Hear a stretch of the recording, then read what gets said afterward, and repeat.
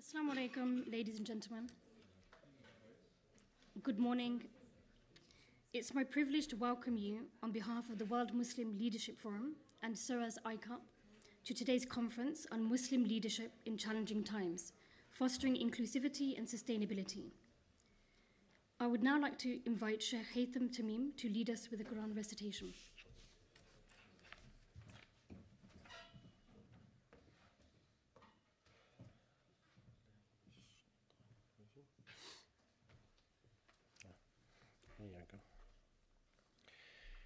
أعوذ بالله من الشيطان الرجيم بسم الله الرحمن الرحيم ولنبلونكم بشيء من الخوف والجوع ونقص من الأموال والأنفس والثمرات وبشر الصابرين الذين إذا أصابتهم مصيبة قالوا إنا لله وإنا إليه راجعون أولئك عليهم صلوات من ربهم ورحمة وأولئك هم المهتدون أم حسبتم أن تدخلوا الجنة ولما يأتكم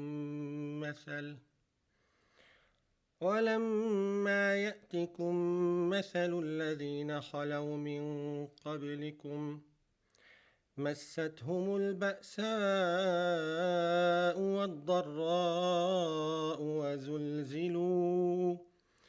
وزلزلوا حتى يقول الرسول والذين آمنوا معه متى نصر الله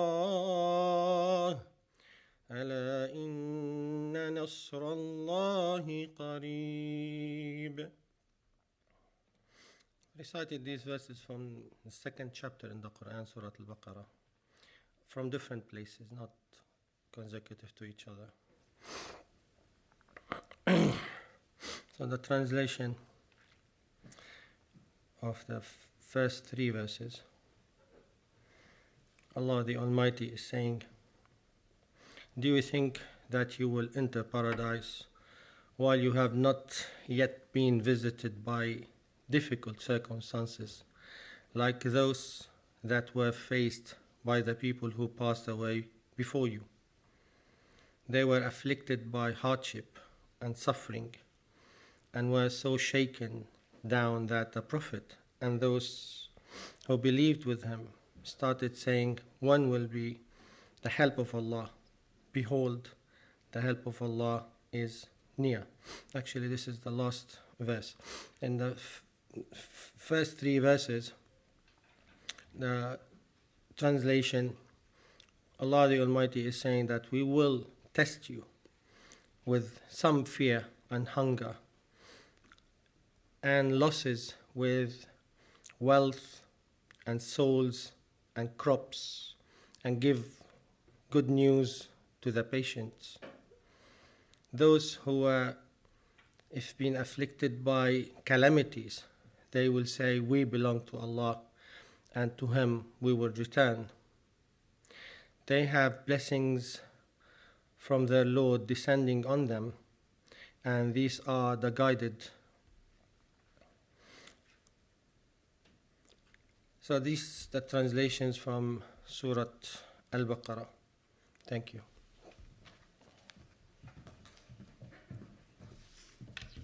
Thank you, Shaykh Haytham. We are now going to have some introductory remarks from Professor Andrew Davies, who is a professor of public religion at the University of Birmingham, where he founded and directs the Edward Cadbury Centre for the Public Understanding of Religion. A biblical scholar by training, his interests are primarily in the impact of sacred texts and religious beliefs upon politics, policy, culture, and society. He's a specialist in civic engagement and public education, and an experienced academic manager who has led major funded projects and led collaborations with a variety of British and international government departments. Professor Davies.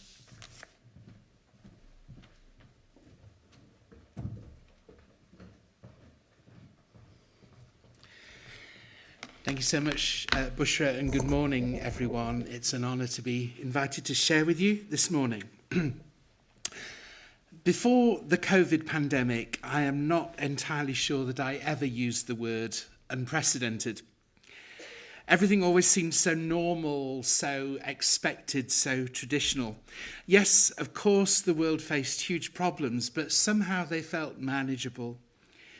Even when things were enormously challenging, we imagined we could somehow find a way through the obstacles. The world didn't seem impossible.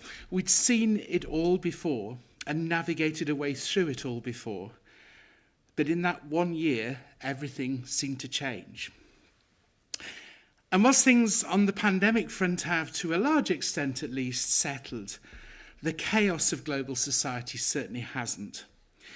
We find ourselves, as contributors yesterday highlighted, in the middle of a polycrisis. And I would add a polycrisis which seems to have designs on becoming an omnicrisis and shows every sign of remaining in place as a permacrisis. It's harder to be optimistic about the future of our world today than it has been, at the very least, since the height of the Cold War, if not far beyond that. All those crises and risks can be summed up under two distinct headings, though. Risks to the sustainability of our planet, such as the climate change crisis, the challenge of our polluted air and seas, political violence and war. And whilst perhaps for obvious reasons the war in Europe gathers much of the European attention and publicity, that is, of course, tragically just one of a handful of major global conflicts that are taking and destroying the lives of children, women, and men across the planet. In Gaza, no one should regret the demise of Hamas, and I would absolutely support the right of Israel to defend itself, but it is incredibly and increasingly difficult to suggest that Israel's action in the region has only been defensive, to the extent that even the International Criminal Court has felt obliged to intervene, and rightly so in my estimation. Justice needs to be seen to be done, or we're simply planting the seeds of continuing violence and mutual hatred. But in addition to our global planetary risks, we also face incredible pressures and challenges upon us as individuals. Risks to our sustainability as people. The pandemic of poor mental health risks taking more lives worldwide than COVID ever did. The pressure to conform to standards of beauty and behaviour, to comply with a myriad of social expectations, the need to be acceptable before we can be ourselves, have all sapped our resilience. We are finding it harder than ever to live. Whilst in the UK, our politicians seem to want to make it easier for us to die. The only solution to the need for a sustainable planet and sustainable people, I believe, is found in the quest for a sustainable purpose. And it seems to me that the only truly sustainable purpose in life is found in the values our faith encourages within us. I'm not a Muslim, I'm a Christian, and what I believe won't be identical to what you believe as Muslims. But what the things I believe do to me and mean for me are exactly the same. I think all of us see faith as the anchor which holds us secure in a challenging and unsettled world. I think all of us understand faith as the inspiration which guides us and motivates our commitment to making things better, to transforming our communities. We see faith as the measuring rod against which we assess the morality, the righteousness, and the appropriateness of every choice ahead of us.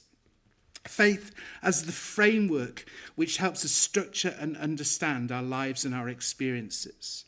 Faith as the lens through which we view life, every decision we make, and every action we take.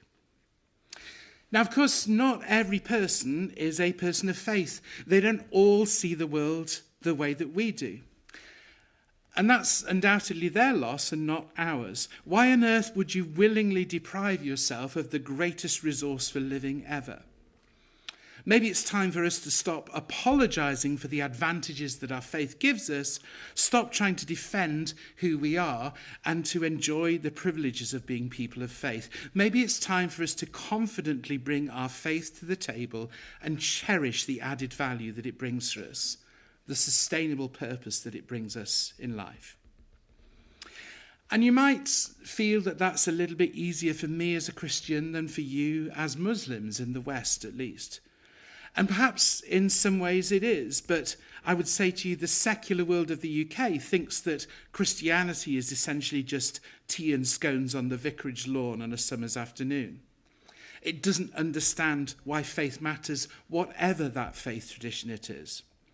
That's why it is so important that whatever tradition we uphold, we need to defend to the hilt the right to be religious, the right to be people of faith in public life. We're reminded of the importance of bringing our whole selves to work in the sphere of sexuality, but it's just as important that we are empowered to be open and honest in the sphere of our religious commitments and allow them to inspire us to a commitment to transformative change. We know the enormity of the challenges ahead for our world. They are certainly now well and truly precedented. But as people of faith, we can address them not with fear and foreboding, but with confidence and creativity anchored in the ancient yet strangely contemporary religious values which inspire and guide us. So today we will be participating in discussions on conflict resolution, on the creative arts as tools for transformative change in society, and on women's leadership. Your distinctive perspectives as leaders and as Muslims will shape your response to these challenges.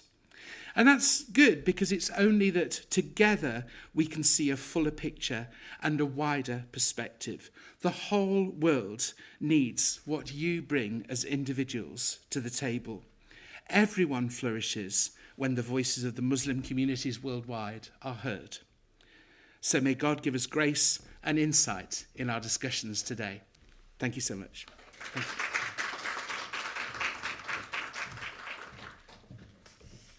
Thank you, Professor Davies. We will now begin with our first panel discussion, titled Conflict Resolution and the Roadmap to Regeneration. Our chair for this is Dr. Hisham Helia, who is a Senior Associate Fellow in International Security Studies at the Royal United Services Institute for Defence and Security Studies, where he specialises on the wider Arab world. He has held senior positions at research institutions such as Brookings, the Carnegie Endowment for International Peace, Harvard University, and Cambridge University. An author of 10 books, his insights on current events are regularly sought after by the international media networks such as CNN and BBC. Dr. Hisham Helia.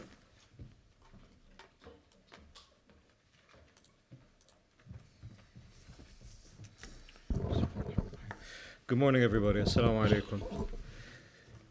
Assalamu alaikum. All right, good. All right. There's coffee in the other building. We'll bring caffeine later.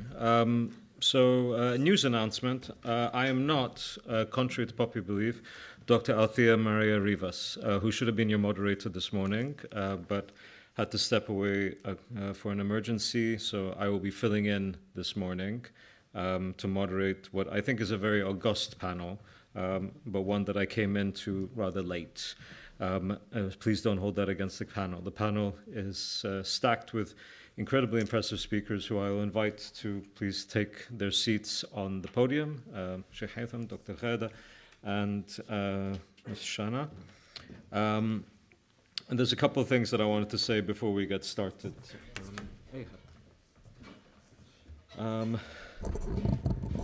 The first is that I will introduce all of the panelists and then take my own seat. But I will introduce, including one panelist that unfortunately was not able to be with us here this morning, owing again to an emergency, a medical emergency, thankfully not her own, but one that she had to tend to. And I'll start with her because she's not here. And that's Dr. Sara Ibrahim Abdelgalil, who is a pediatric consultant and a Sudanese human rights campaigner. And Dr. Sara was going to talk to us about Sudan. Sudan, a conflict, an example of civil strife that unfortunately is not really talked about as much as it ought to be. I was with somebody from Sudan a few days ago at a UN conference, and I asked him, why do you think that is? And my answer to it was, quite frankly, because you're black. And he didn't disagree, but he also pointed out that a great deal of the media coverage that would otherwise be on Sudan from within the Arab world was not on Sudan because so many countries in the region are so invested in intervening in Sudan and don't want it to be on those television stations. And I think those two things put together, frankly, explain that a great deal. But because she's not going to be here, I wanted to mention that. I wanted to bring that to our attention because Sudan is a catastrophe of the highest order and one that I wish we spoke about more often than we currently do. In fact, the Sudanese gentleman I was with, it was an off-the-record conversation, so I mentioned who it was, but he said anything you think is happening in Sudan, guaranteed, is much, much worse. So I hope we keep that in mind. Our first speaker, but I'll run through all of the speakers, but our first speaker is going to be Dr. Ghada Karmi, who is a Palestinian physician and academic, and probably doesn't need an introduction in this audience, but out of respect and true honor of having her here, I wanted to do so anyway. She's a writer and political activist. Following her family's expulsion from her native Al-Quds, Jerusalem, in 1948, she grew up and was educated in the UK, worked in the NHS before holding academic appointments in several universities. Among her published works are two prominent memoirs, In Search of Fatima and Return, and her latest book is entitled One State, The Only Democratic Future for Palestine, Israel.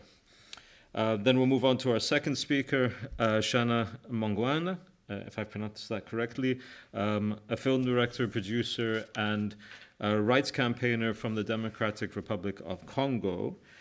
She works at the intersection of arts and advocacy, using her platform, Athena Africa Lives, to relay the voice of Congolese people challenging the status quo of the economic war in Congo. Her short films were presented at the Cannes Film Festival. So welcome. And finally, but not in the least, not as important as the rest, Shaykh Haytham Tamim, the founder and director of Utrujj, a Sharia scholar, writer and advisor spanning over 30 years of experience in terms of education and teaching across different schools of thought in Islamic confessions, who study with some of the foremost scholars in their expertise. He's the founder and director not only of Utrujj, but also of Sharia Solutions Limited, and a prominent leader in the Sunni Lebanese community in the UK. The title of our panel is Conflict Resolution and the Roadmap to Regeneration.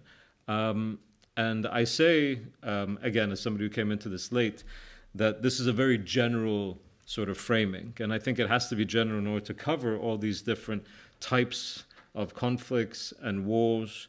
But framing is everything. It's very difficult to call, for example, Israel's war on Gaza a conflict, because it's a war on an occupied territory by an occupying power, which also puts in certain types of responsibilities, so that famous expression of a state's right to defend itself when it comes to Israel doesn't apply, because, of course, it's an occupying power against an occupied territory. But there will be different types of framings that I think are important to point out here with regards to these different geographical spaces, whether it's the Congo, whether it's Sudan. Unfortunately, again, we won't. Perhaps I will say a little bit about Sudan if people have anything to ask over the course of over the next hour. But we will, I think, gain a great deal by listening and learning from these prestigious speakers. With that, I would ask you to welcome Dr. Ghada and her speech.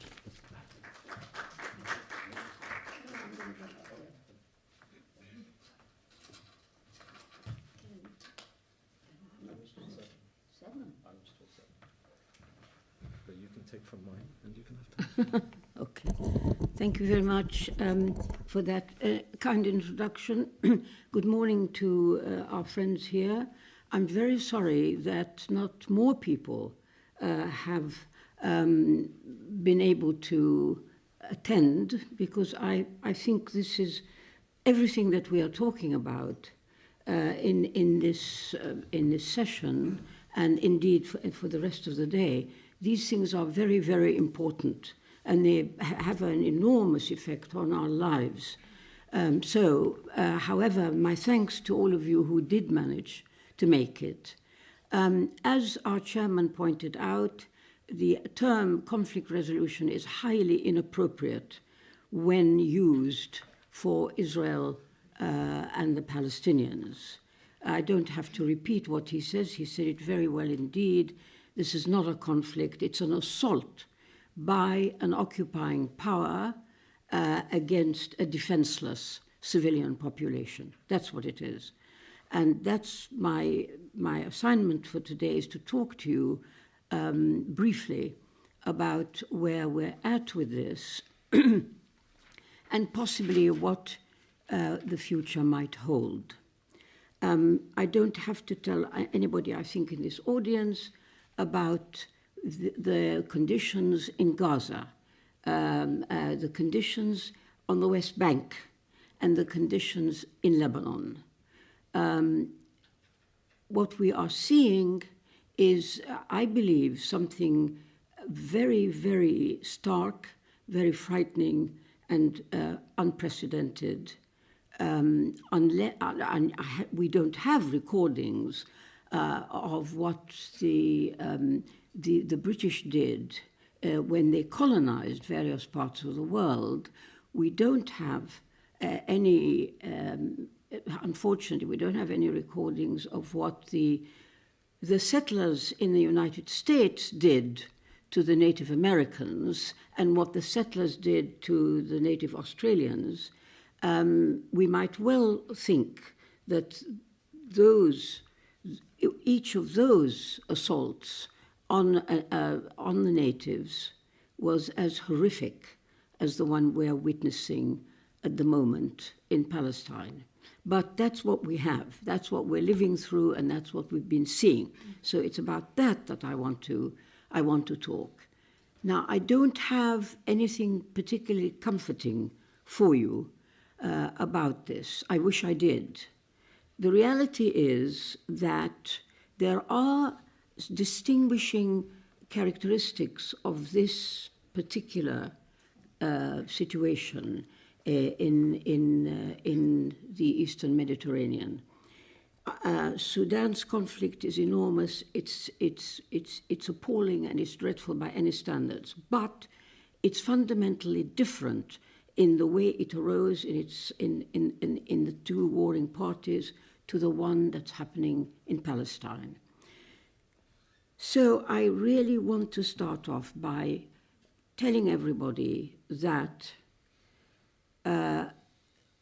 Israel's impunity is at the bottom of everything that we've been seeing.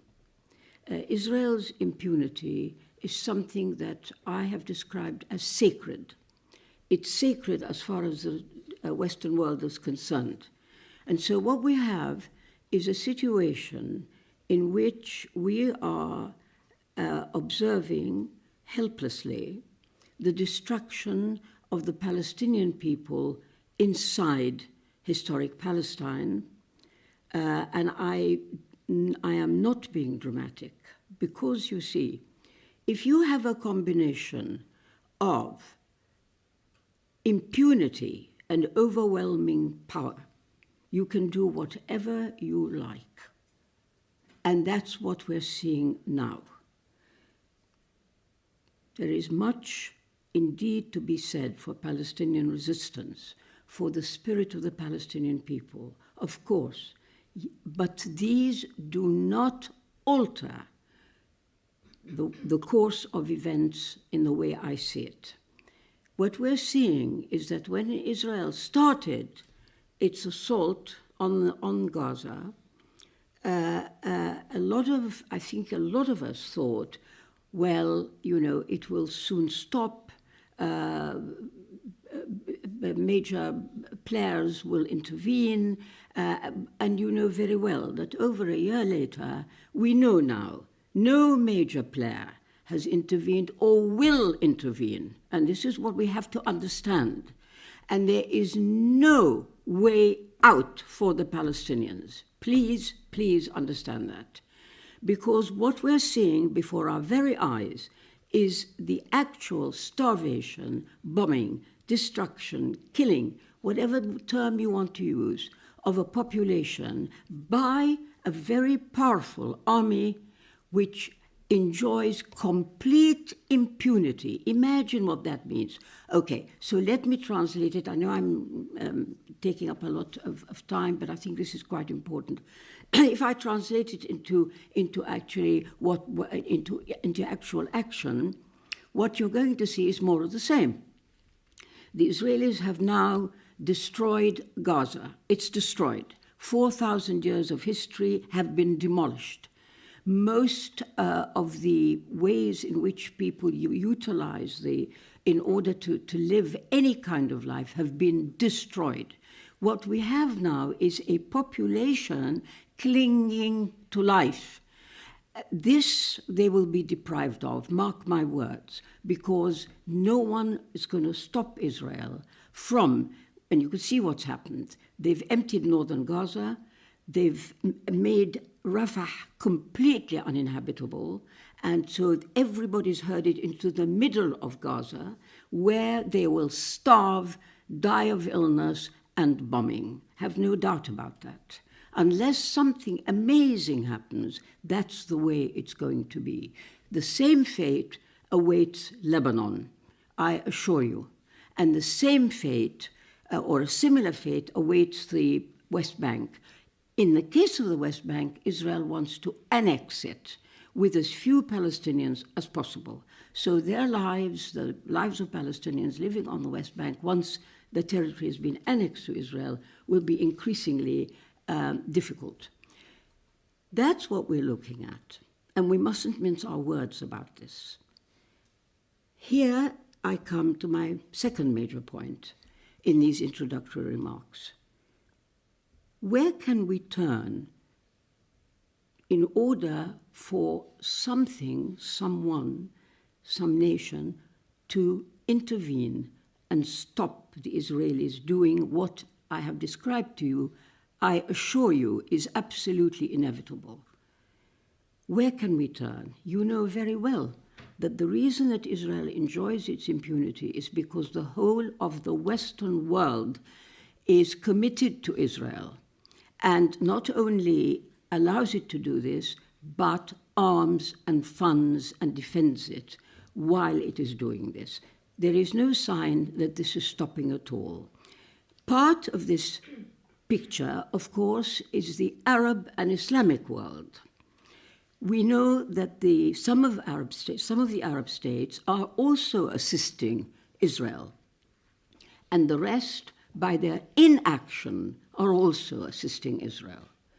It is incomprehensible to me that the Islamic world bangs on about the Dome of the Rock, the Al-Aqsa Mosque, the importance of Islam, what the Quran says about Al-Quds, what the Quran says about justice, etc. It is incomprehensible to me that none of this is translated into political action against Israel.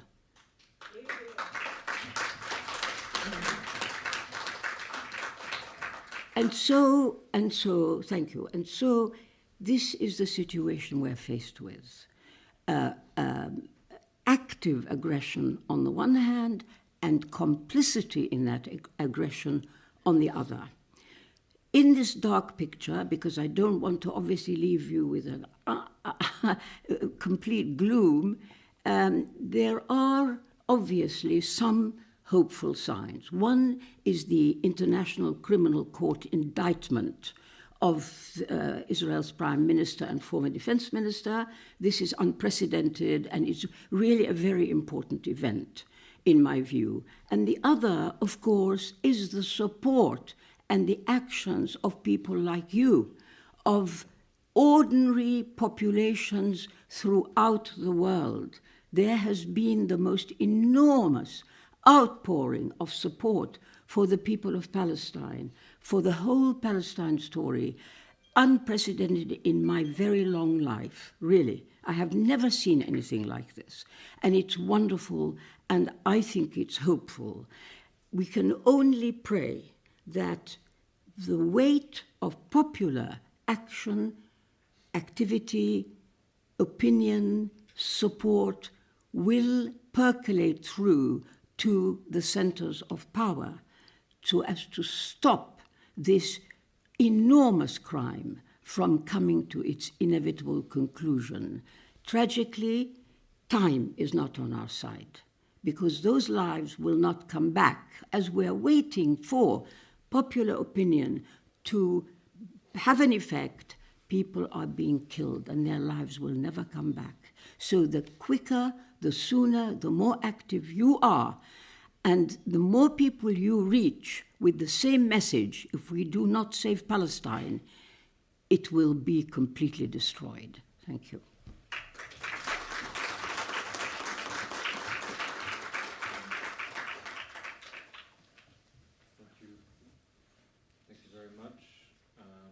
Is this working? Thank you very much. With that, we'll move straight to our next speaker. Shana, you're free to take the podium or to deliver your remarks from here. Okay.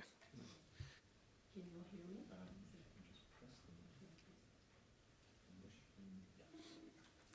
me? Ladies and gentlemen, distinguished guests, allow me to thank the Muslim Leadership Forum for their invitation. It is a rarity for a Congolese woman to be invited to speak on this issue of conflict and resolution. I need to thank Sanjana Dean and Professor Alison Scott Bowman for the formidable initiative that is the ICOP, influencing the corridors of powers. Our freedom is incomplete without the freedom of Palestine, Nelson Mandela said in 1997. And as a Black African woman, these words by our elder resonate particularly as a reminder and a lesson, and the necessity of solidarity across the board. A man that has sacrificed 27 years of his life in prison for the greater good and the liberation of Black men, and to destroy a racist system, might just know what he was talking about. Indeed, our freedom is incomplete without the freedom of Palestine. And that is a call for solidarity for us all. And I wish to echo that call of solidarity in this Muslim forum to call for a greater interfaith cooperation of civil society and also amongst developing countries. When we support each other, we can really shift things and make a difference.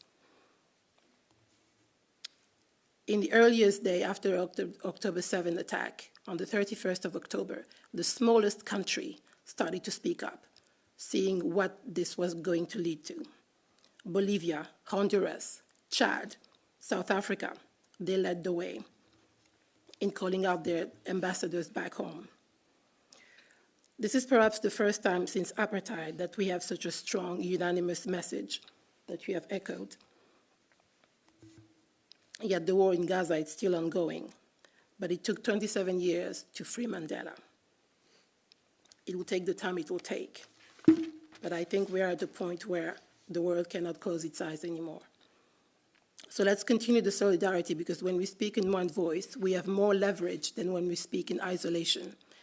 See what has happened in COP29, when all developing countries spoke at once, as one people, and said, we are leaving this forum. We are leaving. There will not be any deal. When we were at the reception on Friday at the House of Lords, one of the speakers said, it's going to collapse. And what happened on Sunday? They threatened to walk out, and they were heard. It's not enough, but it made a difference. Which brings me to my country of origin, Congo DRC. When they also spoke in one voice, they obtained their independence. Allow me to briefly speak to you about Congo if you're not familiar. Congo was a personal possession of the Belgian king, Leopold II. And he was using rubber as, that was the coltan, the mineral of the time, as a worldwide trade.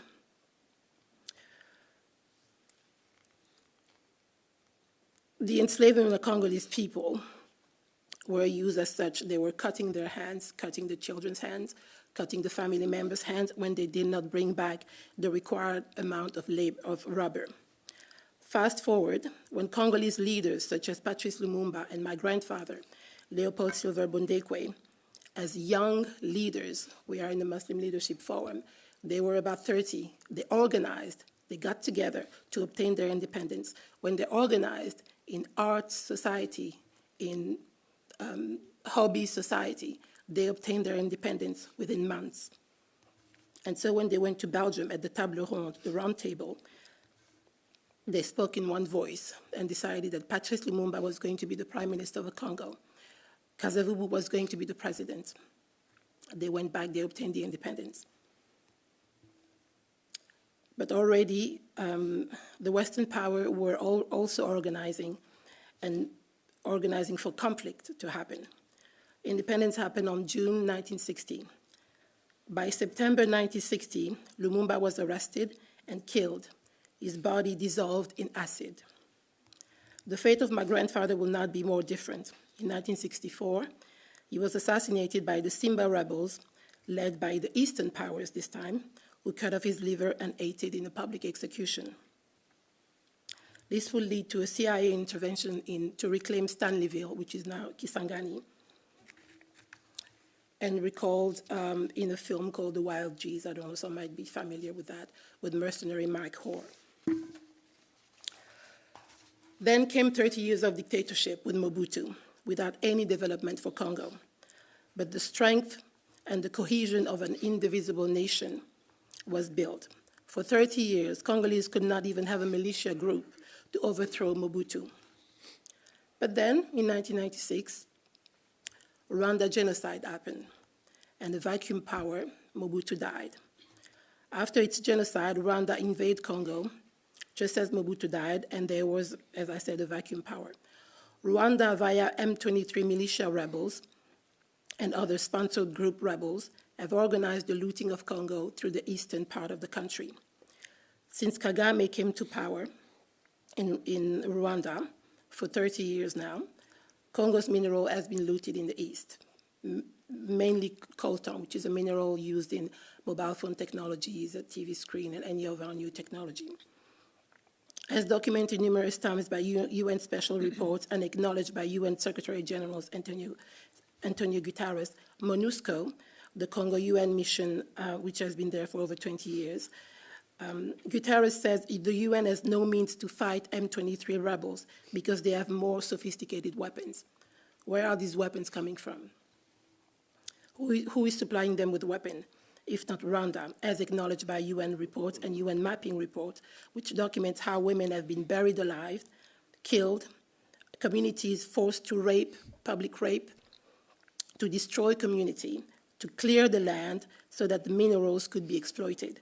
The aim is to clear the land. When there's killing in that level, such as in Gaza, as I can see, the aim is to clear the land. As I wrote in various academic articles, there is a correlation of rape and minerals extraction and exploitation since 1997. Dr. Denis Mukwege, Nobel Peace Prize winner, who obtained his Nobel Peace Prize for repairing the bodies of women through his work with the Panzi Hospital, he has identified a new pathology which he calls REV, rape with extreme violence, which is using arms, raping babies, raping families, as I said, to clear the land and to traumatize the community so that they will either the women become sterile, so there is no perpetuation of the community, or the community is forced to leave. That is documented in some of the short films that I made, that one called Congo, a Common Cause, with testimony of women in Mongwanga, Utrujj, Masisi, and it's still happening today. So where are we now? To speak of conflict resolution, that is for Congo, for Gaza, for any other place, one has to acknowledge the conflict first and to take responsibility of how and why that conflict developed in the first place, to truly have a long-lasting, effective resolution. In the Congo conflict, often Congolese government are told, well, just integrate the M23 rebels into the army, as if we would ask Benjamin Netanyahu, just integrate the rebels, the Hamas rebels in your army and just make peace and work together. That is not even thinkable, but that is often the solution that is proposed to African countries. And of course, there is also, because the aim is mainly to clear the land, as I say, so the peace conference, so they get the community to go round and round and talk about peace talks, and then when the armies are integrated, the rebels are integrated in the army, what do? They start a rebellion. They start, because it's ongoing. The aim is really to get the coltan. Rwanda has been getting the coltan from Congo for over 30 years now. It has become a normal source of income. So when the UK started the Rwanda asylum bill, the British Congolese community in the UK asked rightly, what is the actual plan with Rwanda? What is your actual deal with Rwanda, knowing what it is doing? Is your aim to actually get some minerals through Rwanda? We had a robust reply. We never get any reply when we wrote to them, but we did have a very robust letter saying that absolutely not, this is not, the Rwanda bill was not aimed for that. But then we asked the question, how would a refugee from Eastern Congo, there are about 7 million displaced Congolese people in the Eastern Congo, if they came to claim asylum to the UK through coming via a boat, would they be sending back to Rwanda for processing? This really did not make sense. So we really asked the question, what was the final deal between Rwanda and Great Britain? So in conclusion, I would just like to really emphasize once again that to prepare the next generation of leaders is also to confront them with the reality of the geopolitics of their situation. Congo is a mineral strategic country. There is, as I said, the uranium which was used in the atomic bomb came from Congo. It will always have geostrategic minerals. What we need to do as Congolese, and we're starting to prepare for that, is to educate our leaders, educate our children so that they can be prepared. So whatever happens in the country, we have an educated population and we can continue to move forward. I thank you very much.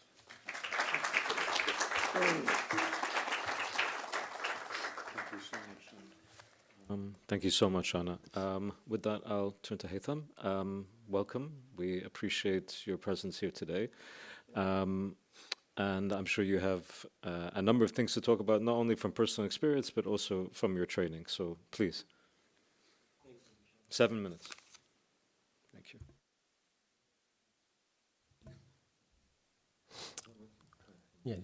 بسم الله الرحمن الرحيم الحمد لله رب العالمين. It's an honor to be here again. I've delivered many courses, many seminars in this very place a long time ago. Nevertheless, it's a painful event, to be honest with you, to talk about what's going on now in our countries. I'm Lebanese.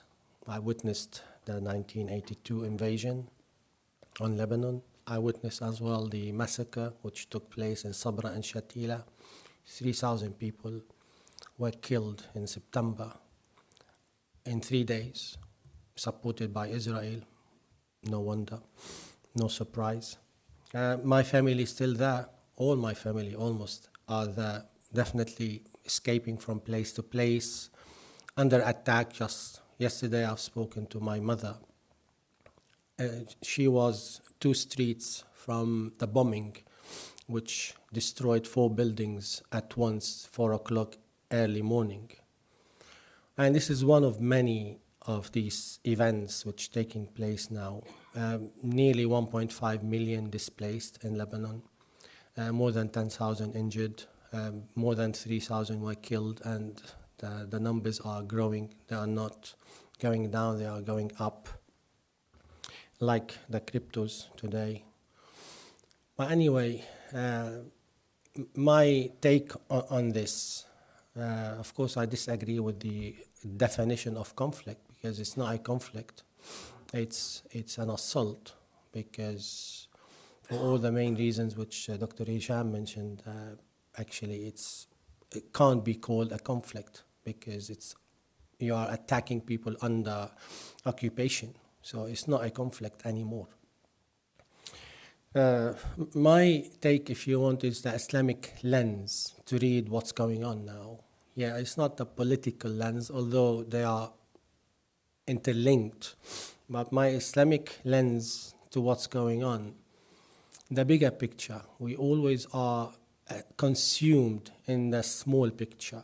Yes, definitely, Dr. Ghada, we have massacres and genocide going on in Gaza, and probably as well in Lebanon. But nevertheless, the bigger picture is greater than that. Yes, we have dooms and glooms, we have some dark sides, but the bigger picture shows us something better. Let me just take you through very quick events which many of the Muslims are familiar with. Like in the biography of our Prophet Muhammad sallallahu alaihi wasallam, we see that something we call it the Treaty of Al-Hudaybiyah. The Hudaybiyah Treaty is one of the main events in the biography of the Prophet Muhammad, peace be upon him. This was one of the main events in his life, sallallahu alaihi wasallam. And to cut a long story short, without going into the details, 1,500 went from Medina to Mecca to do their rituals of Umrah. Meccans prevented them from entering into Mecca and doing their rituals peacefully. So they ended up doing a treaty. And it was a peace agreement for 10 years. No one will attack anyone, and so on and so forth, with many conditions on the list for that very treaty. Now, the companions of the Prophet Muhammad ﷺ were so annoyed, and this is the first time ever in history of the Muslim community that the companions of Rasulullah disagree with him, and not only this, they disobeyed him. First time ever. It never happened before. They disobeyed him. He said, go and finish your ihram and shave and slaughter your animals, which is the ritual of exiting the Umrah. They did not respond to that extent. So it was a very dark moment in their lives. And Rasulullah, peace be upon him, he was as well annoyed. How come they did not listen to me? Because they were consumed in the small picture. Small picture at that time, how come we surrender, we agree on some injustices in that treaty? But Rasulullah did see the bigger picture. Yeah, there are some negotiable stuff in that treaty, but he can see a strategic vision to the future. And from that very treaty, it was the opening and conquering of Mecca and Arabia at that time. So this is the difference between strategic thinking and tactical thinking. The small picture, the bigger picture. So coming back to our reality today, what is it? Yes, it's a test. I'm talking about Islamic lens, yes? It's a test. And I started today's session by reciting from Surah Al-Baqarah, and there are plenty of verses in the Quran talking about the test. What is the nature of test? Nature of test has to be tough. Otherwise, it won't be called a test. I know a friend who probably failed his driving test 11 times. So if it was easy, probably you would have done it first time, yeah? But anyway, and he asked just, do you have, somebody asked him, he's a scholar. Somebody asked him, Sheikh, do you have a special supplication for passing the driving test exam successfully? He said, I wish I have. I just failed 11 times. So I don't have this special shortcut supplication to pass the exam. So to tell you the truth, the nature of a test has to be tough. Yes? This is number one. So we have a very tough test. Is it an Islamic test, i.e. just concerning the Muslims across the globe? Of course not. It's testing every single one of us. Testing the Muslims, testing the Christians, testing the Jewish, testing people of faith, no faith. It's testing our humanity. Our humanity is on the line now. It's not a test of morals anymore. It's the test of humanity. And I'm afraid the last 12 or 14 months now, yes, we are just losing a lot. Especially when you talk about principles versus interest. So principles, where are the principles? It just went out of the window. Where are the human rights? Out of the window. Where are the protection of innocent people, this, that, and the other? Out of the window. So where is the freedom of press? Out of the window. Where is accountability for fake news, bad news, what have you? Again, so it's just invading our, if you want, principles, one by one. But it's not a surprise when you have principles versus interest. Guess what? Who will win? Your interest, not your principles. And this is time and time again. We see this is happening. So we as humans, the human society across the globe, needs to wake up. It's a wake-up call. What's going on in Gaza, in Palestine, it's a wake-up call. In Lebanon, it's a wake-up call for our humanity to come together. So talking about what can be done. What can be done? Number one, yes, we have to come together.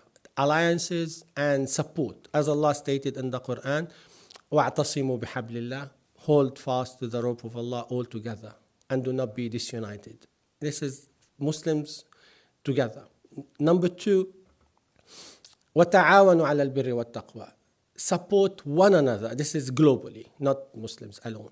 Support one another in goodness. And this needs to be done. And it's growing. Slowly, but it is growing. I can see there's goodness in all of this. Although the light at the end of the tunnel is a bit far, but there is a light at the end of the tunnel. And I can see that, inshallah, we will create something better for the future generations. The last thing, UN Security Council has been created, so-called, to bring peace and what have you. It's not functioning. It's dictatorship rather than democracy. So we need to reform it or to create an alternative. And this should be the task for the new generation to do this. We are old now. Yeah, so I'm counting on the new generation to do something. We definitely will support you guys, but you lead the way and we are behind you. Thank you.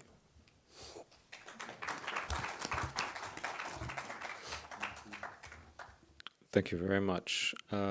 So I had been planning to ask each one of you a question before throwing it to the floor, but as you all spoke, there is a particular theme that did actually emerge, at least from what I heard, and maybe two words in particular.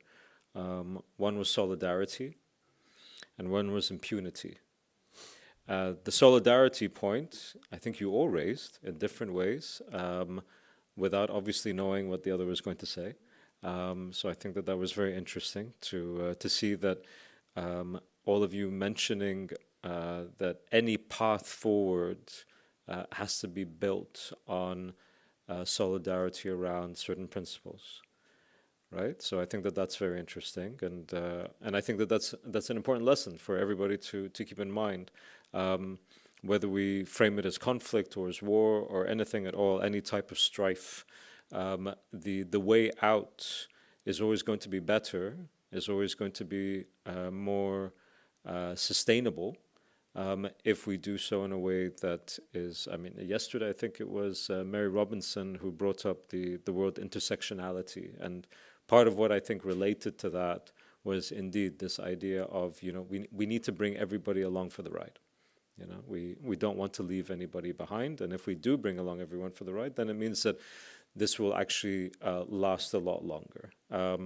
And somebody was speaking yesterday also about the anti-apartheid movement and how even within the white minority in South Africa, that there was a peeling off of people who had previously supported apartheid, but came over, quote unquote, to the other side, which was vital in Mandela's mission. But the other was the impunity. When you mentioned impunity, and of course you mentioned in different ways, and I think this is very apt, because of course what we've seen, not just over the last year, of course, but I think the last year has really brought that notion of the rules-based order, international law, respect for international law and international multilateral institutions has really called it into question. It was, of course, already in question before that in many ways, but I remember when Putin invaded Ukraine the second time round. I was in Cairo, I was in Egypt, and speaking to European diplomats about the invasion, which I thought was completely unjustified. But I was surprised that they thought that the rest of the world would suddenly swing behind Ukraine, because he thought, well, of course they would, because it's against international law. And it's like, yes, but that's been broken so many times, and they know that. So you're right on a moral level, on an ethical level, they should swing behind Ukraine, because Ukraine is the victim. But don't be surprised that they don't. When you say occupation, they hear Palestine. When you say invasion, they hear Iraq. And where were all of us during these times? I do have to say, I think that there's just a slightly more positive picture on one level, Ghada, when you were speaking about the West, because of course the West is split. It's not in a consensus fashion completely in one direction, thankfully, I think of the Irish, I think of the Belgians, I think of the Spaniards, and I think of all the people that have gone out to protest on the streets of different countries in the West. So thankfully. Unfortunately, I think you're absolutely right that when it comes to the main power centers in the West, so particularly in the United States where I also work, the picture is bleak at the moment, but hopefully in the future a different sort of story. But as you said, maybe not soon enough to avert catastrophe. And I wonder if you might say just a couple of words on where you think growing that realization, because I think it is a realization, right? I do think that it's about information and knowledge, because you don't have to, let's be frank, nobody has to like Palestinians. They just need to see what's happening, right in front of them. And I think that when they do, there's a very natural reaction to, no, this is just wrong. Like, I don't know these people, I don't like these people. But it doesn't matter, it's just wrong. And perhaps you could say a couple of words about that before I open it up to the floor. Can you hear me? Is it okay? Look at the Shaykh. Yeah. Yes, thank you very much for that. Look, we have a very big problem, which is the media. Media coverage of not just Palestine, Israel, but that's the one we're very much focused on now, but it applies to all other conflicts in which the West is pitted against some third world place. The media in this situation has been extremely active in helping Israel. There's no doubt about it. If the media were different, this would make an enormous difference. Enormous. In fact, I even believe that it could not happen, it will not go on if the media were showing scenes every single day, making stories. Their journalists were out there, they were interviewing, they were all the time. you can imagine the effect that that would have on sitting governments. It would be enormous. So in looking at what we can do, etc., of course, you're quite right. And as I pointed out, the solidarity, but the active solidarity, not just feeling, we're sympathetic, but doing something about it at popular level could potentially have play a very big role. Let us, for example, imagine that every one of you who resident in this country who goes home today says, right, this is it. I am going to inundate my MP day and night, so that the MP never has a moment's rest from my questions, that I'm going to go through to the local mosque, the local church, whatever, where people congregate, and make a huge fuss, that every single Saturday, whatever, I'm out in my high street with placards, with a table, with literature, with talking to people. Imagine if that were to persist. You see, the trouble with all of that is it isn't that it hasn't happened. It does happen, but people get tired. They stop doing it enough. I remind you, the Zionists never get tired. They never, ever give up on pressuring, writing, making a fuss all the time. We need to be a bit like that, actually. So I think that solidarity is very important. And the question of the media, I would just say very quickly, I have been talking to people, and there is a big awareness that the media has played an enormous role. The media is, if you like, another fighter against the Palestinians. So in a sense, reforming the media or thinking of ways in which this can be done is crucial. And one suggestion, I just put it to you because I've heard it, and it's just an evidence of how one might need to be creative. There was a suggestion that, as you know, a lot of people get their information from social media and from online publications for obvious reasons. They cannot compete with the New York Times and, CNN, etc. However, we could beef them up, we could strengthen them, we could increase them. There will come a point at which they are so prevalent, they are have been developed so much, it will affect the standard, mainstream media.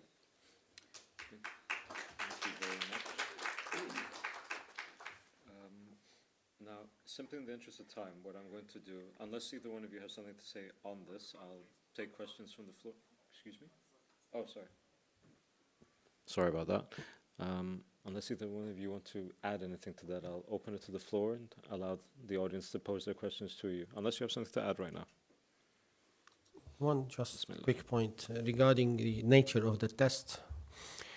Yes, it's tough and difficult, but at the same time, the test we are witnessing now is just stripping the hypocrites from their masks, and it shows us the real face of whatever these leaders are hiding behind. So yes, it is difficult and bitter, but it's much better 100 times much than being deceived by these fake faces. So you know them now, you know what they are standing for, you know that the law is not applied for everybody. There are some people above and beyond the law, and some people are, under the law. So again, this is just showing us how to navigate our way in the future and how to work together in order to restore order and law. Very well said. I'm going to take, just one second. I'm going to take rounds of 5 questions and then let the audience return. We've got about half an hour or so let's go ahead and do that. And I'm not going to overlook anybody, but if I don't see you, then I don't see you. So please, raise your hands.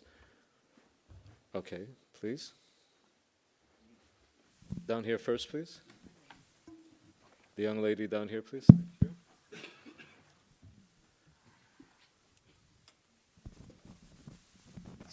Thank you. Thank you. Dr. Ghada, Karmi, thank you so much for your inspiring words. I truly value them as a young Palestinian woman who lived in Jerusalem and founded a nonprofit to empower Palestinian children. Dr. Ghada, you mentioned that we are helplessly observing the destruction of historic Palestine against this powerful force that enjoys pure impunity, which leaves me questioning that as a Palestinian youth, what I can do to make a meaningful impact despite all these challenges. Thank you. Okay, so that's one. I did see here, yes? If you wouldn't mind keeping your hands up for the time being. Anybody else who wanted to? Okay, I think my name is Saif Ahmed. My question is to my sister Shana from Democratic Republic of Congo. I just wanted to understand the ethnic and the tribal warfare that resulted into around 800,000 people killed in Rwanda, and then the pogrom against the Hutu population, both in Burundi, Congo, as well as in Rwanda itself, is taking a historic proportion for 30 years of sort of a genocide against the Hutu population, and as well as the looting of the resources of Congo for the last 30 years. And the number of people killed so far is no less than 500,000 or so. So can you, sister, give me the touch of the inter-tribal and inter-ethnic conflict, and particularly even since the overthrow of the Kabila regime from Kinshasa? What does it mean, if you kindly clarify? Okay. I did see other hand over here, please. Before you ask your question, anybody else want to ask a question, please raise your hand for the... Okay, and if you could please make your questions and to the point. Thank you. It's the topic is very complex. You cannot ask just small question. معلش. You are articulate more than me, so please, I cannot answer somebody who say Israel has right to defend itself. Please answer this question. Israel does have right to defend itself, and does Israel has right to exist? And when Israel, I saw 1 year ago, a baby, maybe less than 1 year old, pulled up from the rubble with soil in his mouth, and he's dead, of course. This is the right to defend itself, Israel. Palestine is my land. I will get it sooner or later. And Ghada Karmi is pessimist. I am pessimist with you, but I'm optimist that even they destroy all of us, after 20 years, 30 years, we have another resistance. Hamas is terrorist because the law in Britain and America say it is terrorist. Yes, I agree with them. But after 30 years, we have another resistance, and Israel will never rest until we get back Palestine. So please answer the question. Okay. With apologies, what was your question? How to answer the question when somebody say Israel has right to defend itself and Israel has right to exist? Got it. My take on this is no. Okay. Israel has no right to exist. All right, thank you. And yes, over here. And then after that, we'll take one more. Assalamu alaikum. Thank you so much for your powerful presentations. Really moving, especially Shana. Your presentation was difficult to hear. Some of what you were saying. My question is, how do you transform this pain into power, and how do you sort of, hold on to hope and resilience in the face of this level of brutality and injustice that we're faced with, especially for the young people in the room and the youth who, are going out onto the streets, are protesting? How do you sort of stop yourself feeling that burnout, that level of hopelessness and sort of demoralization in the face of the scale of the genocide and what's happening?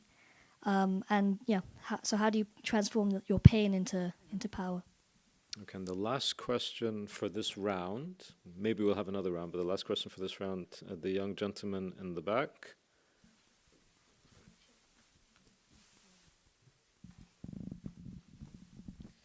Assalamu alaikum wa rahmatullahi wa barakatuh. Firstly, I want to just comment on what the brother said here. It's a false dichotomy to assume that a country which doesn't have any right to exist has a right to defend itself. So a country which doesn't exist and has no right in legal law to exist can't defend itself. So just to help the answer for that question. Please, your question. But my question is, I do have a question. My question is, as a person is a young person and as someone who's trying to contribute to the activism scene in terms of Palestine, when I'm seeing all the other genocides across the world, the Rohingya genocide, what's happening in Congo, in Sudan, in Kashmir, do you think it's appropriate for us as Muslims and as people in the West to put all our eggs in one basket? How do we, as Muslims and as people of the West, who are Muslim and want to fight for freedom of not just the Palestinians but all people, how do we then go about this? Because I feel as though, especially in the activist scene in the UK, in the student activist scene, everyone's focused either on just one thing. But how do we broaden our horizon and make it so we're not just fighting for the rights of one people, but we're fighting for the rights of all people who are oppressed across the world? Because it's all well and good saying one or two chants, but how do we express that we don't want just Palestine to be free? We want all the people, like the Rohingyas and the Sudanese and the Congolese, the Syrians, we want all of them to be free. And how do we go about doing this? Because I feel as though it's very easy for us to just, focus on one as opposed to all of them. Thank you for mentioning Syria, because that's not a conflict that we said enough about today. And Bashar al-Assad would make a lot of these dictators blush, quite frankly. Okay, I'm going to presume the gentleman who asked the question before you wasn't aiming that question at myself, but at the panel. Am I correct? Very good. Then in that case, I will turn it back to the panel. And please, if you can... I will start with whomever would like to start, and to address whatever questions that you would prefer to address without any obligation. Please. I'd like to address the last question. Yes, definitely, we shouldn't just focus on Muslims.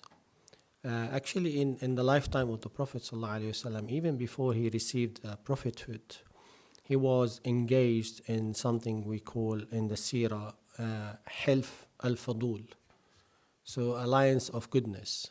And this alliance of goodness,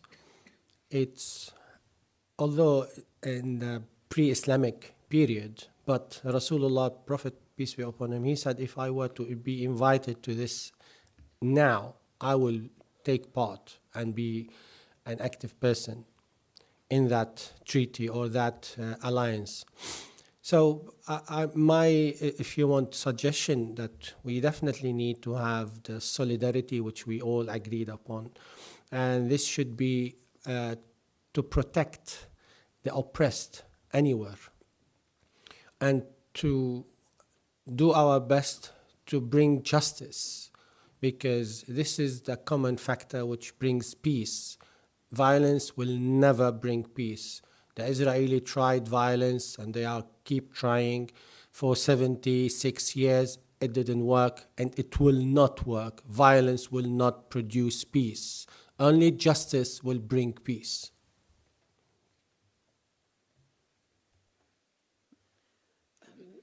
I just wanted to answer first the question about, first of all, I apologize because I'm so used to doing this work, I sort of don't realize often people who are not familiar with some of the atrocities that I just spoke about.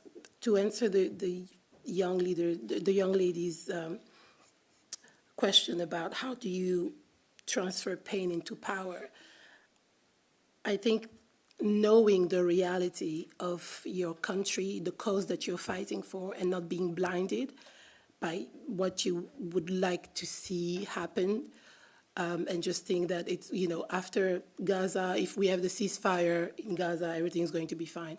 No, it's ongoing. The nature of the region means that it is always going to be a contentious area, which means that you prepare other generations as well. You do the work, you prepare other people, you train yourself, you network with other organizations, other countries, other people, and you pace once you know the reality of the work ahead, it's not a sprint, it's a marathon, it's generational. So I think when you know the reality of it, you work more efficiently, you choose your battles. You share your battles so that you can pace yourself and target one area and go after that. And also have something aside. You also need to build yourself as an individual to be efficient. You need to build yourself as an individual. You need to build your family life so that the work is sustainable. There are so many people in my community who have died very early of heart attack, high blood pressure, because the work takes so much of its toll. You're doing your own job, sustaining your family. At the same time, you have the burden of doing the advocacy work. In Congo, it's a French-speaking country. The UK is very powerful, so we have to do the work here as an English-speaking country. But many of us, it's just second generation who are getting very fluent in speaking English and writing in English. So it has taken a lot on the bodies of the former advocates in my community. Some of them have AVC, so they cannot even speak properly. So the work, it's a lot of work, it's heavy, and that's just for Congo. So you need to pace yourself, build yourself, know the reality, and at the same time, know that it is happening. So if you set your targets efficiently, you know that you've done the work, you've done your work as much as you could, you leave it to the others what they can do, and then you take back on. So for instance, I don't do this work continuously all year round. I have specific areas, and then I pick up, and then I pass it on to others. So that's an efficient way. You really need to build that, and that's why we were talking about solidarities with other countries. I'm just so very happy to be here and share that as well, and it's a network that we can build on as well. We set up a page in my website, and we do have lots of people spying on us, on Congo, etc. We set up a page on Palestine, and we are relaying the words of my former Professor Bishar Kader, eminent professor on Palestine, whose brother was the first Belgian ambassador to, Palestine ambassador to Belgium, who was assassinated as well. So he was my teacher, and I asked him, okay, what can we do? Everyone can help in little ways. So we translate some of his writings because he's absolutely not particularly known in the UK. So it's like separated. That's one way also of winning the battle. You separate the worlds. So the experts in the French-speaking world do not translate in here. So we can do that. So we translate whatever he says, whatever he's speaking in a newspaper. We put it out there in our platform so it can be picked up. And we also, so that's one way, really. If I cut it short.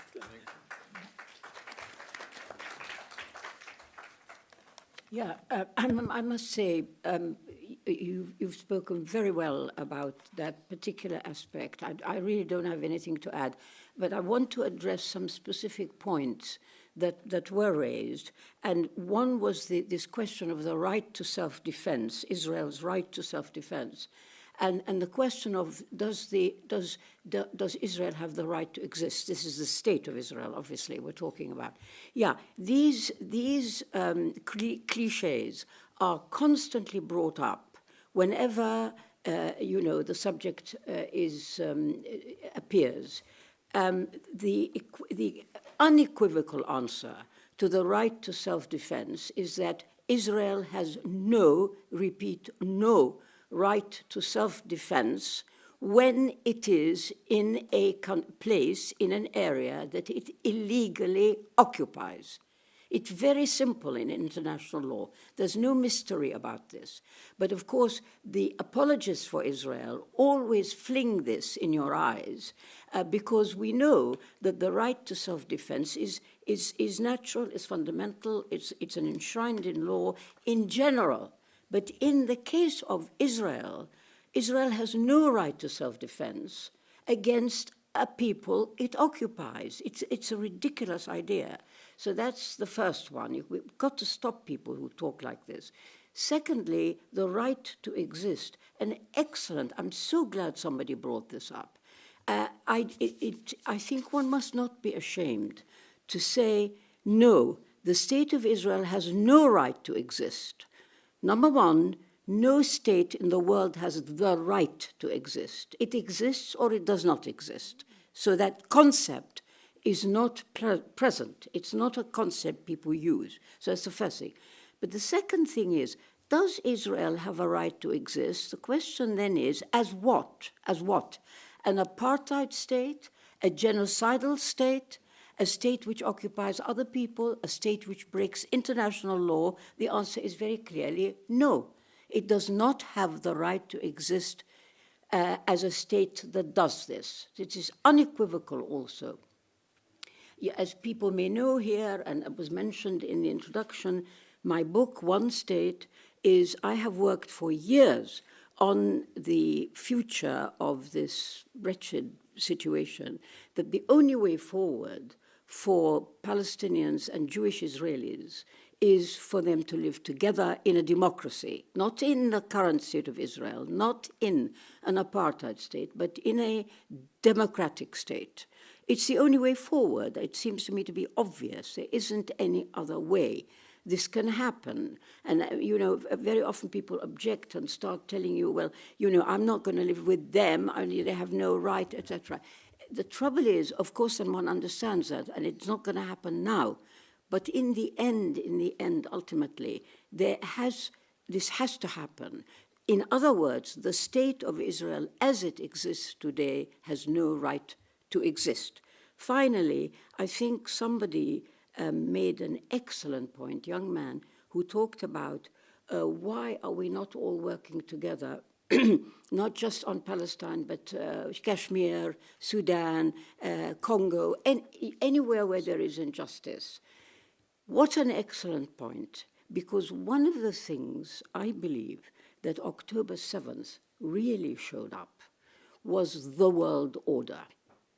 October 7th revealed, exposed the way the world is run much more clearly than any number of political analyses and PhDs and so on. In one action, it actually took the masks off. The world order does not suit either justice or the third world or the oppressed people of this earth. The current world order has to actually change. So he's right in talking about that, but that should be the context, that we are all victims of a world order in which one set of people, currently the Western states, take upon themselves the right to oppress, dominate, and manipulate the rest of the world. That world order is rotten, and it's got to go.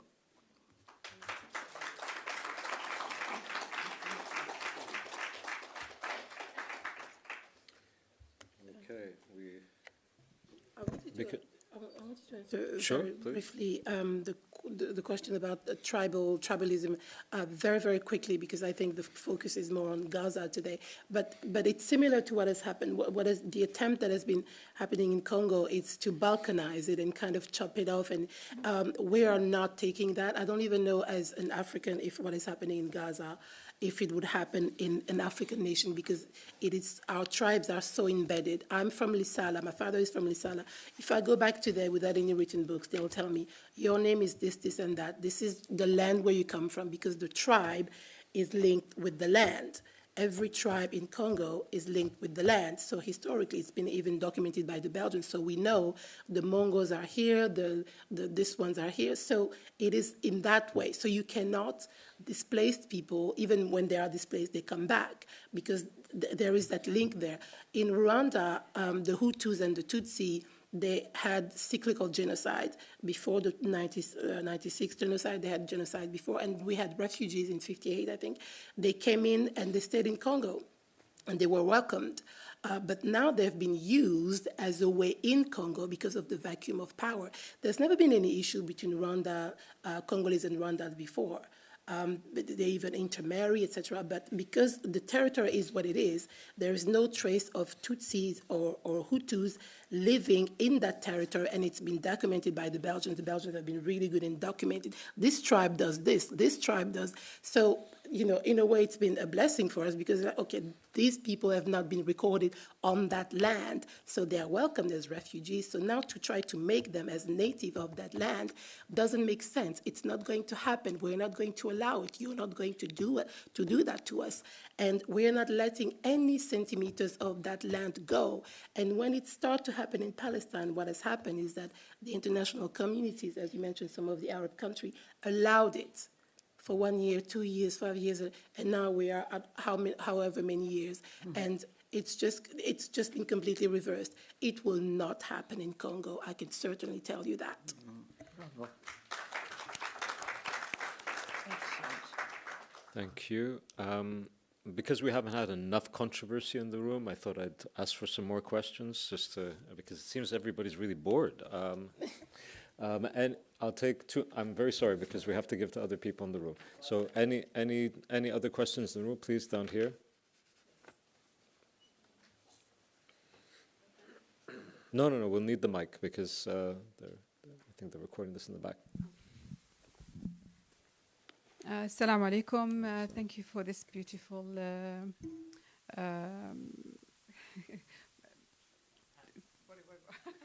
yeah, in talking about the different issues that's happening in the Muslim countries. I think it's really an eye-opening and thought-provoking. My question is, in the current capitalist societies that we're living in, where power dynamics often exploit tools like religion for political and economic gains, how can we distinguish between the misuse of religion and its authentic role in fostering peace and conflict resolution? That's a very good question. Thank you. And over here, do you have any? And the last one will be up there. Assalamu alaikum. My name's Amir. I apologize. I'm going to be perhaps a little bit more selfish in the context of the conflict.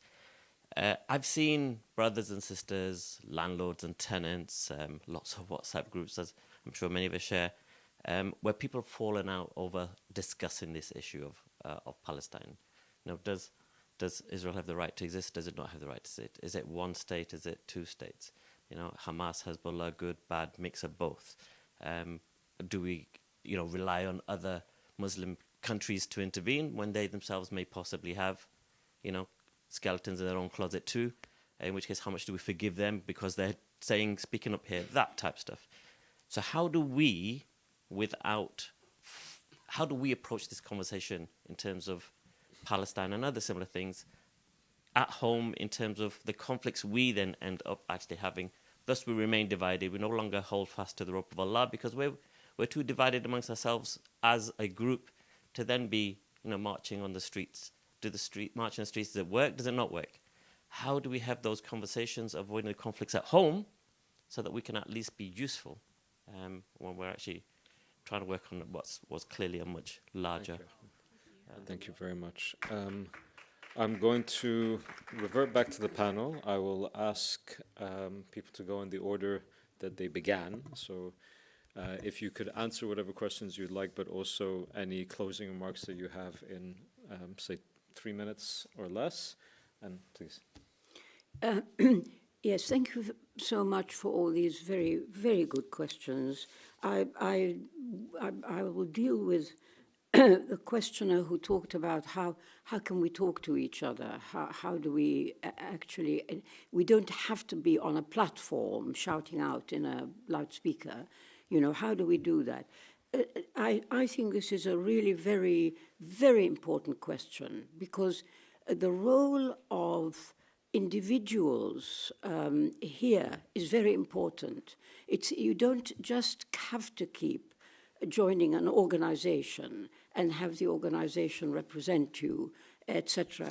You can yourself start a whole dialogue with your neighbors, with others, so that they become educated. I have many examples of this, where people who have lived in very unlikely places in the depths of the English countryside, where the locals started to have tea parties and to talk about Palestine, and then to actually start to raise money for Palestinians. So if we all made it our business to talk and correct and explain to others at every opportunity what's actually going on, this would be very helpful. You've put your finger on a fundamental problem of why so many, I know the Arab world, and so many Arab movements are defeated and never get off the ground because there's never any agreement. To start with, the Arabs themselves have to have an agreement as to what is the line, and then you can disseminated among people. It's a huge task, but the fact you're aware of it or people are aware of it is the starting point, you know. And so I think probably I'll leave it there. Look, I would very much like to have a sort of concluding remarks which change the picture I drew for you. I wish I could, but we have to face reality. There is no source of sudden salvation. We know that, and we have to actually realize that. Therefore, the matter is very urgent. Therefore, whatever it is we think we can do here, we need to do. And I've always said, if people only worked in the context in which they find themselves, we would be much further on. Instead of people trying to do other people's jobs and constantly worrying about what's happening over there, why not worry about what's happening around you and use all the democratic means you can. They exist in this country. You just have to use them, and you have to use them persistently, with energy and with determination. And then I think we will see a difference.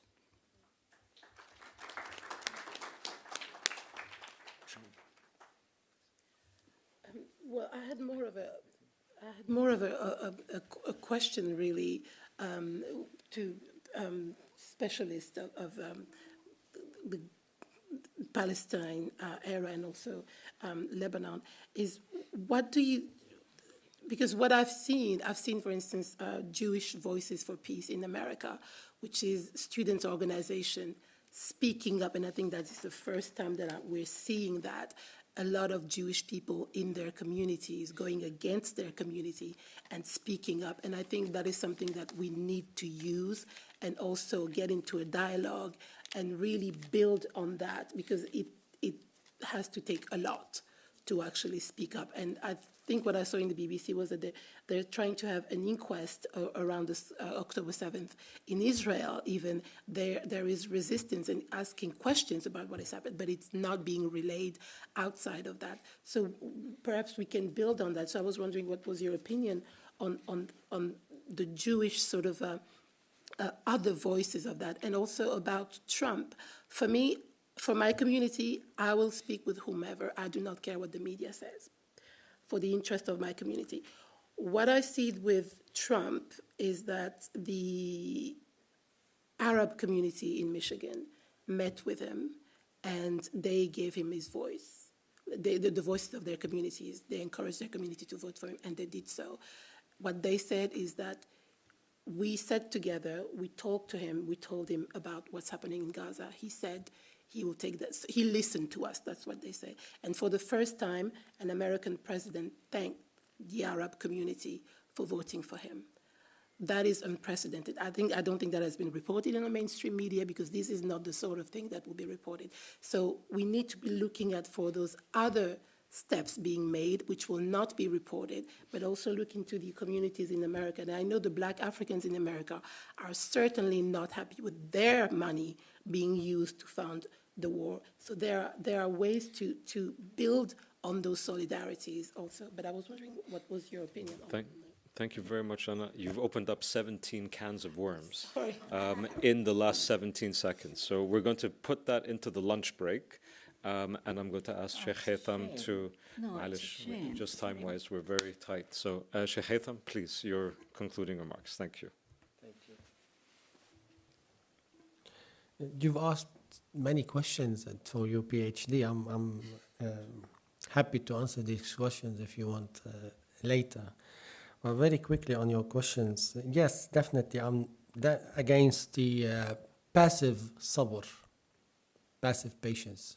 If you followed my probably blogs, I've been talking about this since more than 15 years. So it's misunderstood, the concept of patience in the Quran. It doesn't mean in any shape or form, sit, duck, do nothing. No, it doesn't mean that at all.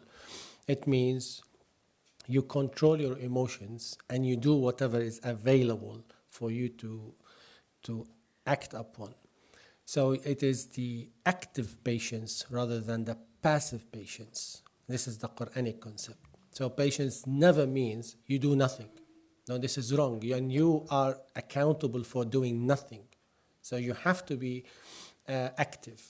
So this is one thing. The other thing, we mentioned the jihad al-dafa, the defensive jihad, if you want. Yeah, of course, it's one of the forms, the best form of jihad, as in the authentic hadith Rasulullah sallallahu alaihi wasallam said, is to say the truth in front of a tyrant leader or oppressor. And this is exactly what we've been doing since years. And actually the marches in London since last year till now, it is a form of jihad that brings that truth to the street.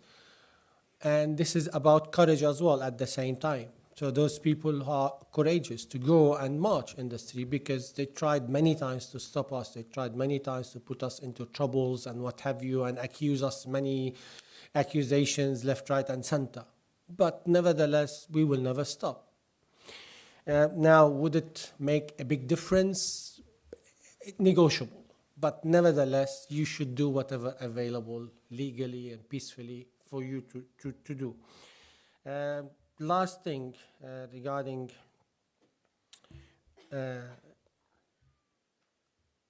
my final remarks. I am optimistic. Despite the pain which we have, despite the darkness which we have, I am optimistic because this is a wake-up call. It's shaking not just the Muslim world, not just the Muslim countries, it's shaking the whole world. And we have seen, for instance, the encampments. It never happened before. It never crossed our minds that this will be a form of defense. We did not prepare for this. The divine brought this into action. It's not our own action. So let's trust Allah. Let's put our trust. Of course, we do whatever we can. But I was reading this morning the supplication of our Prophet, and I'll finish with this. He said, Allahumma laka aslamt. وَبِكَ آمَنْتَ وَعَلَيْكَ تَوَكَّلْتَ. So our Prophet used to say on a daily basis, in the morning, in the evening, O Allah, to you I submit, in you I believe, and on you I rely. So let's do our best and not lose hope. Hope is our asset, so let's not waste it. Thank you very much. I think that's a very good point to end on. I apologize to others who wanted to ask questions, but we are running significantly over time, and I have been sent multiple messages on this device telling me wrap up. So I thank the panelists for your excellent remarks, to the audience for your questions, and I turn over to Bushra. Thank you very much. Assalamu alaikum. We are now ready for our next panel discussion titled Art in the Formation of Cultural Identities, chaired by Christiana Bakker. Christiana Bakker is a fine art consultant with a particular interest in Islamic art. She is the founder of the Al-Manar Convert Club, organizing sessions with diverse speakers and hosting regular events for converts and their friends. At the age of 24, Christiana became one of the leading presenters of MTV Europe, where she interviewed many of the major artists and musicians of her era and created her own youth TV show in Germany. In 2012, she published her best-selling memoir, From MTV to Mecca. Christiana. Assalamu alaikum. Thank you very much for the very kind introduction. It's a great honor to be here with these very eminent artists and architects in their own right, and to also be facing you, this wonderful and very committed audience, and in fact to be part of the whole World Muslim Leadership Forum. We had some very interesting discussions yesterday and very heart-wrenching and hard-hitting discussion this morning, after which it feels a little bit funny to talk about art, but actually art is an important means and way of building bridges, of tearing down walls, of dispelling prejudices, and of bringing about inclusion.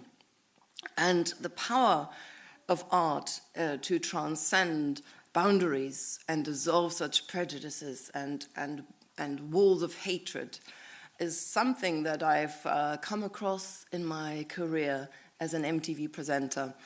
And even before I joined MTV, and I was a journalist, a radio journalist, learning how to be a journalist. I had my first celebrity interview with Keith Haring, the graffiti artist from New York, and he told me about his graffiti, his images of figures, how they resonated with professionals who lived in the New York concrete jungle, and just as much as they resonated with indigenous inhabitants of the Brazilian jungle.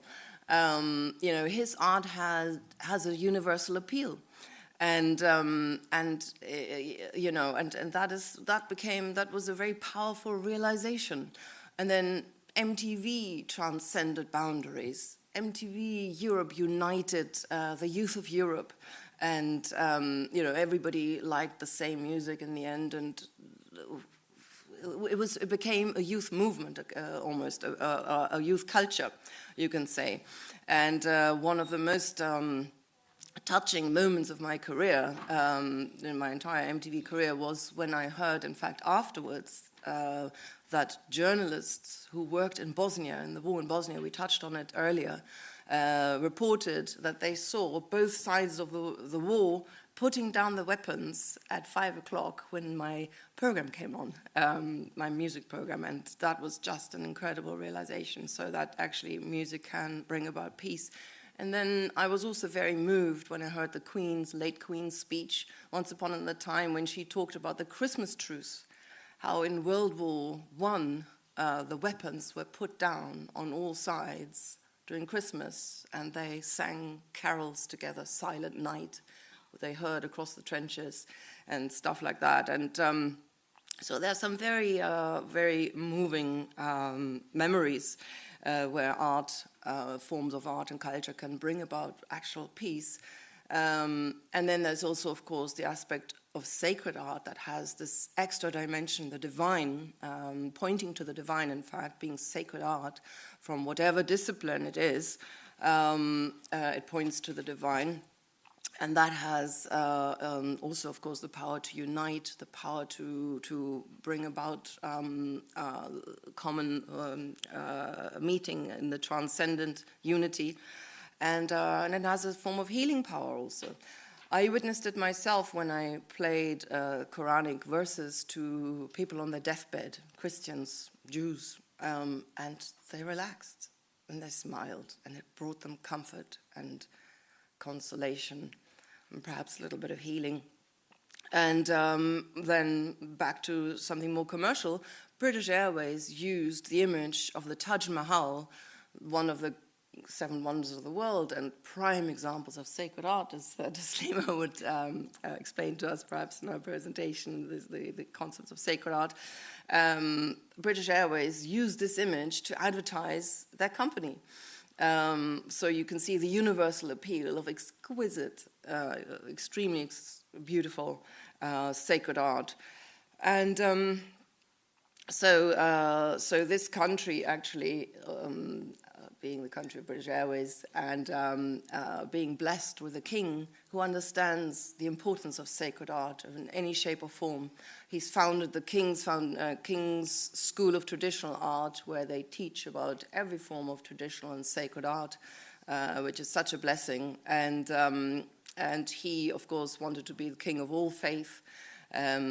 He loves sacred art, and particularly Islamic art. He commissioned an Islamic garden for the Chelsea Flower Show, and he commissioned none other than my first panelist here on the podium, Taslima Alam, to design and supervise the design of the King's Carpet, an incredibly beautiful work of Islamic art and artisanship with Afghani artisans. It's produced, and this just shows the commitment of the king to sacred art, to Islamic art in particular, and he will display this carpet in one of his state rooms where he receives the most important guests he will ever receive, mashallah. And this leads me beautifully over to our first panelist, Taslima Alam, who I'd like to introduce to you now.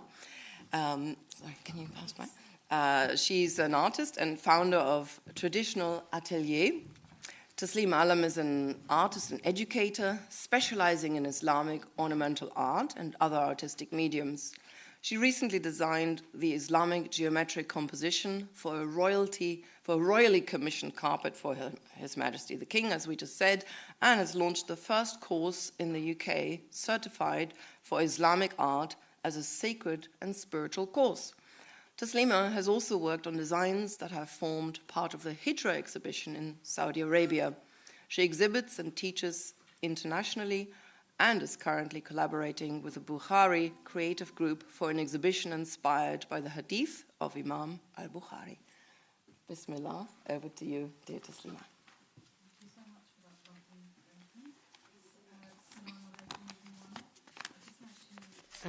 Can you hear me? Yeah, okay. I'll try and, I think they've done everything to adjust to my height, so I'll try and amplify my voice. I'd really like to begin by thanking Sara, Sanjana and her team, Muslim World Leadership, for inviting us to speak. My actual presentation will be talking about art in the formation of cultural identity, from the perspective of sacred Islamic art. And just echoing what Professor Andrew said earlier, we should really be more unapologetic about the sacred. So I'd like to throw a curveball at the audience and talk about the perceptions of art. We need to shift the paradigms of the way we see art as a process of beautification, almost an indulgence. But I'd like to say that it's actually a science, and I have practical experience of going through. It's changed my neuro pathways, I promise you. Why do I say that? Because the divine says it. In the 99 names, which are his disclosure to the world of his divine attributes, his essence, his mystery. One of those names is Al-Musawwir, which is the fashioner of shapes. He is, in fact, declaring himself as the divine artist. And if we are to look at the 99 names, they come in two strands, the Jamal and the Jalal. The Jamal can be interpreted as the beauty and the grace, while Jalal is the power, and if you like, the science behind manifesting those truths. So we have art and we have science, we have beauty and we have power. And through these channels, Allah discloses his eternal truth. And I'd have to say that we stand on the shoulders of giants like Al-Biruni, Avicenna, amongst others, Al-Khwarizmi. They were multidisciplinary, they were polymaths, they were not channeled into these different branches. That has come as a result of Western Occidental philosophies. Sort of pre-medieval times and sort of before then, integrative education incorporated both arts and sciences, and that's something that we should really be mindful of.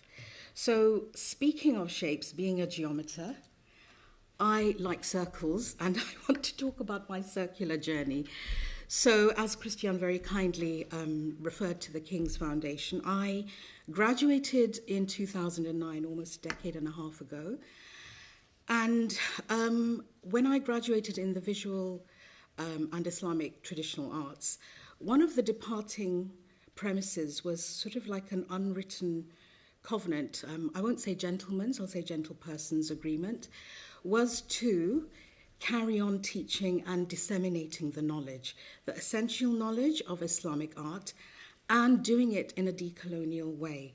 And that really matters, and it actually matters because of the place I graduated from, which is the King's Foundation. As an alumna, you take that seriously going forward. It's also really important to work with all parties, regardless of their political, religious sort of expressions. So in 2022, 2023, I got a series of royal collaborations and commissions, and one of them, of course, is the carpet, but also I did a series of 12 miniature paintings, which actually sit in the Connaught Hotel in the King's private apartments. I've got an image of one of them. What these in between it also, I also got a commission for the carpet to design it in the Islamic aesthetic, reflecting the gardens of paradise, but also to merge it with the contemporary setting of a Regency building with Celtic and Islamic symbolism. So it's quite groundbreaking. What did this teach me? It taught me that my work is valid and important, that there is a demand for this style of aesthetic, and it is possible to contemporize traditional arts without compromising cultural integrity. So I've got a focus on the crest that I've designed for the royal carpet. What I've done is I've been inspired by Elizabethan scrolls, blended it with the crest in the center, and also so that it marries well with the rest of the Persian and Afghan lexicon of the carpet.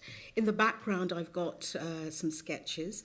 So what this really requires is knowledge of heritage across cultures, ownership of my own cultural heritage, the Islamic heritage, and going forward with integrity and being comfortable in one's own skin. So that really does tie us in with the cultural identity. So here we have an example of one of the miniature paintings. I chose this one, not only because it's one of the ones that are in the Connaught, it's in the King's bedroom, actually. So depending on which side he sleeps on, he'll wake up to see this. It's an extraordinary collaboration. I did the illustration, and the kind of composition changed slightly. But it was a collaboration with an Afghan master called Ustad Millat. And what this tells me about sacred art is that we have to think of collaborative creation. Sacred art is really not about the individual. It is really about the greater good. And we've just heard powerful panelists talk about solidarity and cooperation across communities. So this is something that is inherent in sacred art. This is why I love practicing Islamic art. It's a picture of Babur greeting an Uzbek envoy, and this is from the Baburnama. And really, it's talking about the picture itself speaks 1,000 words. It is about community building across international dialogues. So Islamic art, it encapsulates two important things. Everything starts with a circle. Actually, it starts with a dot in the center of the page. And that represents unity, but it also embraces diversity, because all possibilities of patterns exist with one complete circle, all variations, all diversity. So it's like all forms are within the all-embracing circle of the one. No culture is superior to the other, and therefore this leads us to take ownership of our own cultures with pride. So laying down the foundations of this approach, it's really like designing a grand carpet. It's paving the way for a harmonious composition, taking all the different elements. In my case, it was the Celtic, the Regency, the English, as well as the Islamic, because sacred art and Islamic art particularly talks about unifying. It's a universal language. So what I'd like to say on this is that whilst I'm telling the story from the Islamic perspective, sacred and not secular, it's important to understand that secular Islamic art exists, but with the Islamic identity, secular and sacred are intertwined. It's a bit like when William Morris says, whenever you make something functional, it must also be beautiful, and vice versa. So what is Islamic art? It is that art which arises from the need of a faith-centered community and fulfills the aesthetic expression within those parameters. Islamic art allows for cultural nuances and diverse visual languages which remain abstract or ornamental. Islamic art across the history of the Islamic civilization tells the story of a faith that spread as much by cultural integration as by conquest. Islamic art allows for diverse cultural expression without overpowering indigenous identities. So I talked about geometry, and within the realm of Islamic art, you get geometry, ornamental decoration, and calligraphy, which has the highest station. Essentially, what we say that the divine is disclosing is the blueprint of creation. So what exists within us, as above, so below, the microcosm and the macrocosm. So really, when you look at a piece of Islamic art and you're mesmerized by it, it is because potentially you are looking at a reflection of yourself. And how beautiful is that? So if that's the case, then identity is critical, isn't it? And I think it's important going forward to decolonize the message of Islamic art through education, because now it's widely accessible, but I think a very strange thing is happening where the sacred is being diluted away from the teaching of Islamic art.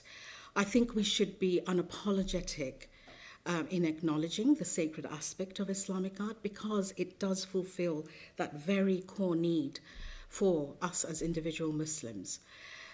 Its place is in everyday lives of Muslims, because really what Islamic art inculcates is the quality of ihsan. Its message of, and ihsan, for those who may not know, is the concept of excellence, actually in a beautiful way. So it's a message of integrity and beauty. It has a powerful impact on personal aqidah, our character, and our growth. And my intention is to spread and share more of this, and that's what I'm doing going forward. I'm producing a course that specifically certifies the sacred aspect of Islamic art. So my last slide is really just about me, so sorry about that. But it's about the course launching in December, and this is where you can find more about it and more about sacred art. And I think that's it. That's the end of my slides. Thank you so much for listening.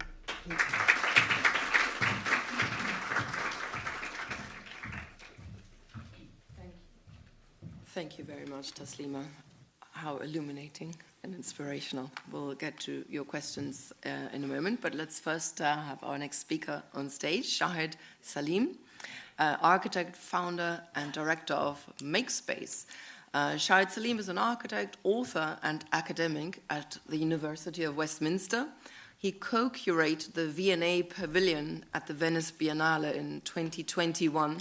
His book, The British Mosque, was published in 2018 by Historic England and is the first comprehensive survey of Islamic architecture in Britain.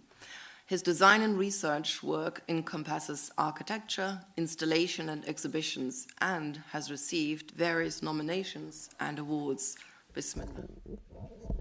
Thanks. Thank you, Christiane, and thanks for having me this morning. I'm going to talk about two projects over the last year. One was the Ramadan Pavilion this time, in May last year, 2023, and one was from earlier this year, which is a smaller project. And I'm looking at the two different scales between these two projects. One was in the Victoria and Albert Museum, the pavilion, and the other one was in a small gallery, art gallery in Peckham, and it involved a close collaboration with the local mosque community. So I'll show that one next. But in terms of the Ramadan Pavilion, this was a public installation at the Victoria and Albert Museum in the Exhibition Road courtyard, and it was there from March till May 2023. And it was a kind of ongoing, sort of long project that took a while before it finally was able to be built, but we were talking about it from 2019 onwards with the museum and discussing the ways in which this might happen, and then various things happened, including COVID and so on. So it took about 3 or 4 years before it was actually built, and it was intended to be a representation of the mosque in Britain, and in a representation of Muslim history in this country. And it was a response to a pavilion which was built in 1760s in Kew Gardens, which was the first kind of representation of a mosque in this country. And that was a kind of quite an Ottoman-esque pavilion in the gardens of Kew, alongside a series of other pavilion-type buildings, as the Chinese pagoda, which still exists, a number of other kind of structures which represented the world as it was being colonized, discovered by the Europeans. So this, in the Ramadan Pavilion, was in a way the second pavilion built in this country as a representation of Muslim culture. And the intention was that it would be, whereas the pavilion at Kew was a representation of the Muslim world as it was being imagined from Europe, but not necessarily experienced, the Ramadan Pavilion was a pavilion which would be coming from the Muslim experience in this country over the last 100 years.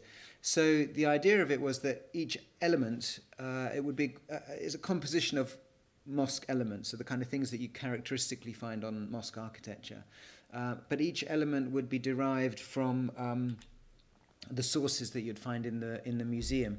So over the last 150 years or so, the museum has built up a collection of representations of the Muslim world. So that would be through paintings, photographs, drawings, engravings, and so on.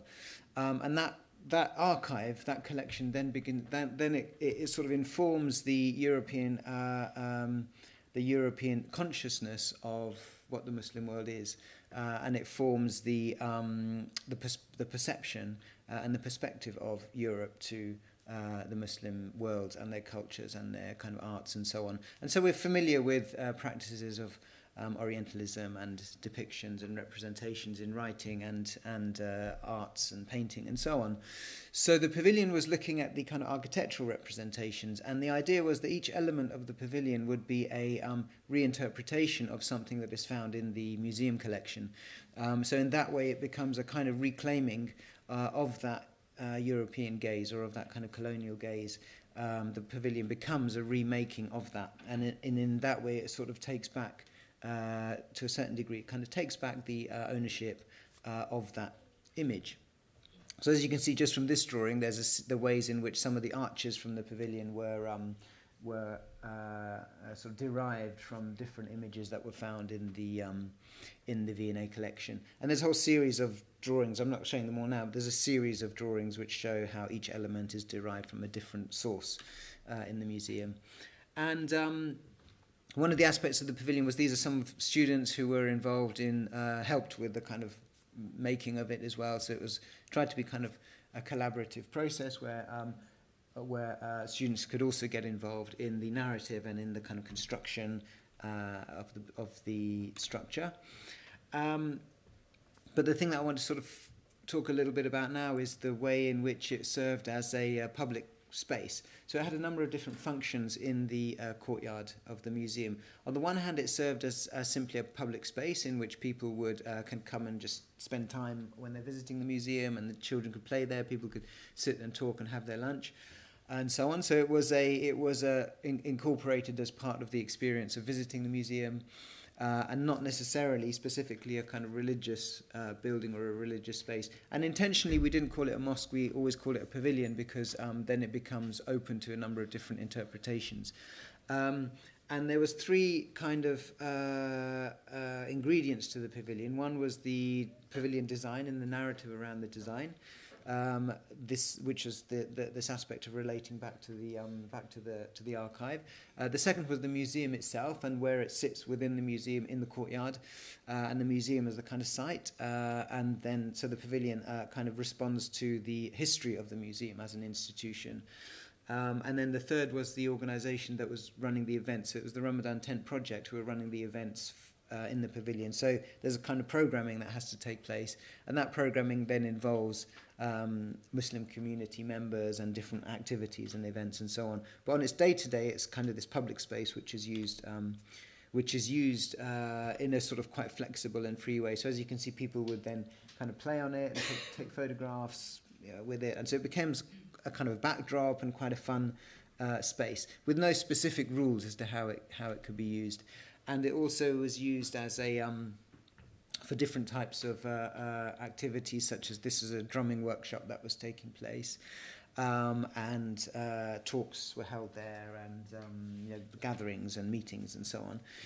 And then also it does function as a prayer facility as well. So this is a Jummah prayer that was taking place in the pavilion, but there was also 2 or 3 other sort of specific prayers. It wasn't like an everyday prayer space, but there were specific prayer events, if you like, where there was it would function fully as a mosque in those terms. So the idea is that the pavilion isn't just it doesn't simply act as a representation of a religious space or of a mosque space, but it also acts as an actual functioning religious space. So the meaning of the building is malleable. It can move between being a worship space to being a public space to being an event space, and there was also to being this, for example, a Somali drumming event which took place there as well, which again, sort of a very kind of public event, a very different kind of use of the space than the worship space or than some of the kind of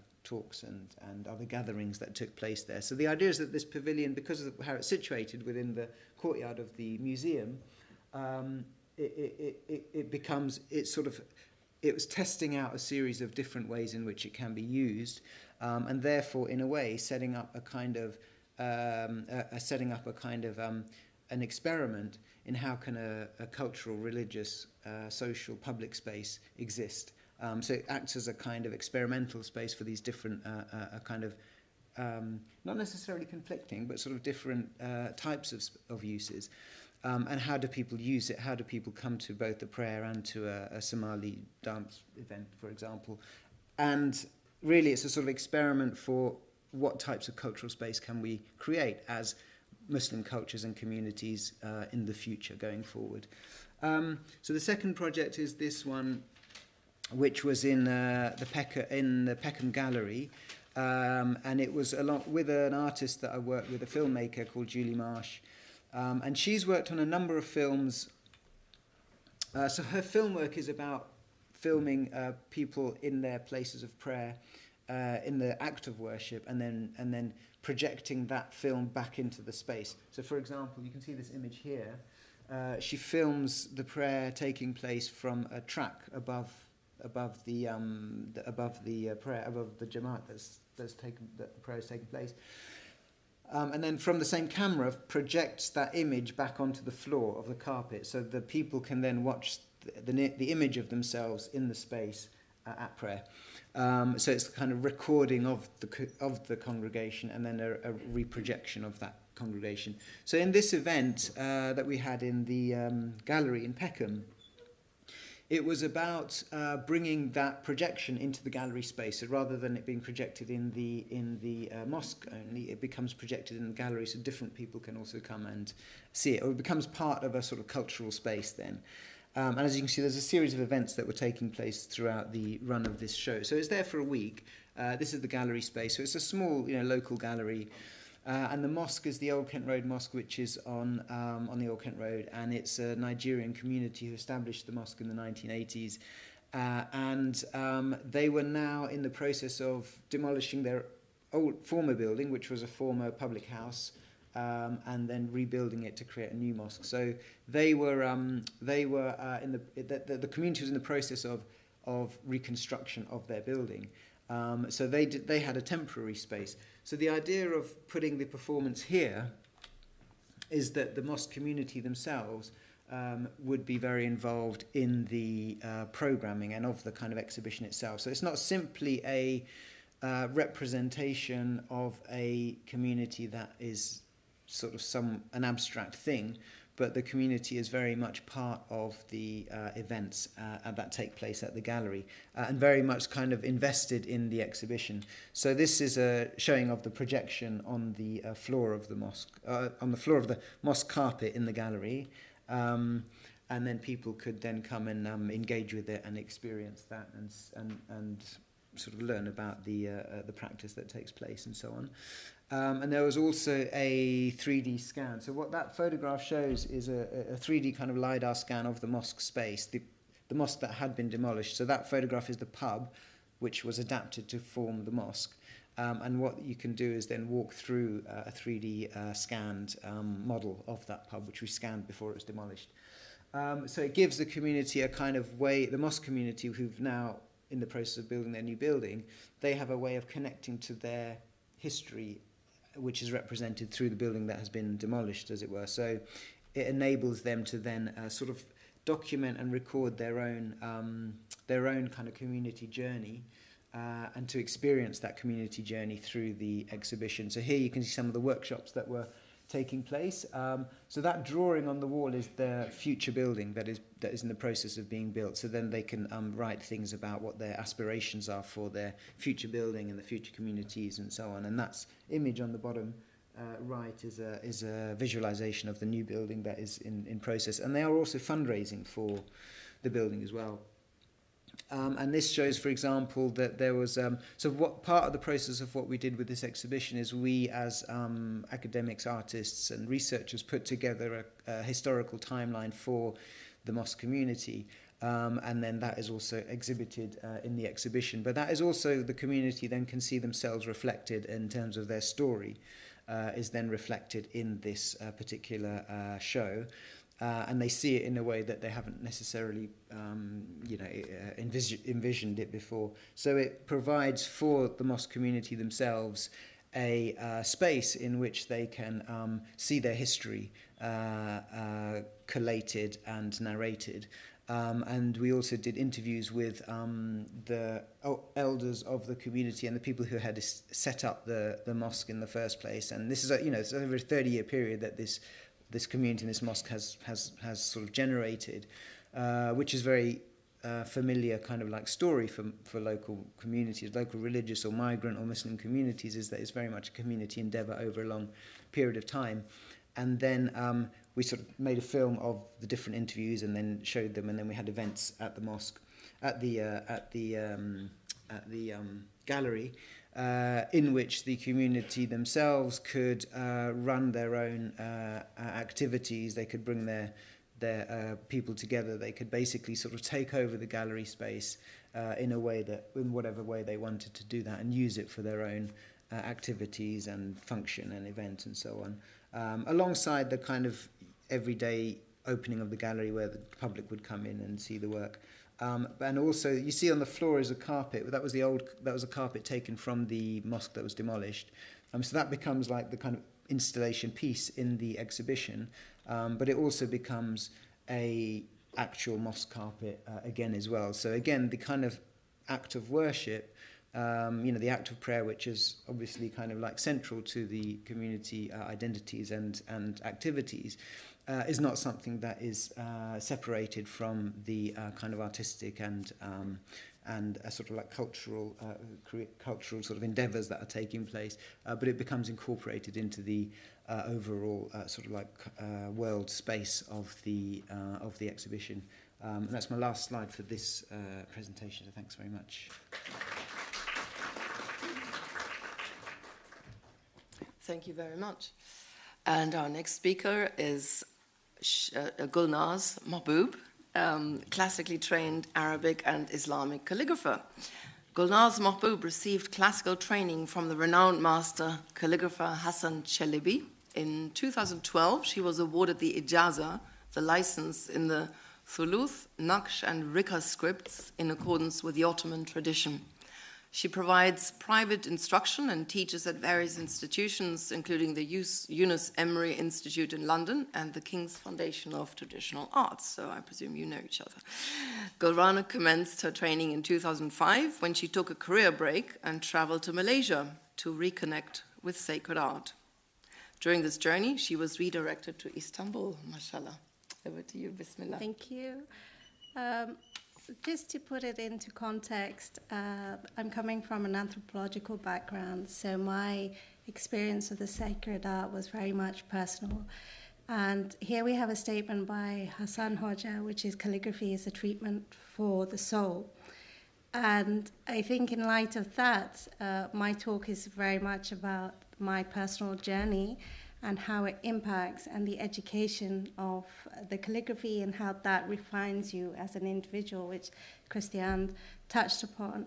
So I'm not an academic. I didn't study for it. I kind of fell into it. I was looking for an avenue to reconnect with sacred art because I was working in a job that was basically taking a lot out of me. So I almost felt that I needed to align myself with the sacred arts in a creative way. So this journey, I also remember I distinctly made a prayer, which was, Allah, that I do feel a void in myself. I don't know what it is, and I ask you to show that to me, and also to show it clearly, because I'm very much a mind person. So I would have used my rationale to discourage myself or not go through a certain route. On Friday, I attended the House of Lords reception, and I changed the nature of my presentation purely because I want to focus on silent communication and the impact of a sensory form on the psyche and the individual. And that was mainly as you entered into the House of Lords, there you had beautiful courtyards, but you also had the police presence with the large guns. And I didn't do anything wrong, but I felt really nervous, and I felt the impact of seeing that. So and then I thought about calligraphy again, which is the reason why I came into calligraphy, because it was a beautiful art form that was a mnemonic device for the reminders of the divine. So that I thought we have to talk about the silent communication of calligraphy and the impact. And so there'll be a number of slides that I'll rush through, but it's an excuse to attend one of my courses if you want to know more. But I want to go through the visual aspect. So here we have the Ottoman calligraphy master from the Ottoman period. And it says the basic prayer, Bismillah ar-Rahman ar-Rahim, in the name of Allah, the most gracious, the most beneficent. And in this journey, we have to talk about Hassan Hoxha, because he is known as the Raisul Hatatin, so the leader or the chief calligrapher of all of the calligraphers at the moment. He's approaching 90. And through him was the traditional education model of calligraphy, which dates back 10 centuries.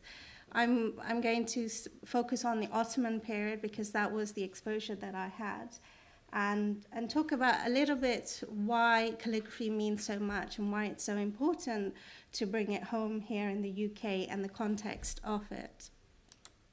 We have here this slide. I just want to show you just for the time period. So calligraphy, there is an argument in art history a lot, which calligraphy developed because iconography was not allowed. And that's one of the arguments. But I think for me personally, and it's very subjective, as I said, the importance comes from the time of the Prophet ﷺ, because he encouraged literacy and education. And from that, from the oral tradition, we moved into the written tradition, where the Prophet ﷺ wanted to document the Quran. This is followed by Hazrat Ali radiallahu anhu, who supported the grammar. There is also a saying by Hazrat Ali, which the calligraphers like to say, that the secrets of calligraphy are three. One is in your master, your practice, and your religion, and I will go through that in a minute. We have the Umayyad period, 3 centuries later. We have the Abbasid period, and then you have the key pioneering masters who set the foundation for what was to come before, say Ibn Mukhla, Ibn Bawab, and Yaqut al-Mustami. So 900 years later, we hit the Ottomans. And the Ottomans, they have, I know historically people have some concerns, but they also have a lot of good. And so in terms of art history, the whole notion of identity,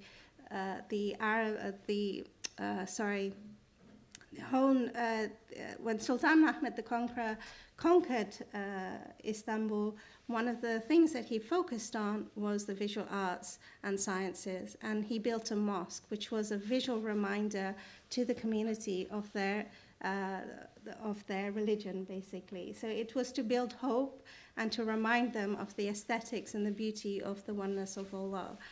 From there, we have Sheikh Hamdullah, who revolutionized the scripts. So we have the Thuluth script and the Nesi script, and it became the followed style, and we hit the 20th century. This is what it visually looks like. It's limited because it's based on a collection at Saqib Sabanji Museum.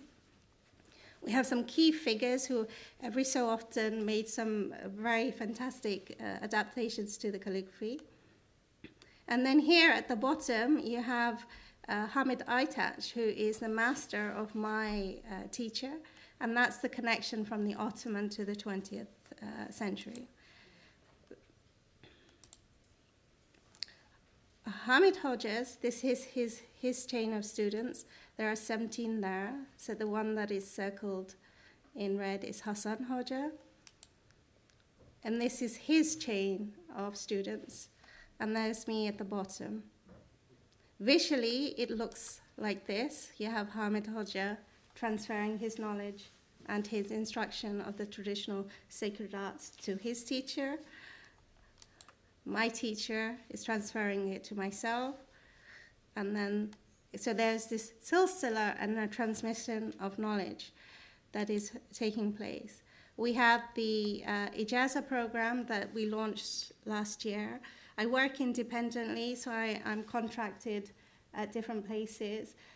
So either the Yunus Emery Institute or the King's Foundation, they host the courses. So on the left, you have short courses, and there's some of the students from the Ijaza program, which is to formalize the traditional education. Not that the tradition needs it, but more I'm adapting to the UK audience where they need somewhere to go and to qualify. In the traditional sense of the word, it's very informal, very organic. You just need to approach the master and ask them to be your student, and your journey begins. There is no registration, etc. So it shifts it slightly in terms of the authority and the autonomy that you have with teaching a little bit, but I think for the greater good, it's become a positive, and we're trying to spread the message. And some of the students are here as well, so you can pick their brains afterwards if you need to. So the trip to Istanbul was to go back to the source and again for them to see the visual reminders that Istanbul holds in terms of the beauty that is surrounded on the mosques, on the graveyards, the tombstones. Everywhere you look is a piece of artwork.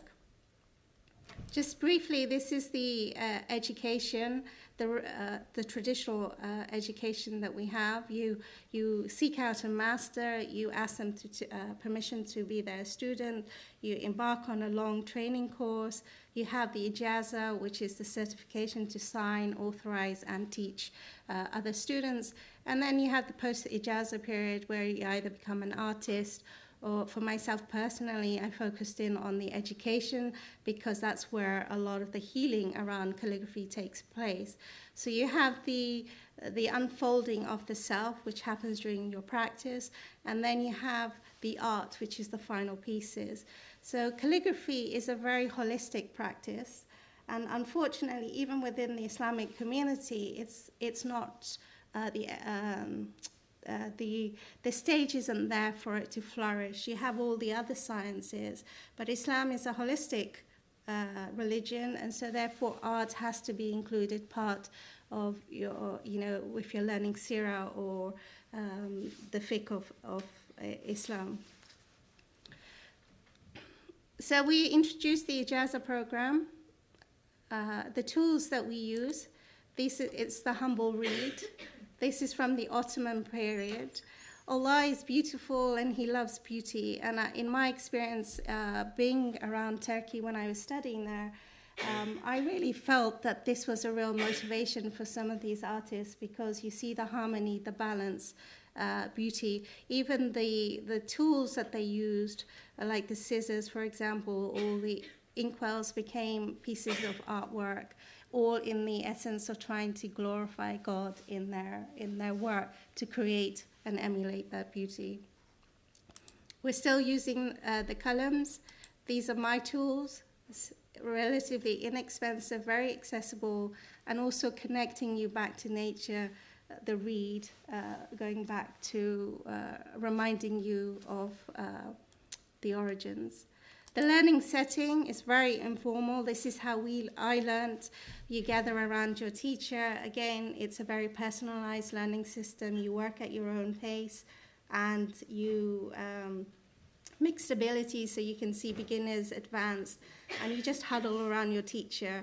We've moved into universities and institutes. It's sit-down learning, but for me, this way of working was really refreshing. I went in 2005, and it really transformed me as an individual. So I'm on this mission to spread this beauty here in the UK, and also partly to fulfill one request that my teacher had asked me to, was to stick with the tradition and to teach in the traditional way. So I have a purpose and a motivation to help him to spread this art here in the UK.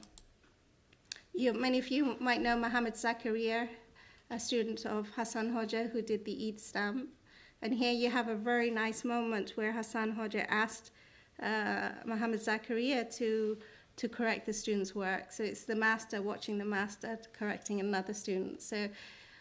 And then we have some senior masters here. You see Dawood Bakhtash and the others. We all go back to our mentor and our master.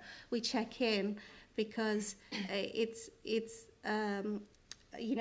also it's a very valuable learning that he has passed on to us. And we're continuously learning from our teacher.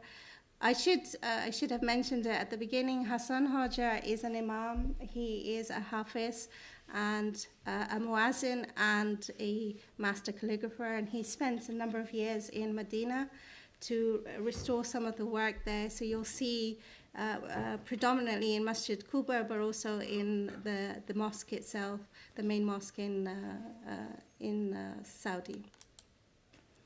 This is our methodology, so I'm going to run through. We begin with the prayer, Rabbi Yassir wa la tuassir Rabbi Tamim wal khair. And it's saying, oh Lord, make it easy and not difficult, and let it result in a good way. We go through this curriculum, which has no writing, so the teaching is in your master's hand, and it's very visual. You go away and learn. Just quickly, this here is very important because it's karalama in Turkish, and this is the practice sheets of Ottoman masters. So here is the soul of the calligrapher, and you'll meet many calligraphers. For some, it's just art. For others, it's a way of worship. You will also find calligraphers that haven't been trained classically, but I believe that when you go through the traditional method, the learning lessons that come out of that are very valuable for everyday survival, particularly in current times. So what distinguishes a calligrapher from another, from me, in my personal opinion, is the soul of the calligrapher, how much they have tried to attain that understanding of trying to get close to God and working in line with that. This is a different script. It's Nask, or Nesi as it is in Turkish. And then here, this is where the unfolding of yourself takes place.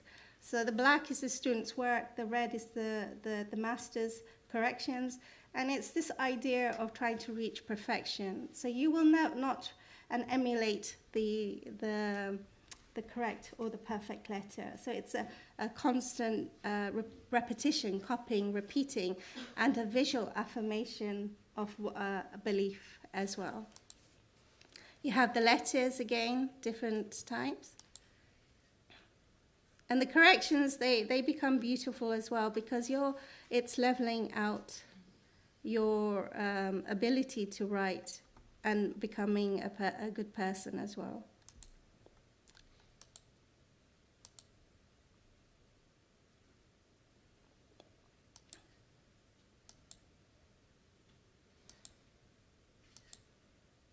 This is Hassan Hodge's corrections again, line sentence corrections, the holding of the column, composition corrections,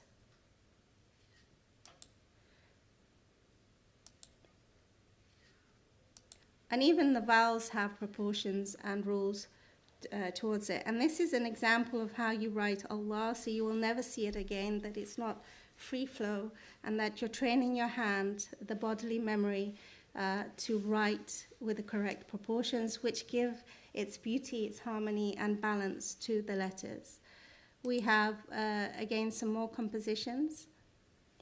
And so you do this for a number of years, and the first part is the hardest part of your journey because there's a lot of stuff that you are unraveling. If, for example, you are, there are certain traits that are required for calligraphy, if it's natural to you, you will pick it up. But if you have to acquire those traits, like myself, it's a really hard journey, and it's really being honest, and the art really reflects you as an individual. So for that reason, it's why, for me, it was very important to continue with this, because I was traveling back and forth from England with a job as well, trying to keep going. And I kept going back and then restarting, back and restarting until I finally resigned from my job and I moved out there and I had the full immersive experience. Here is some of my work, which is a practice sheet. So this is before I'm a student. I'm towards the end of my studies. It's full of script and NASC script. And this is the ijazah, which satisfies you. The first column is a signature by your teacher to authorize that you have reached a certain stage in your calligraphy journey to be able to teach. It doesn't mean that you're a great master. It just signifies that this is the starting point of your journey. Now you are really starting calligraphy. This is one of my first pieces after my ijazah. And I can tell you I cried at this piece because my teacher at the last moment for the exhibition asked me to rewrite it. I spent the whole of Ramadan practicing, and I went to Istanbul to show it to him for the exhibition that would happen the following week. And then a week before, he's like, "Well, Naz, it's good, but I want you to rewrite it." And at this point, again, it helps you to manage certain feelings, and I see the benefit of that lesson now. At that point, I was in tears because I thought, there's no way I can complete this, because if you look at the art pieces, the masters, they write, they leave, they come back, they refine, they correct, and it's a period. Sometimes it's quick, sometimes it's not. So within, I think one night, I went home and I spent all night working on it and then submitted it the next day to be presented at an exhibition in Istanbul. It says Shafat Ya Rasulullah. It's visual, it's a prayer, and I prayed for this prayer a lot. So this is one of the unconscious effect that it has on you, that you're using all your senses in writing beautiful letters. Edeb Yahu, it's a common composition in Ottoman times.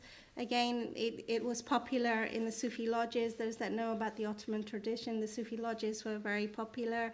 Calligraphy was used as a training method to train the ego and to get rid of the self, to detach. And all of these lessons you can learn I believe, through the practice of calligraphy, if you have a good master to work with. So with the story with Abdelgalil is that it was a visual, again, a mnemonic reminder of your covenant with God, that you would always be in adab to him, to basically be a good person and be of good character. So it's a visual reminder. The healing and well-being aspect I will skip over through a little bit because I want to head towards the end. And one reason why it's so difficult is there's a lot going on that you're trying to level out, from your tools and materials to your mindset to your focus. And this is why it's serrated, the journey of calligraphy. You're going up and down until you start leveling this out, and you bring to a single point, and you're able to write the letter.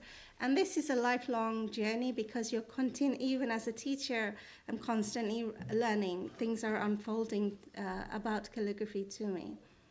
Where is the focal point? It is at the nib of your kalam. So here you have the focus where we're trying to center ourselves and we become in the moment. You have the heart, mind, and body connection through the tool with the visual. Just gonna, masterpieces, Ottoman, I'll go a little bit silent and let you delve into the beauty of calligraphy. Mehmed Shauki Effendi, in the Ottoman period, the 19th century, they peaked with their calligraphy, and this is largely what we're following. And in Istanbul, it's become the hotspot for learning traditional arts. It's thriving, it's a lived experience, it's not dying out. And we're trying to replicate that model here in the UK.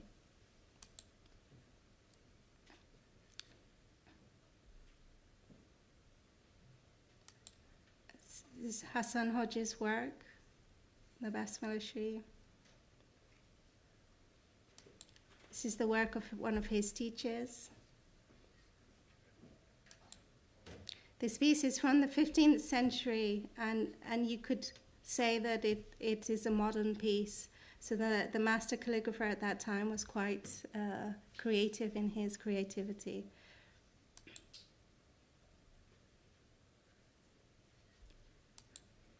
The Hilya Sharif, the description of the Prophet, sallallahu alaihi wasallam.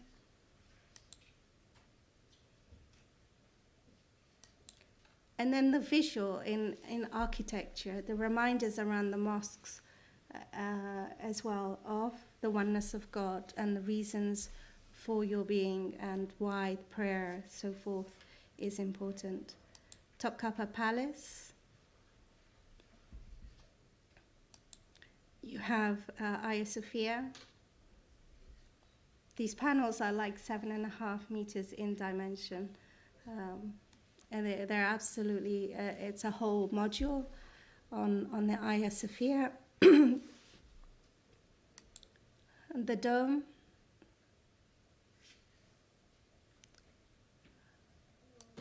And this is one of the signatures of it's the signature of the calligrapher Mustafa Izzat Effendi, who did the writing for the panels at Hagia Sophia. And again, the symbolism here, it's in the shape of an eye drop, which is to represent the sadness that came with Karbala, and it's under the name of Imam Hussein in Turkey. This is Mustafa Rakam, who was pivotal in changing the Thuluth script. And if you go to the mosque, which escapes my mind, ladies, do you remember? I've got a blank at the moment.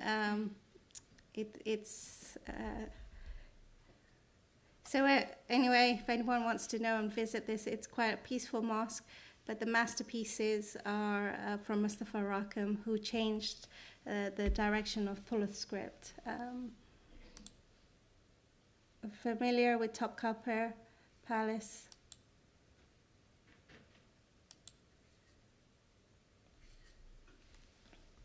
And so some case studies, just so that we can give hope to the students, because it is a difficult journey, but just visually to see that you had a student here, was week 1, had no experience.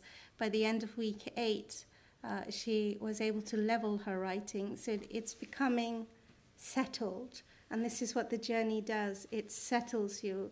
There's clarity in the second piece. And when you're doing this journey, it's very important, the notion of clarity, because when you become clearer, you're able to take up opportunities and receive more in what you are doing. And the contentment or the state that you feel is a blessing, because it's not that the world around you has changed, but you are in a better position to handle what is going on around you. The student had a few years' experience. So you see that it's becoming clearer, but you have to be persistent and resilient.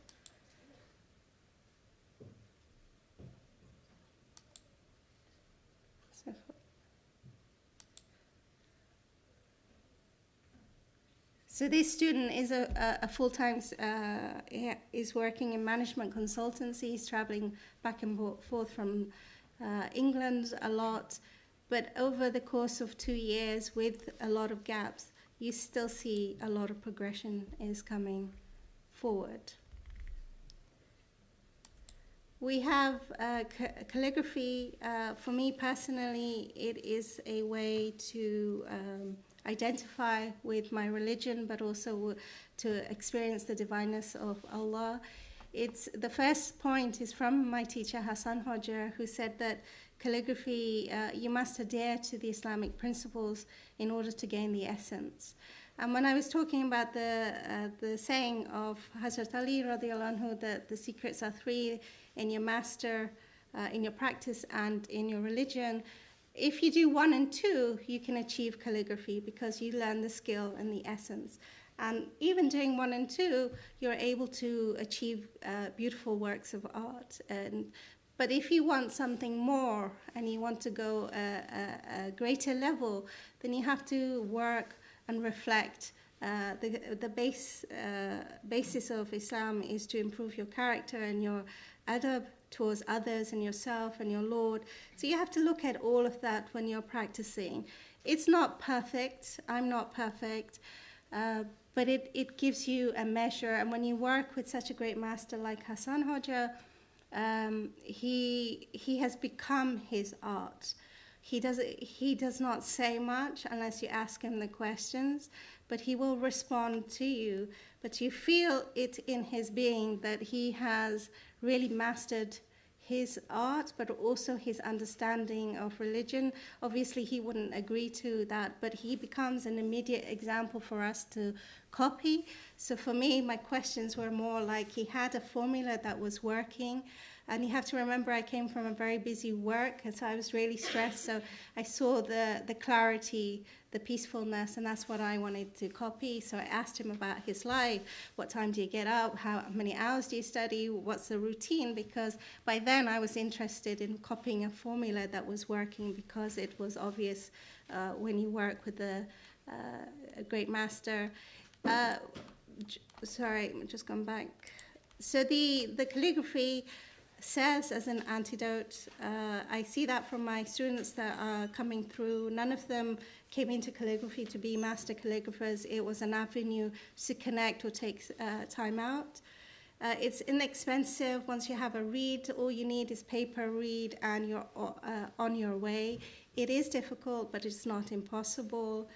And it's really important to find the right master that resonates with you, because that resonates then causes a ripple effect. And we have localized communities where we start forming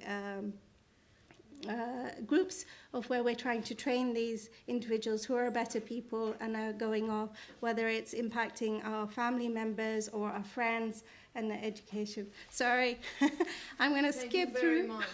Really, you did an amazing talk, and it's just, I wish you could have also spoken about the healing and well-being, but we need to do another session with you, a full-time session, and I'd love to invite you to something I do, Zoom session. Love to hear a lot more from you. It was absolutely fascinating. It's just we're running out of time. Sorry. And I should have interjected already a lot earlier. Thank you very, very much, Barakallahu Fik. Right, and our very final speaker today in this panel is Shaykh Iqbal Magna, co-founder, Studio Morphogenesis, and faculty, Brack University. Shaykh Iqbal Magna is a Dhaka-based award-winning architect, graduating from the Bangladesh University of Engineering and Technology. She did a master's in advanced architecture from the Institute of Advanced Architecture in Catalonia, Barcelona. She is a distinguished faculty member of architecture at Brack University in Bangladesh. She presented design works in international platforms, including emergent architectural practices organized by the South Asian Institute at Harvard. And Shaykh's recent design of Zeba Nessa Mosque is published worldwide and currently shortlisted for the Dezeen Award. Over to you, Bismillah. Thank you, everyone, especially SOAS, ICOP, and Sanjana Din for inviting me. Yeah.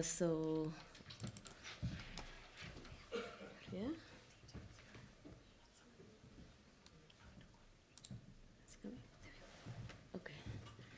So my presentation will, I will start with my personal experience and how I grew up a little bit, and then I will focus on the mosque.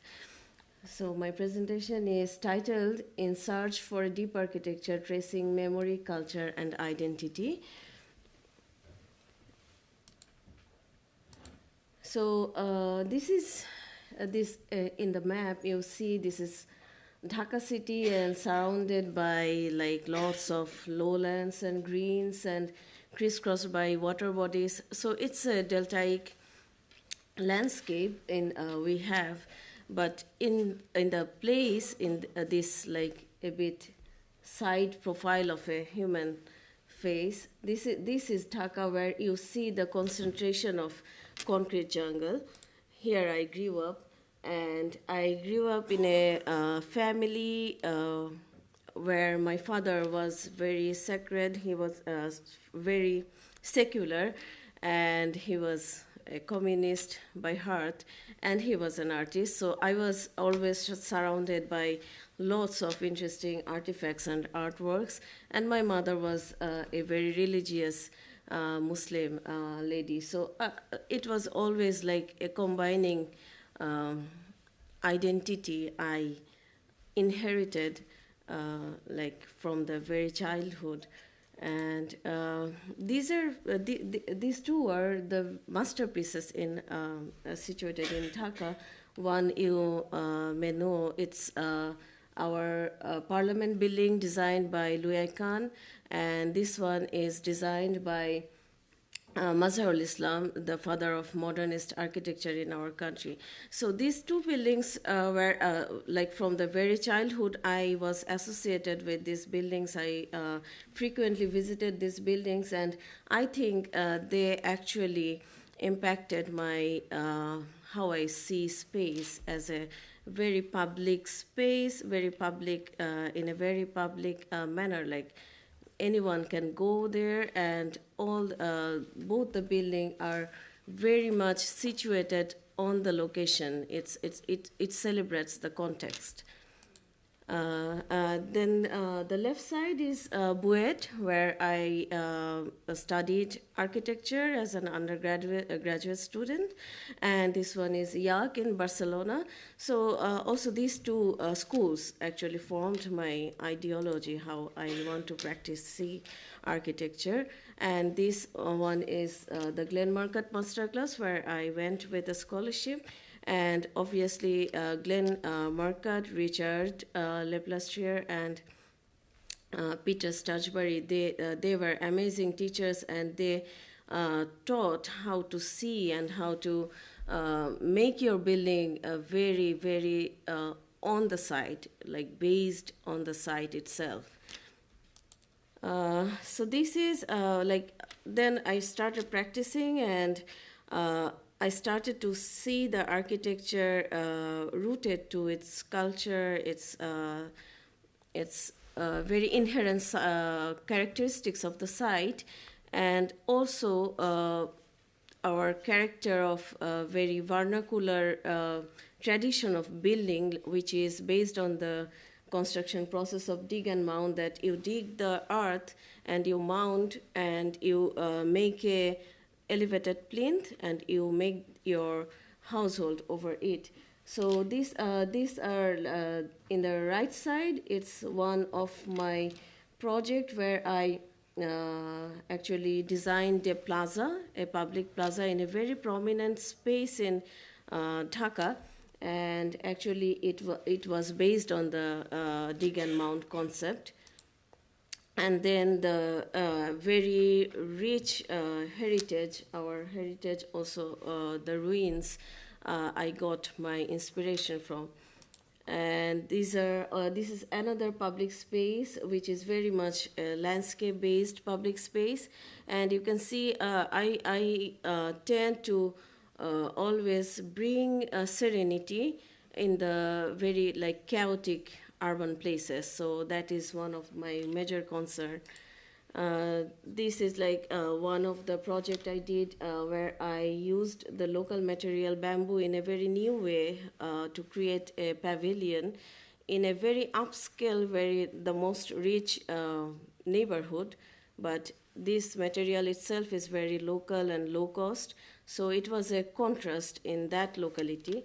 Then later I removed one of the part of the pavilion in a low-income community and repurposed it as a community garden cared by the community women. And this is one of the project where the craftsmen, in most of our project, we try to work with the local craftsmen and also the local technology, local material, and how we can invent in the put something on the traditional, the technology. We always try to do a little bit more to the traditionalness. So this one, I want to focus on this project in today's lecture. It's very recent. It was completed in 2023, November. So it's Zebunesa Mosque, where we wanted to design a mosque which is very spiritual, at the same time a very social space.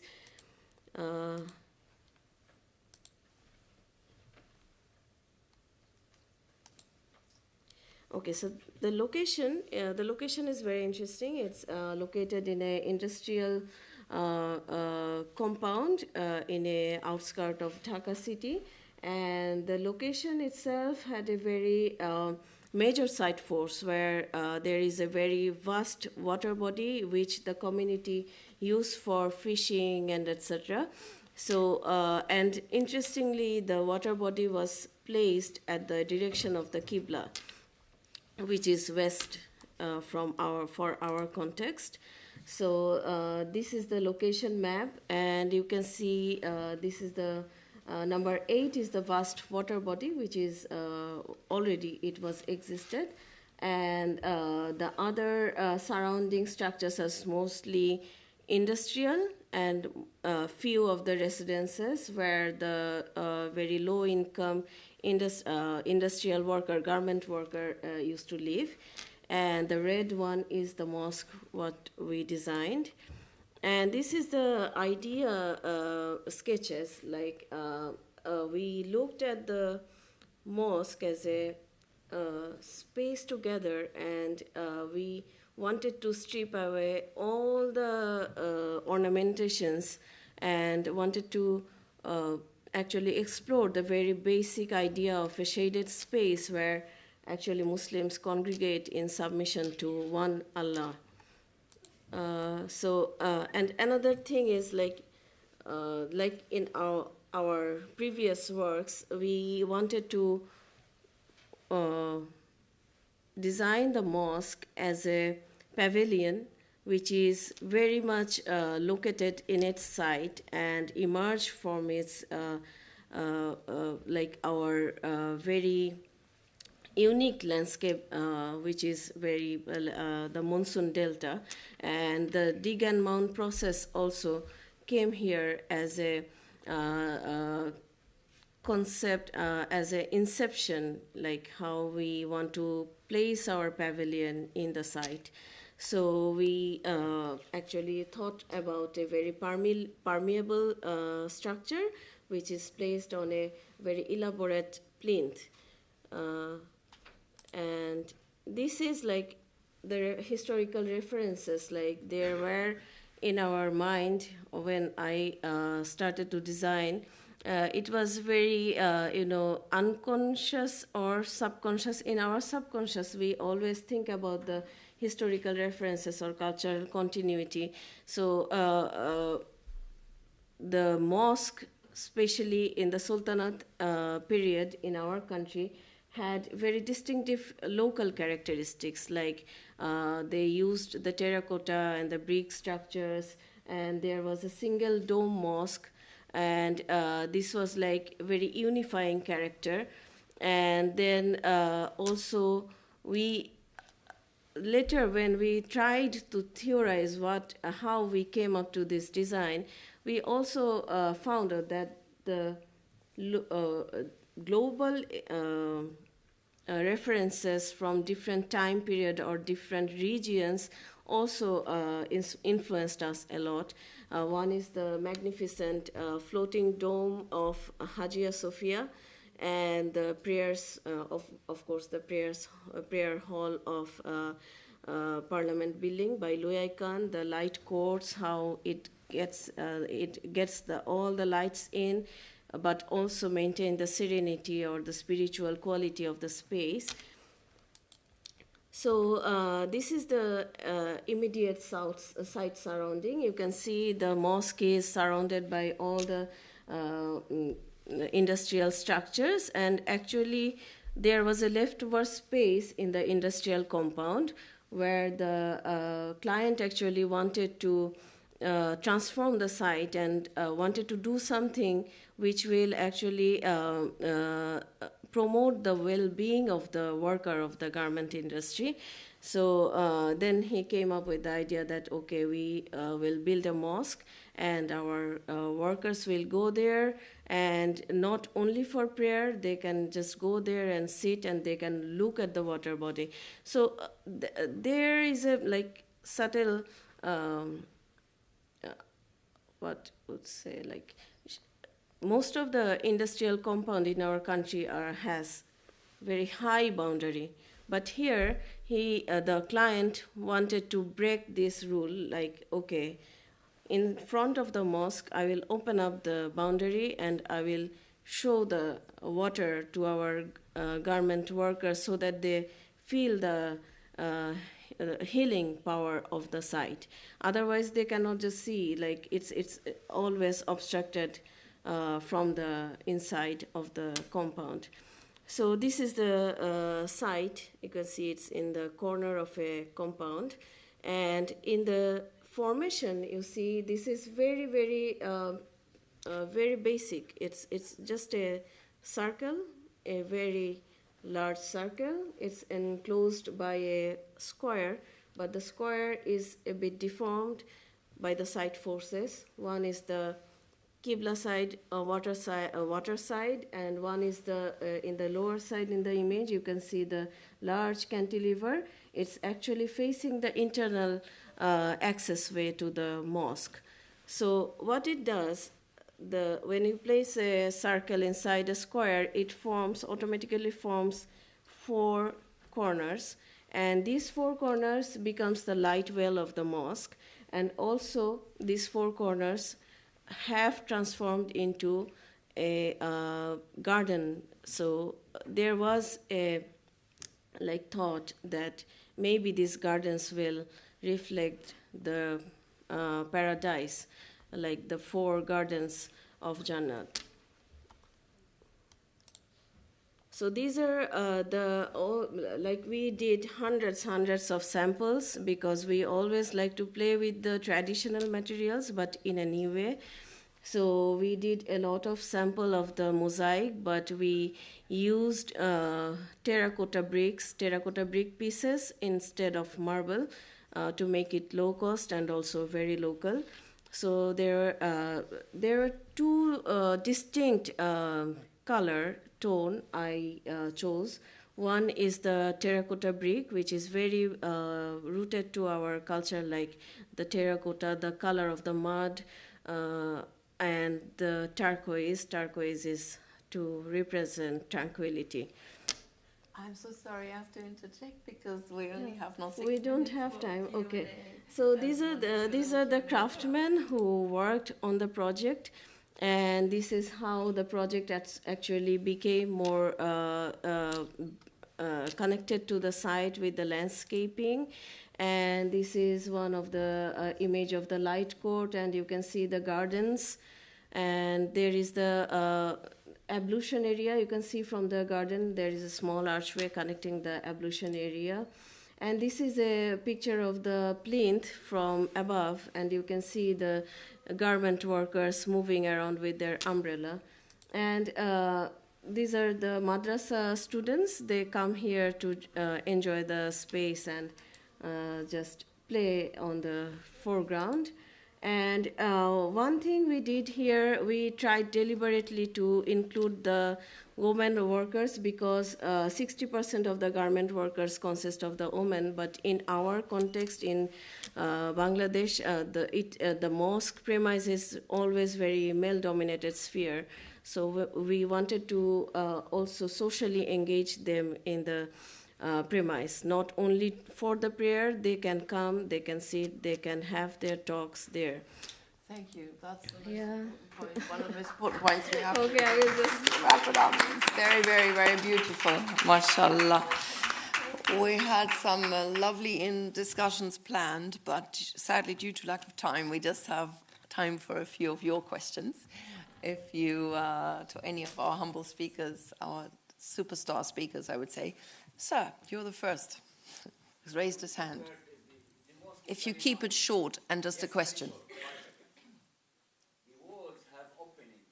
Yes. I would prefer that because its openings are maybe 10% of the area. It was nice if the openings were like 90% of the area of the walls, so that you can see more, see through. The other point, I would prefer the mosque if it wasn't near the water.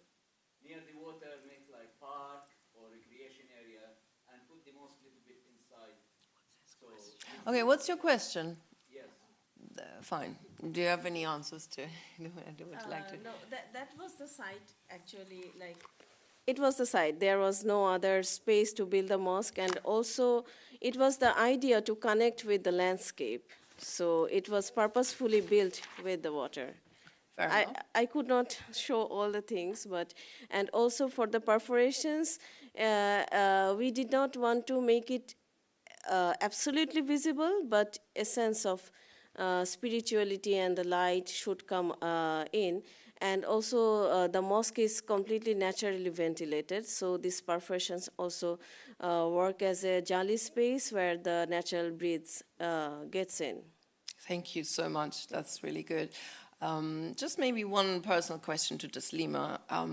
How would you say Islamic art demonstrates that, A, there's a really positive aspect to migrational culture here in Britain, but also B, that perhaps sacred art can help building bridges in your personal experience with your work? Certainly, I think you were talking about how it can help with migrational culture. Well, I would say that there is so much vested interest, both from secular and sacred contexts, and education and patronage. All of these work together to help the different migrant communities to express their own culture.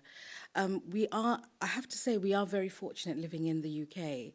We have a channel of expression. We have a head of state who's very compassionate towards this. So I would say that always education, always dissemination, and always being mindful that we are carrying on the authentic transmission of knowledge. So I think your story needs to be highlighted absolutely in a very big way in the mainstream media to combat. I mean, immigration has become the ballot or the battle in any election globally recently. And you've got such a positive story to tell. Well, I would say, on just to conclude on the matter, the carpet is a great example, because it has the perfect marriage of commissions both in the UK, but actually it's being made by Afghan women. And it will take, a good part of 18 months to weave on a giant loom. And it is almost entirely being made by hand, and also a cohort of generational female weavers. So perhaps that is Britain's answer to help the female empowerment in that region. Well, exactly, and to show how migrants are making such a positive contribution. And perhaps to Shahid, mosques are normally vilified in the mainstream. Mainstream culture doesn't want mosques anywhere in Europe or in the West. How has the reaction been to your very interesting project? That was, very positive, actually. It was very popular installation, while it, very public and very popular. And I think it was, I think for a lot of people it was a way in which they could engage with the idea of the mosque, the history of it, the kind of architecture of it, and then people who were using it in different ways as well. So it became a kind of place of, a kind of meeting point, actually, and that's very much to do with the location that it was in as well. Oh, V&A, Kensington, Chelsea, it's just brilliant. Yeah, no, absolutely. So I think there's ways in which the mosque and things that people may be unfamiliar with can be made to be more kind of interactive and familiar and so on through. Yeah, it builds bridges. Fantastic. And I would like to ask the calligrapher just one question. How do non-Muslims react to your calligraphy? They love it.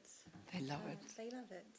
So just a personal example, I have, on the school run, I have 2 young children, and you have mothers who are very anti-religion, but yet when they come to my house, they want to try the calligraphy, and that's a very base level example. Alhamdulillah. Perfect.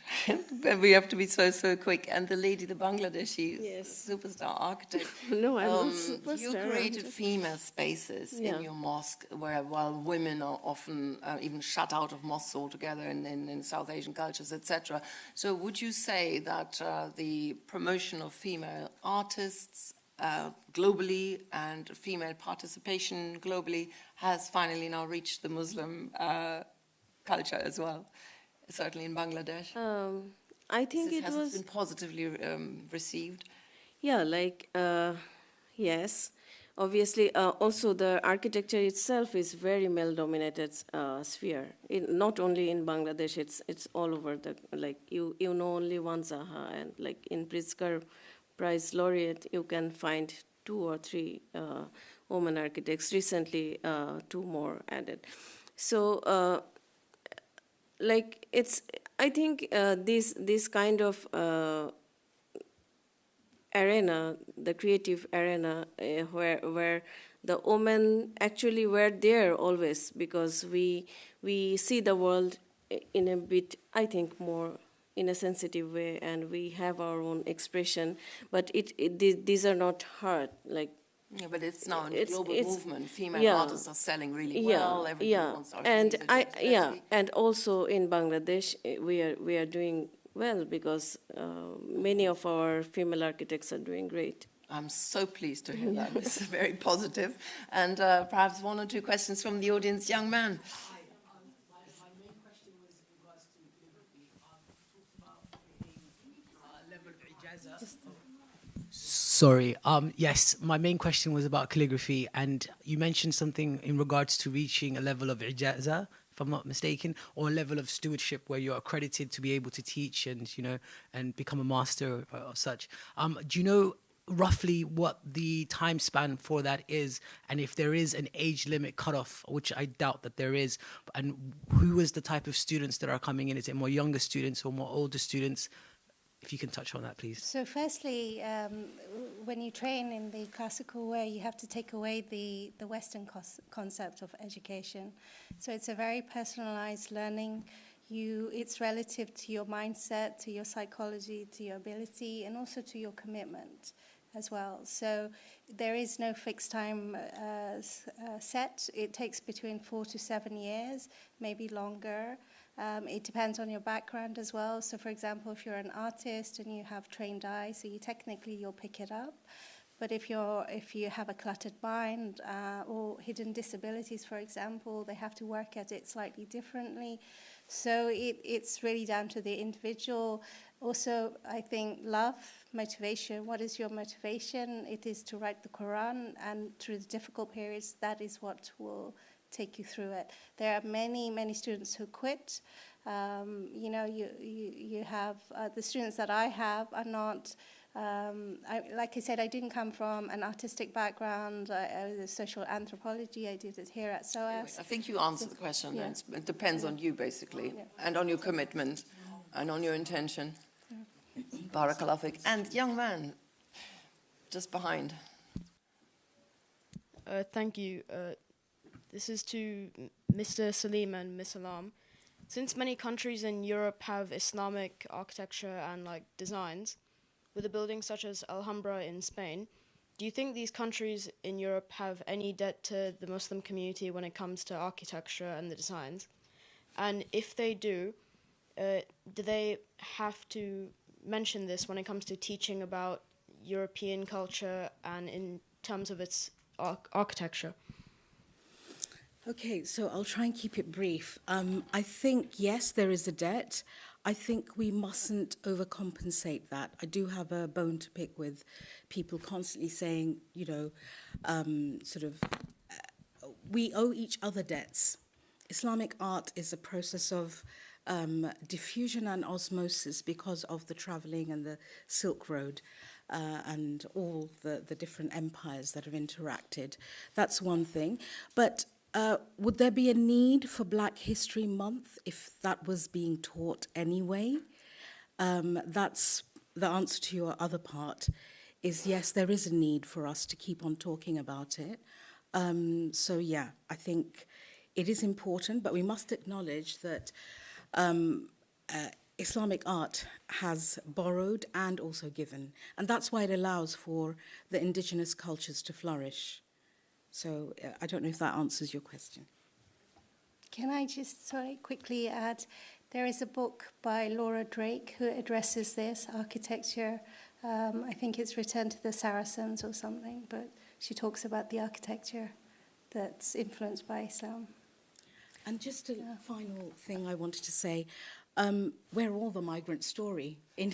Indeed. We're all the migrant story here. Yes, so, yeah. Yes, indeed, absolutely. And all your stories need to be featured in a very big way to change that narrative, to show that positive contribution all of you have made. And on this beautiful point, I want to thank you all from the bottom of my heart. I could have listened to all of you for half a day individually, and I'm sure the same for the audience, but we've got to eat lunch, we got to pray, and let the other sessions also take place. So thank you so much for your contribution. Good afternoon, welcome back. I hope you all enjoyed lunch. We are now having our final panel on female stewardship in the age of disruption, which is chaired by Dr. Amina Hoti, who is a professor at the University of Nottingham and the University of Cambridge, with over 20 years of experience in interfaith dialogue, conflict mediation, and the global community engagement. At the University of Cambridge, she serves as the Executive Director of the Centre for Dialogue and Action and co-founded the first Centre for the Study of Muslim-Jewish Relations, as well as the Centre for Dialogue and Action. Dr. Hoti is a consultant to the UN Office on Genocide Prevention and Responsibility to Protect. She's also the author of Sorrow and Joy Among Muslim Women and Gem and Jewels, The Religions of Pakistan, along with several other publications. Dr. Hoti. Thank you very much. Good evening, everyone, and Assalamu alaikum. Bismillahir Rahmanir Rahim. Before we begin, I want to thank SOAS and everybody who's been involved in this, in the organization of this conference. especially Dr. Husna, Sanjana, Saba, Mohammed, Patrick, Ines, Zainab, all her team, everybody here. Thank you so much. It's such an important time to be discussing these array of issues. So I really genuinely want to thank you, because it gives us a space to discuss and come and bring our ideas here to you. My name is Dr. Amine Houthi. I'm from Cambridge. I've driven down from Cambridge. I've written a book called Sorrow and Joy Among Muslim Women, which focuses on the women of northern Pakistan from an anthropological perspective. I've written a book on the 10 religious communities of Pakistan, including the Abrahamic faiths, in an effort to know one another, because God said, I made you into nations and tribes in that effort. Today, our topic is female stewardship in the age of disruption. And the opposite of disruption are the two beautiful names of God, which are Rahman and Rahim. And the word Rahman is from the word Raham. For those of you who speak Arabic, you will tell us more. And that is, again, it evokes the feminine or the female.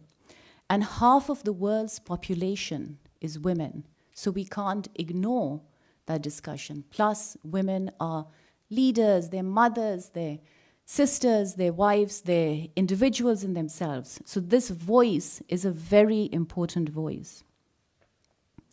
We would love to see our young generation as scientists, thinkers, leaders. We've got some amazing examples here on the table, and we will hear from them in a minute.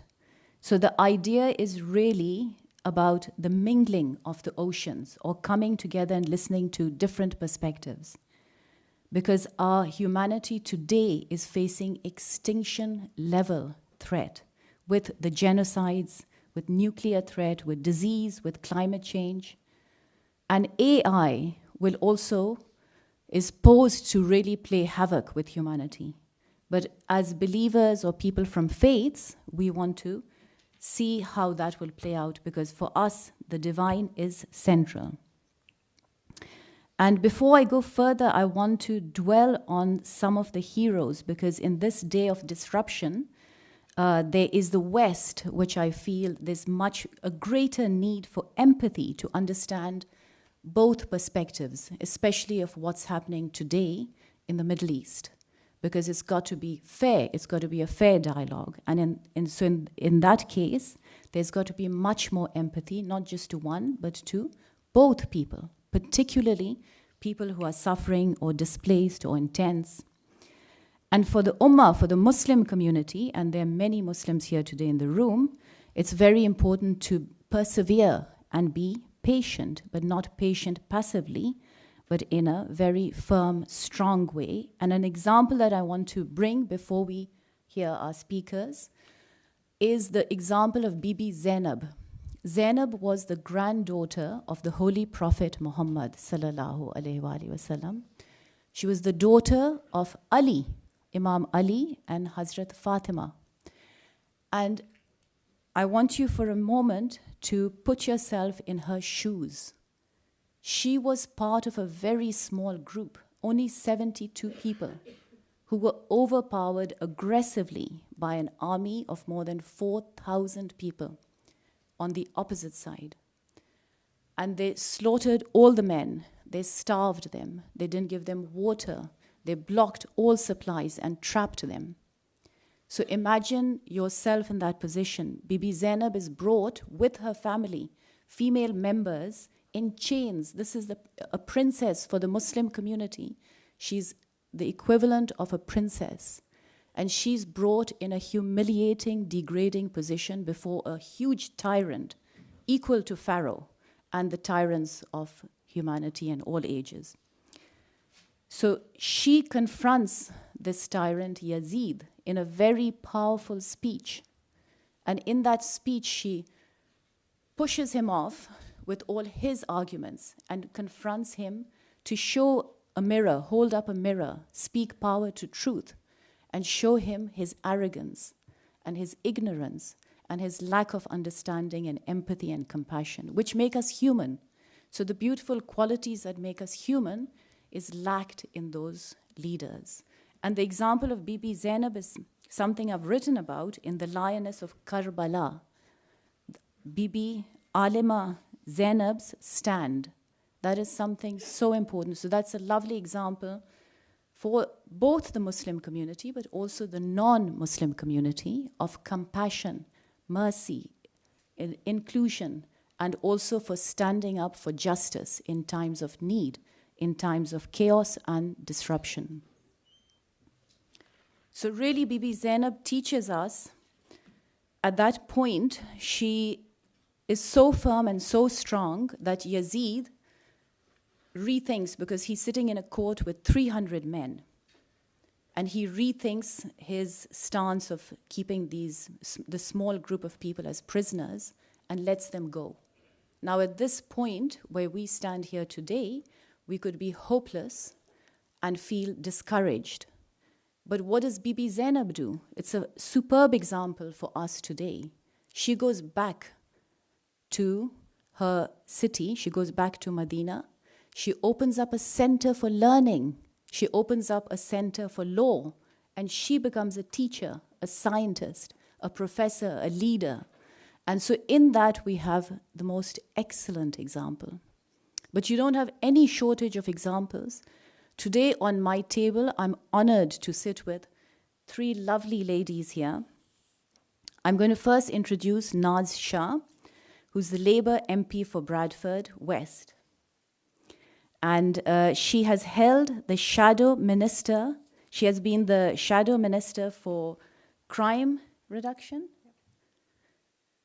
mashallah, community cohesion, women and equalities. Her journey is remarkable, from a challenging childhood involving homelessness, forced marriage at 15, and caring for siblings after her mother was imprisoned, to becoming a dedicated MP. Today, Naz advocates passionately for her constituents and human rights worldwide. Naz, the floor is yours. Thank you. Assalamu alaikum. Good afternoon, everyone. Can you all hear me? Okay, now you guys can hear me. So I've just won my 4th election from Bradford West. I was elected back in 2015. Thank you for that lovely introduction. Can I just say thank you? What an honour it is to be here today, even more so because I'm surrounded by 3 powerhouses here. And it's lovely to be amongst Muslim women, because it's not often we're given a platform like this to be able to share our experiences, particularly in the world of politics and academia, which is largely male-dominated. So there's a bit of a story that Dr. Amna has just said, but I'll tell you about my political journey, because I think that's relevant to the conversation we're having in terms of Muslim leadership in challenging times. There was 4 young men that were introduced to me. 2 of them I can see, and somebody introduced me to them as troublemakers. And I said, that's an absolute title that you should own with conviction, because I'm the chief troublemaker in Parliament, and it's a badge I really, really wear with pride. That's the whole point, right? When you come from a working class background, when you're Muslim, when you're one of very few, when I won in 2015, I was one of 12 Muslims in Parliament. We still don't get some of the services that you'd think we would get now. There's so many more of us 4 elections on. But my career didn't start off. I was a very accidental politician, beating George Galloway in 2015. But I came into politics because somebody said to me, "You're very opinionated, Naz. You've got a voice on you." That wasn't quite the word. But he said, "You know, why don't you come into politics?" And I said, "No, don't be daft. It's the dirtiest place in a man's world." And he said, "Well, if you're not going to get in it, who's going to clean it up?" And that was the gauntlet thrown down for me. And within a year, I was elected to represent Bradford West. And just for a record, Bradford is the centre of a university, it is the curry capital. We have the Bradford Literature Festival. We're the home of a Broadtales. If you haven't visited Bradford, you haven't lived. Guys, you need to get yourselves there. So yeah, my career started off, the first job I did actually was when I was 15, because I left school at 12, I had a forced marriage at 15, and I was packing nappies at 15 years old in a factory. My first wage was £9 after peace rate, packing so many packets of these nappies. I then I went up in the world. I started doing the laundry, the NHS laundry at the local laundrette. From them, I stepped up a bit and I started packing Seabrooks crisps in the local crisps factory, whilst lots of stuff was going on at home. And then my world turned upside down. My mum was convicted of murder, sent to prison for 20 years for killing somebody who abused her. And I cut my teeth in politics, in campaigning for women's rights. So I know what it looks like when we're talking about inequality, left homeless with 2 teenagers to raise. I'm now a very, very proud mother of 3. My daughter actually studies at this university, so it's quite an honour to be here. And I didn't get that privilege of having that university education, but I have a PhD in life. By November 23, I've won so many elections. October the 7th happened, Gaza happened. In November 23, I resigned my front bench position as Shadow Minister in support of a ceasefire vote. That did not stop the abuse that was coming my way in the 2024 election. So I'm quite used to getting death threats and people going to prison for... I've had quite a few people going to prison now. I've got cases outstanding. Somebody's up in court in the next few weeks. Somebody will probably be up in court in the next few weeks after that. CPS are looking at cases for the vitriol. But what I wasn't prepared for is the vitriol I got from my own community during this election. Despite the fact that I am an executive of Labour Friends of Palestine, despite the fact that I'm the only parliamentarian in the history of British Parliament who has changed the law for Muslim and Jews during the COVID legislation to secure burial rights, I'm the only parliamentarian in the Western Hemisphere to have used legislation to explain the issue of caricatures and depiction of the caricatures of our Prophet, peace be upon him. I'm very, very... I have 60% Muslim constituency. I am Muslim. I wear my belief and my Muslimness on my sleeves. In Parliament, I've played a pivotal role in defining the Islamophobia definition alongside Baroness Varsi in 2017. Many unions and others and political parties have adopted that. We still have those conversations. So it doesn't, the Islamophobia conversation is never ending. It continues. And last week I was over in the States and I was addressing a huge Muslim audience at MPAC. And again, the challenges are huge.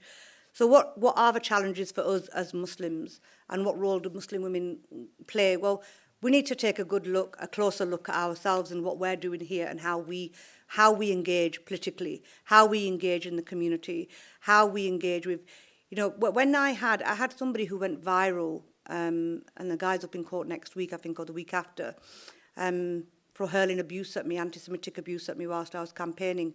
And some Muslim organisations actually said, well, we're not going to sign a letter to condemn it because it reinforces Islamophobia of the Muslim aggressive man. That's not good enough.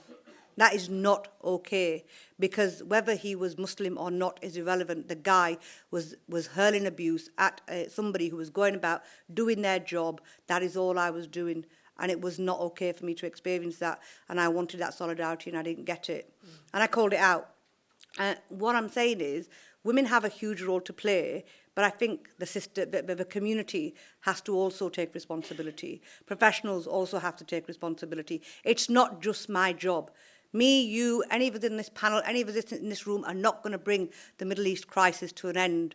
The whole world isn't getting there. We know what is happening. We now have Trump in America. We have a rise in populism. The challenges are very, very hard. But the question we have to ask ourselves is, how do we create belonging amongst the communities without otherizing people? Those are the questions for us as Muslims, as leaders. Let's be clear, each and every one of us sat on these seats today is in a privileged position because you're sat here. People don't have this kind of access. I certainly didn't. I didn't get to university. I didn't get to have these conversations. Nobody showed me the way. I had to learn, and it was a hard job. But I did it because I felt a responsibility. And as a Muslim, you don't have a choice, mate. Our faith requires us to be the best that we can be it wherever we are. Whether it's politics, whether it's education, whether it's health, whether you're a doctor, a nurse, a teacher, it does not matter. We do not have a choice. It is an obligation of our faith as Muslims to lead wherever that may be and be the best that we can be. And the compassion that we have to show, we have a religion, our God is of mercy. You know, our Prophet, peace be upon him, was the example for us. All he showed was mercy, compassion, and that is our job. Not vitriol and not feeding that vitriol. So wherever you can, please step up, be it the community level, be it students level, wherever it is, be it unions level, professional levels, but that is the ask of us. Nobody asks us, Allah only asks us to be the best that we can be, simple, and do what we can. But know that the purpose of life is to live a life of purpose. And we have to take a good look, not just at ourselves, but the people we work with. So are we congruent? Are we speaking with conviction when we're talking about what our Muslimness is, what Islam means to us, and what are the responsibilities of that leadership? I'm going to stop there because otherwise it's my hobby horse's leadership because that's my passion. But yeah, as is my being a Muslim. So Jazakallah khair, thank you for listening. Thank you very much. Thank you very much, Naz. I really appreciate that. We will, at the end, go to questions. But can I introduce now Shavana Taj, who is the General Secretary of the Wales Trade Union Congress. She is the first person of color and the second woman to hold this position. Shavana has a deep commitment to social justice, workers' rights, and equality, mashallah. Shavana Taj served as the Wales Secretary of the Public and Commercial Services Union, where she was a key figure in advocating for members within the civil service and other sectors. Shavana, please.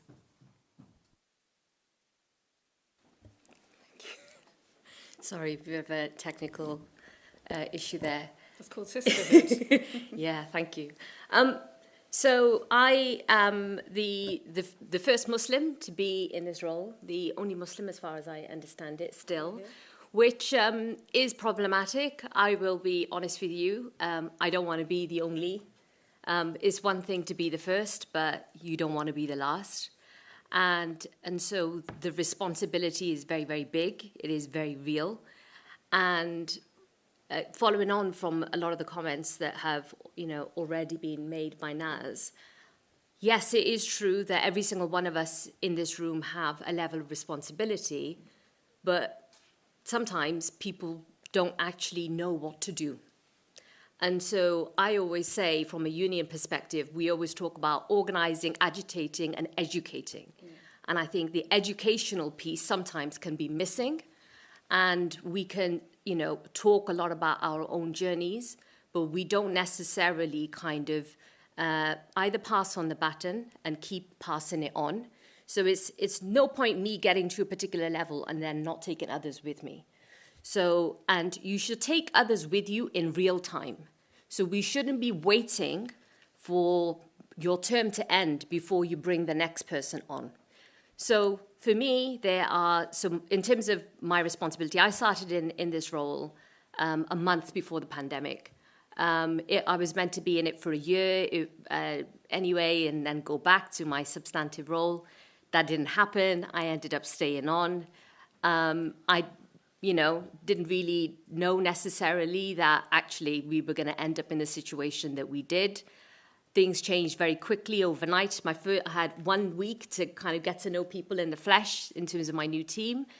And then the following week, I was in Turkey on a delegation for the Kurdistan campaign, Solidarity campaign. I came back and then the world changed, and I had a phone call from the First Minister of Wales's office, and they said, you need to be on this call at 12 o'clock. And I'm on this call and I'm thinking, what is going to happen? And this is when all the details began in terms of this is how we are now going to have to prepare the ground and what will happen.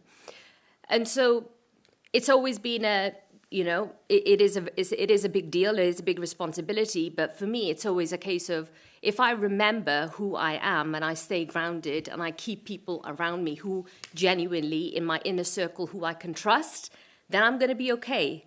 And first and foremost, obviously, you put your trust in your maker.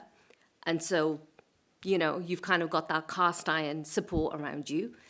And then secondly, it is important sometimes to actually just talk about how hard it can be. Because to be very open about the fact that, of course, everyone can see on the outside, so they know in terms of my physical identity, etc. But to be open about the fact that, yes, I am a Muslim can sometimes very much confuse people. And particularly when you have the name Shavana Taj, a lot of people assume that I must be Hindu, for example. So there's a lot of this kind of like narrative, etc., that goes on. But for the TUC, just to give you a bit of background, so there are 49 different unions that are affiliated to the TUC. And each of those unions are in the public sector, private sector, etc. The largest membership quite often will be in industry and in the private sector. And then, of course, whilst our union activist base tends to be still very white, still tends to be very male, in terms of the membership is much more diverse. So the first thing that I did when I started in this role was to actually go, you know what, we're just going to do things differently. We're going to like chuck away the rules and we're going to kind of start again in a way. And that started off with really making sure that I kind of forged relationships with the key players around me. So those leaders in those different unions, I needed to make sure that they actually understood what we needed to do. And the key thing is always for me, first and foremost, you have to bear in mind that workers are just everyday people. Workers are you, they're me, they're us. Unless you are in an extremely privileged position and you don't have to get up and go to work or make money in some way in order to survive, you are a worker. So there's, coming from a working class background, for me, I didn't just just fall into this role. My father was a trade unionist. He worked in the steelworks in Port Talbot. Some of you would have heard about Port Talbot a lot because it has been in the media quite a lot because of all of the job cuts, etc., that are going to be coming down the line and some of the changes that are set to happen. I, like Naz a little bit, was always pretty vocal. I always pushed in our family dynamics. I had a question for most things, so I was a middle child. I guess it just comes with the territory, so you kind of look around you and go, well, why does my life have to be the following way? And so I didn't, go down the traditional route of having an arranged marriage because I'd seen, that happen in my own family and some of the difficulties that we faced.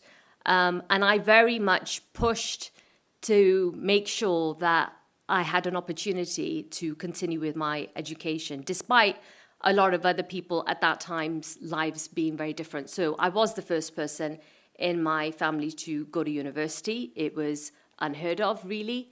And since then, it's almost like, if you don't go to university, like, how come you're not going to university? We're in that sort of space now.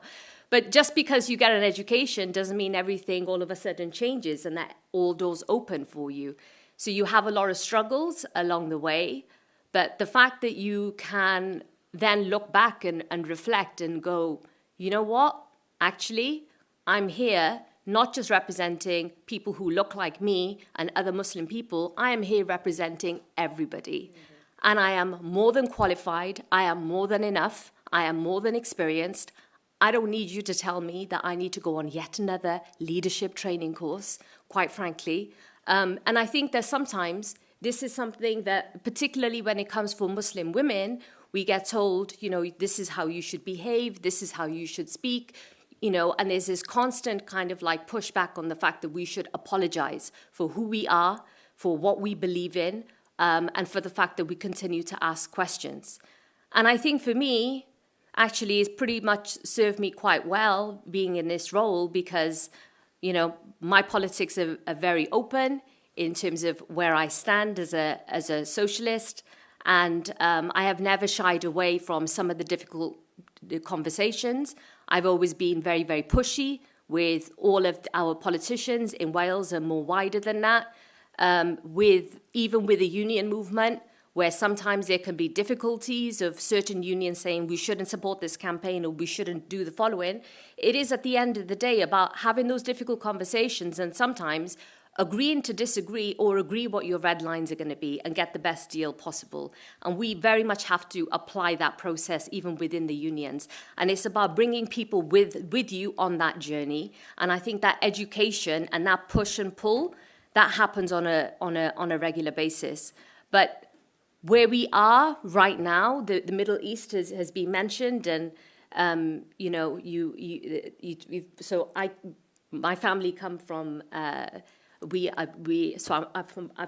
come from northern Pakistan, so my heritage is we're Pathan, and so we're naturally quite fierce. And so we are naturally quite fierce, and sometimes maybe we run into the fire, then go, oh my God, it's warm, but we find a way out. So I think there's certain things in your DNA that make you who you are.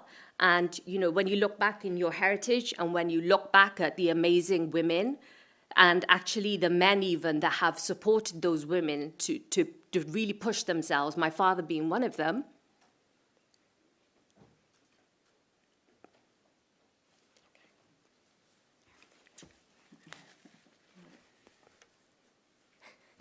so we lost our father about a year ago. So whenever I speak about him, it's quite difficult.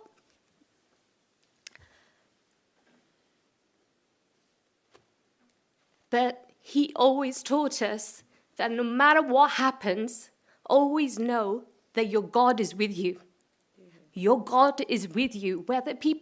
Whether somebody judges you for not being Muslim enough, whether somebody judges you for not being one way or the other, always know that your God is with you because your God is inside of you. Remember your Maker, remember that you are protected, and that ultimately there are so many people who have struggled before you, who have been oppressed, who have been colonized. They fought through it, you will fight through it, and make sure that your own children know what the fight is.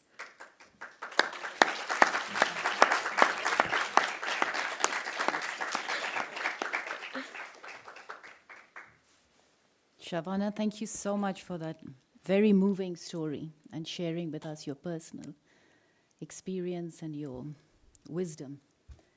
May you always find strength. Thank you. Now I'm going to introduce Shalina Jan Muhammad. Shalina Jan Muhammad is an advertising leader, author, and podcaster. Her works include Love in a Headscarf, Generation M, Young Muslims Changing the World, Carnegie-nominated kids book on the British Empire, and podcasts The Shalina Show and the Muslim Talk Ramadan. Shalina champions press accountability, and she advocates for better support for carers. Shalina, the floor is yours. Bismillahirrahmanirrahim. Assalamu alaikum, everyone. I'll give you this piece of advice for free before I start. Try not to be on a panel after Naz and Shavana, because it's a bit of a tough call. So I'm going to go left field. As many of you who might know me, that is the usual way I approach things. We're going to go off-piste. And there's only a few minutes to make some remarks to start with. So I'm just going to put some ideas into the conversation, and then we can talk about some of our stories and what's happened from there. So there are three things that I wanted to introduce into our conversation for today. The first one is to think about the power of creativity and the power of using culture and storytelling to impact the world around us. We've actually been listening to some kind of, inspired by Islamic values and stories. And one of the things, particularly if we're talking about female stewardship, are the names of Allah that are about creation, about creating, about putting into the world these new ideas and new stories that can create change. And creativity, in my view, is something that is very undervalued. Sadly, in our modern Muslim tradition, even though we have a huge heritage and we talk with such great pride about the kinds of things that Muslim civilizations created, and we need to be able to harness that creativity for the world we live in. And I'll tell you a bit about my own story around creativity in a second. But what I want to emphasizes when I talk to children and adults and we think about the way that we access power in this country, and we have a typical way, or in any country, a typical way of thinking about class power, particularly in the UK, or hierarchy. But actually, I give to you that there are 3 dimensions that you can look at in power, and this has been studied. You can go away and look at the background to it. There are 3 forms of power. There's economic power, we're familiar with. You've got a lot of money, you can buy yourself power. There's social power, which is a very interesting route, particularly for communities that are trying to find their feet and get up the economic as well as the political ladder. And social power is about who can you pick up the phone to and ask them to do something for you. And that's why I often encourage younger people to go out and network, because social power, who you can call, who you can tap, who knows you, whose circle are you in, is a really important form of power. But the one that I want to focus on today is cultural power. And that's not something that we really think about. And creativity is very much tied to the power you have in culture. Now, why is culture important in power?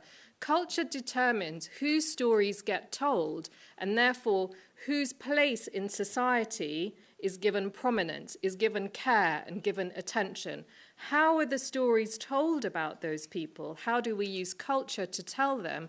And therefore, who has status, even if it's just a basic equivalent status? And you can think about how that works today. If you think about the stories of asylum seekers, refugees, Muslims, women, any example you can think of, if you have the right to own your own story and tell it, this gives you cultural power, and that leads to economic and political power as well. And so creativity and culture are really important parts of the way that we think about our impact and our effectiveness in the society we live in. And I say this as a huge thing. It's important, obviously, to Muslims. It's important to women. It's important to people of color. But it's important if we are going to think about a greater vision where we are trying to join the dots for a bigger societal view of how we create equality, how we create flourishing, how we help not just ourselves as Muslims, but wider society. And as my colleagues have very eloquently already put, we're not here just for ourselves. We're here to try and make things better for everybody, inspired by those particular principles. And one of the things that I think about often is when we think about the Prophet Muhammad and when he came, peace be upon him, and we often spend a lot of time thinking about the resistance he got to the message of monotheism. And clearly there was a resistance. But actually, what always fascinates me far more is that the people of the time were not so upset. They were familiar with monotheism. It existed. We had the Hanifs, we had Christians, we had Jews at the time. But the Prophet said something really, to me, creative, visionary, and radical, which was, he said, everybody is equal, including women, and including people from other races and ethnicities. And that totally upended the social order. Who had money? Who had power? If you couldn't own your women anymore, your wealth was going down the toilet. If you couldn't have slaves because they were equal to you, your hierarchy and your status was diminishing.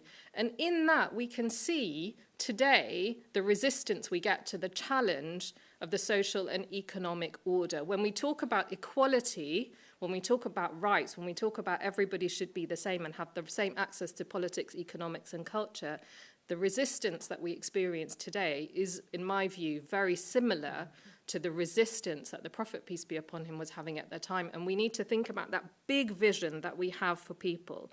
It's too busy. The world is too busy and we're losing our moral compass, and we need really clear stories to bring people back. And how do you get stories? I'm going to sound like a stuck clock here. We get stories because people take cultural power and because they use their creativity to change those stories. You know, I'm not going to talk a lot about me, but one of the reasons, I know it's slightly weird, but I brought all my books, not because for any other reason than to go that creativity was not something that I thought was in me. I did not think I was a creative person. I was a small Asian Muslim woman growing up in North London. Nobody even realized that I had any creativity in me. And it came about because everything happened at 9/11 and July the 7th. And I started writing. If you've ever read any George Orwell, he talks about the reasons that people start writing. And he says that some people they do it because of ego. He says some people do it because they just like beauty. He says some people do it because they want to collect history. And he says some people do it because they become politicized. They get political and they want to write. And I could say here they want to use their creativity to create social change and impact. And so I brought these books just to go, look, somebody who never thought I would be creative, who the world did not expect. I made a pile of books. And, you know, anybody can do that. I'm not special in that sense. I just realized that there is a space for us to change creatively and culturally the stories that we put out. And if anybody tells us that our stories and creativity don't matter, they are absolutely wrong. One of the great strategies used to keep people from asserting their cultural power is to dehumanize their creativity. Just think about the way people do that. Oh, you know, Muslims, they never created anything. Whatever came out of Africa, oh, the Indians, they're backward. What did they ever do for European civilization? If somebody is diminishing your creativity, that means they're dehumanizing it, and we need to reclaim it. I'm going to make one final point, because I'm sure I'm getting scary looks from over there, and I'm ignoring them.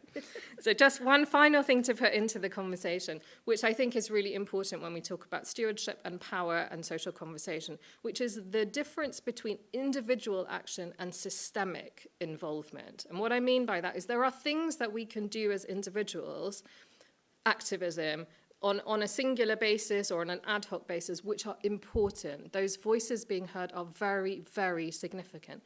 But there are really important things that we cannot do as individuals, and we must be involved in the system, in the regulation, in the systemic way that things happen in order to be able to change them. I'll give you two final quick examples. I don't know if any of you watched the TV series, I think it might have been 2018, Jed Mercurio, called The Bodyguard, which had a Muslim woman as the central character, and the scene opens, and I'm sorry because I'm going to spoil it, so I'm sorry for all of you, but it's not, you'll be depressed by the end. So the scene opens with a Muslim woman, and she's got a bomb strapped to her, and this, you would call it in generic terms, a white savior comes along and saves her from this, from blowing herself up. And she is, of course, a victim. And it's, I think, a 6-series episode, maybe 8. Anyway, I called it after week 1 and said, I bet you we've got a victim-terrorist paradox going on here. Guess what happened in the end?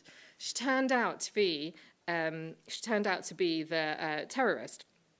And by this point, I had been writing for at least 15 years about empowering Muslim women, seeing us for who they are, that just because we cover our head doesn't mean we don't have brains, all of the things you can imagine about Muslim women. And I just sat there and I just thought, after 15 years, this is just making no difference. Like, I mean, it's making a difference. Like, please don't be disheartened, but I need to do something that is more systemic. And at that point, I got an invitation to be on the board of Impress, which is a press regulator. And the idea of a press regulator is that we hold the press accountable to standards, that there shouldn't be discrimination, that there should be truth, honesty, transparency. And actually, partly it was like, okay, this is a systemic change. I can make an impact on a bigger level. I mean, we've had two people in politics, so I'm really not saying anything new and very much not in this league, but wherever we have the ability to make systemic change, we need to get into those organizations, and they need to be for the benefit of society. A well-regulated, accountable, free press is important for everybody for us to do that. So I would say think about, where is the individual impact you can have, and where is the systemic impact we could have. And I've got some practical tips, which I'll talk about later in case I get told off now. But, the plea I'd leave with is everybody is creative. Everybody has that in them. And we need to see all the creative ways we can to think about how we create change around us, because that creative spark is the spark that we have as human beings to create impact on the world around us.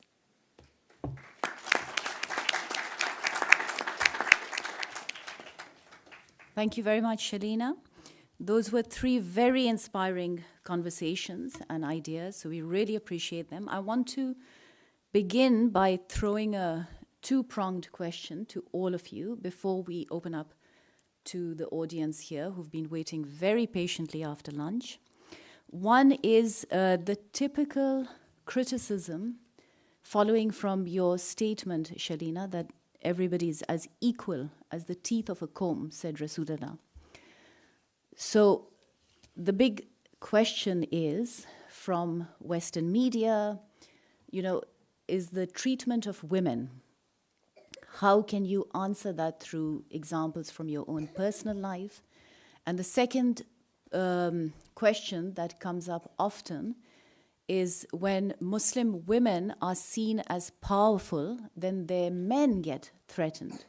So how do you bring the men along in this conversation with you so that it's a teamwork rather than opposing your men and society? So you have all these layers you're struggling against.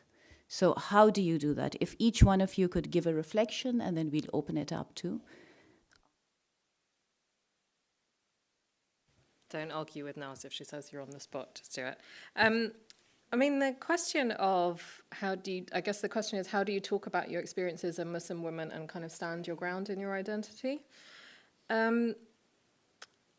I mean, I think first we have to develop our own confidence and self-belief. But I don't know if it's an unusual approach to it. Whenever I talk to my friends and colleagues who are Muslim or not Muslim, the thing that always strikes me, and I do a lot of work around women's representation, I work in advertising, so I think about the kind of images and the stories that are used to depict not just women, but also people from all different groups. And my first book, as we announced, was called Love in a Headscarf. It's the story of being a British Muslim woman. Is what strikes me when I think about the issues that face women of whatever background today is how remarkably similar they all are. Sometimes they just have different names, sometimes they show up in different ways. So, if we talk about honor killing, for example, for me, this is the same as domestic violence, jealous abuse. We have tens of thousands, sadly, of cases. 1 in 3 women suffers domestic violence in the UK. So for me, it's finding the kind of language that that others will understand, that it might have a different name in a different culture, but actually the the inequality is the same. It just shows up in different ways. And it's about knowing that when it's highlighted for a particular group, for Muslims or for South Asians, as is my heritage, is that a genuine focus on trying to help people, or is it disingenuous to try and demonize that group while actually doing absolutely nothing whatsoever to help women generally? And one of the stories I tell in Story of Now about the British Empire, which I talk to children about, is there was a consul of the British Empire who went to Egypt called Lord Cromer. You might have heard of him, or you might not, around 1900. And he was appointed the consul of Egypt. And he had a big push that he wanted to liberate the Muslim women of Egypt by ensuring that they stopped covering their hair and they were forced to take their hijab off. He felt that this was really important for their modernization and their liberation. When Lord Cromer returned to the UK in 1910, you might remember that was the period that the suffragettes were really coming onto the horizon, and the vote came in on, I think, 1920 or 1922. Lord Cromer, our friend who was trying to liberate Muslim, I have to put the quotation marks, liberate Muslim women, he came and he founded, do you want to hear this, the party, the anti-suffrage party for women. So, I think we have to look at, are people genuinely trying to help, or is it disingenuous? And we must call that out and be really clear. And I think often that's in talking to our female counterparts as well, and making them understand that they are different names, but they are the same problem. And our final example, I remember in the pandemic when everyone was wearing masks, and I had an advertising colleague of mine, and she said, we were all doing things on Teams and Zoom, and she said, it's really creepy when somebody doesn't know you and then they insist that you switch your camera on when you have your meeting, when they've never met you before and you don't know why they're talking to you. And I was like, well, this is how women who wear niqab feel. And she was like, oh my God, I never thought of it like that. So I think it's all about that grand vision. What are the human values, and how do we make sure that we can use language to connect and that creativity to tell that human story?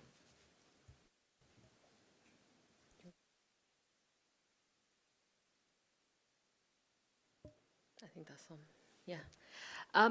So a couple of examples, I guess. So more often than not, particularly whenever there is some kind of unrest, I'll get a phone call from one minister or the other, and they'll say, Shana, can you get the Muslims together? And I'll be like, why are you calling me? What do you mean? Can you get the Muslims together? Oh, it's very important that we consult people. We ask them how they're feeling right now. We just want to see if everyone is feeling okay, whether or not, our messages are getting across to people, whether or not they know that they can report in any hate crime and, that they feel safe. And for me, it's always the question is that why are we having this conversation yet again? Because actually, if you had done the things that you said that you were going to do 3 years ago when something similar happened and we had a similar conversation, then there would be no need for this phone call because people would automatically feel safe as citizens in this country and they would know where to report and they would know who was going to be supporting them. But if the fact of the matter is that there are a number of people who will be possibly on the other end of the line who may not even come back to them if they're not going to necessarily get the response that they were hoping for, then a lot of people are just not going to report anything in the first place. So what I have started to do is really, rather than it being just me who poses these questions and pushes back, I've made sure that we have organized structures. And since I've been in this post, again, going back to that educational piece is really making sure that I myself am as accessible as I can be to more people from diverse backgrounds. And even if somebody is not a member of a trade union, that they can get in touch with me, have a conversation, and I will then speak to the appropriate union that they could be a member of and convince that union that actually you should be able to support this person, regardless of whether or not they were a member of the union before the issue arose. And what we have also done is set up a number of different training programs, as we call them, development programs. Interestingly enough, it has ended up being significant numbers of Muslim women who have come forward, and many of them are now very vocal, very visible, and are taking up space and are being very pushy, and they are asking all the right questions. So if I, for example, am an educated, highly educated Muslim woman in the teaching sector, why is it that I can only get as far as being a senior TA and apparently I'm not good enough to be to have a permanent contract as a teacher, rather? Or why is it that I can't actually progress to be in senior leadership? So those are the sorts of things that we have been doing, that I have been doing, and actually trying to get through to, and not being the only person that does it, and making sure that other white men in particular, who are in very unique positions of power, working class white men, who on the average day would probably walk past a Muslim woman and either not even blink an eye or wouldn't even think twice, are all of a sudden actually the ones who are saying to these Muslim women, I'm going to step aside and you take the seat. Like, here's the mic, is for you. You take control of this. And that has happened because they know that actually when you talk about acts of solidarity, it shouldn't always be a case of we stand in the back and you stand in the front. There are some times where we need other people to stand in the front to protect us to some extent. However, we are more than capable of speaking for ourselves. More than capable of speaking for ourselves. And the other thing in terms of men, yes, it can be very difficult, but then I think equally that there are many, many progressive Muslim men out there as well. There are those who are very difficult, and I'm always prepared to have that challenging and difficult conversation. And sometimes I think it is important that those progressive Muslim men are then sometimes the ones who have the conversation with the problem individual, and to say that, brother, there is a time and place for this, and this is not the time. Naza's more than experienced this, and I'm sure she has plenty of examples of such a situation. But, you know, again, during the pandemic, one of the sectors of the workforce in particular that were not able to have any financial support, who were really struggling, were people who were self-employed. And in Cardiff, in Wales, from where I'm from, in South Wales, a significant number of South Asian Muslim men were taxi drivers. And one of the taxi drivers, obviously, contacted me and said, Shavana, we've got a problem. Is this something that you can do? And we did. We managed to negotiate additional financial support for them. And as a result of that, they equally unionized, they got organized, and they then, even within their own branch structures, made sure that there were Muslim women who were taxi drivers too, who were representative and were leading those negotiations. So I think this is all about sometimes building your networks and making sure that when I have knowledge, that I share that knowledge and I don't hold that knowledge above somebody else. So this is not about you coming to me and me fixing all the problems for you. This is about me having a conversation with you, tooling you up so that you can do this and that you can pass it on to the next person too. Thank you. What was the first part of the question, treatment of women? The first part was the perception of Muslim women in the media in the West. Unfortunately, we're not going to change that, are we? Problematic. And how, in your life, is there anything you could share, any examples? We're downtrodden, we're tied to the kitchen sink, we're oppressed, how are we going to change that? And I think the fact that we're here at SOAS as 4 Muslim women on a panel, our existence is a challenge to that. The fact that you guys have come to listen to us, that is part of it. So I really, really welcome these kind of discussions, because it's not just our responsibility as Muslims. It's the idea, and it goes back to what Shav was just talking about. We throw these leadership courses. We say to people of colour, you should go do a masterclass and become more like, you need to chisel off your identity to become part of a system. So the system and the culture does not change. So the treatment of women is not going to change unless and only when, not just Muslim women, but Muslims in general, until the people where the culture is defined, those people with power, whether it be it through culture, through art, through heritage, whether it be through TV or the media in terms of mainstream press, which is horrendously problematic and Islamophobic, until that doesn't happen, we're not going to shift the narrative.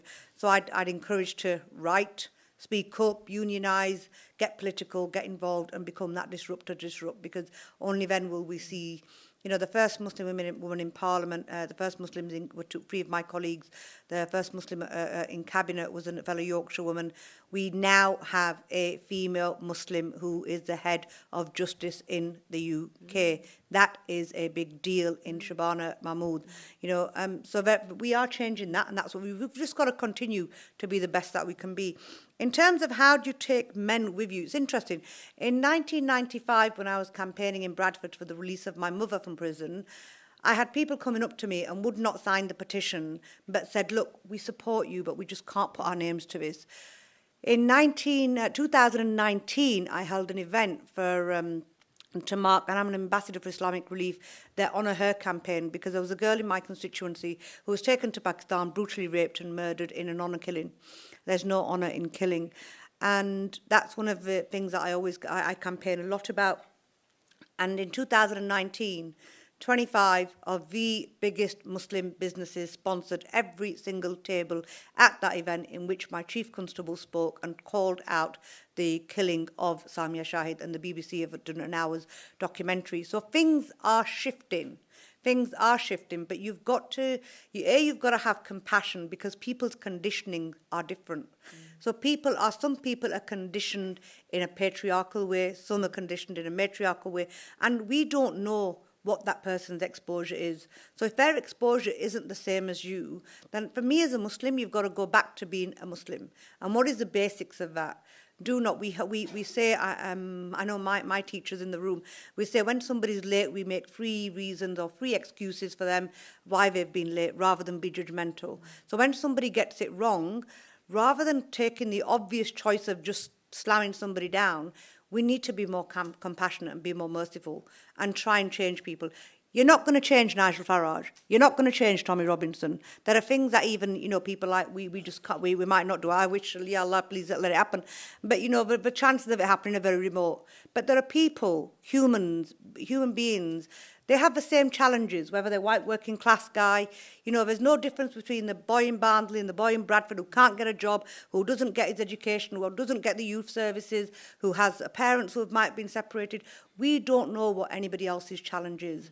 And often we get this idea that, and it applies not just to men, it applies to other people of other races as well, especially towards women. One of my friends started wearing the hijab, went to work, and somebody pulled her to one side as part of Prevent. Are you oppressed, darling? You've started wearing the hijab, want to try and understand it. Now, the easy thing for her was to say, how dare you, you should know better than that. Or it was, let's have a cup of tea and let me tell you why I've worn the hijab. There's a way, and then that person has a stake in your success. And that's what we need to create as Muslims.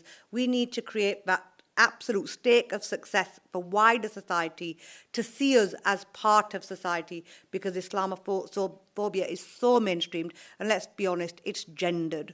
So we have a task to do. And there'll be men who don't come with us, and you know what? Tough on you guys. Simple. Excellent. Thank you so much. Really appreciate that. I'm sure the audience is anxious to ask questions. So do we have any questions? We have one young gentleman there at the back, and Zara, then two over here, and Tasneem. So can we go in that order, please?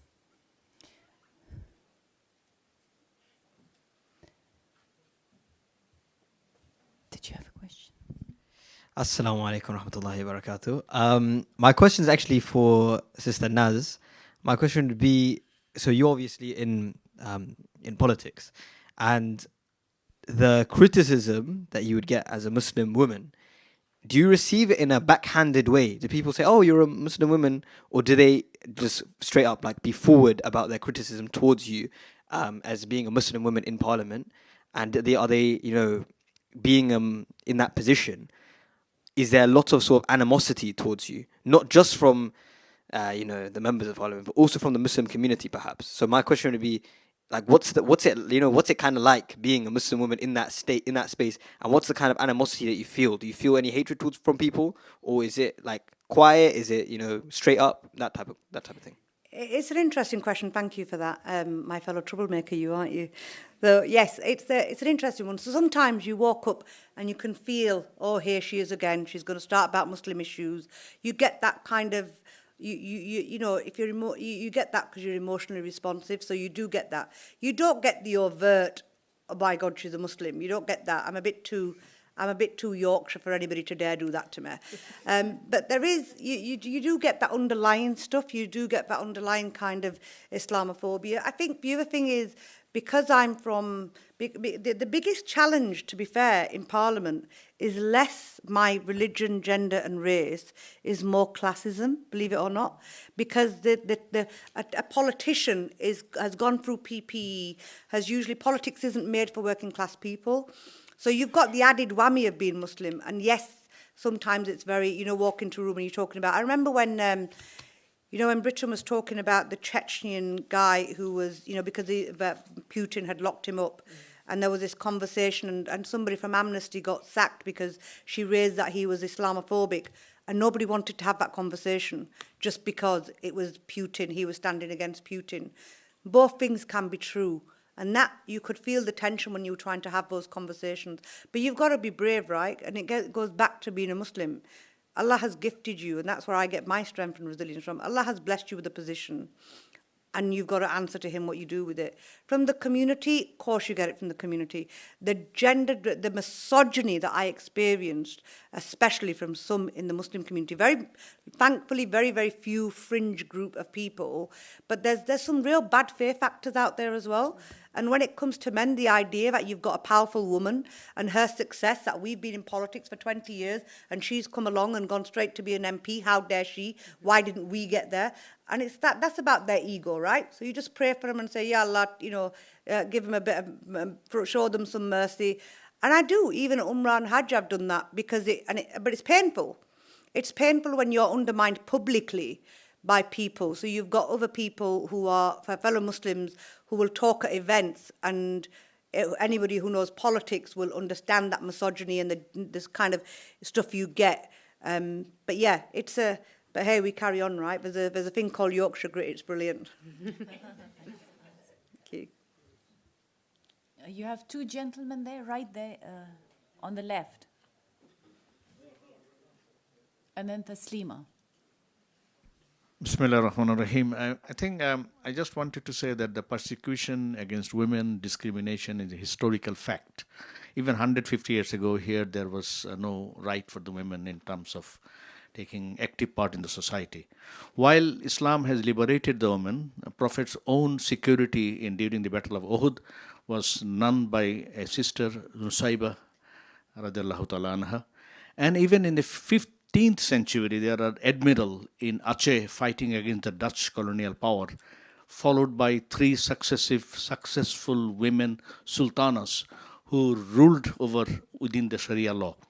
But now, that glorious history is marked by our behavior, particularly in the country of Afghanistan, where no right for women or girls to have education and take part in the building the society. So, for enlightened sisters, I just wanted, what strategy would you suggest to make sure the women and the girls get their full right accorded to them by their own faith? Thank you.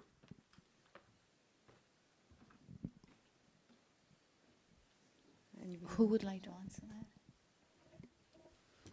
Go for it.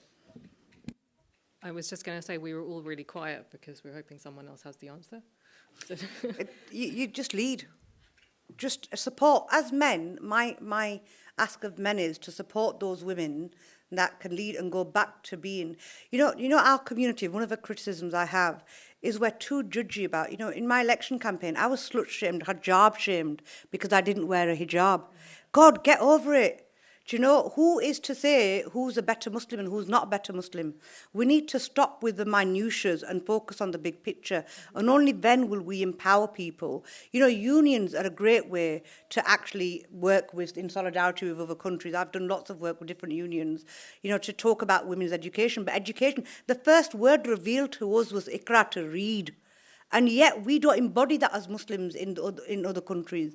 And we shy away from criticising because it might be perceived as Islamophobic.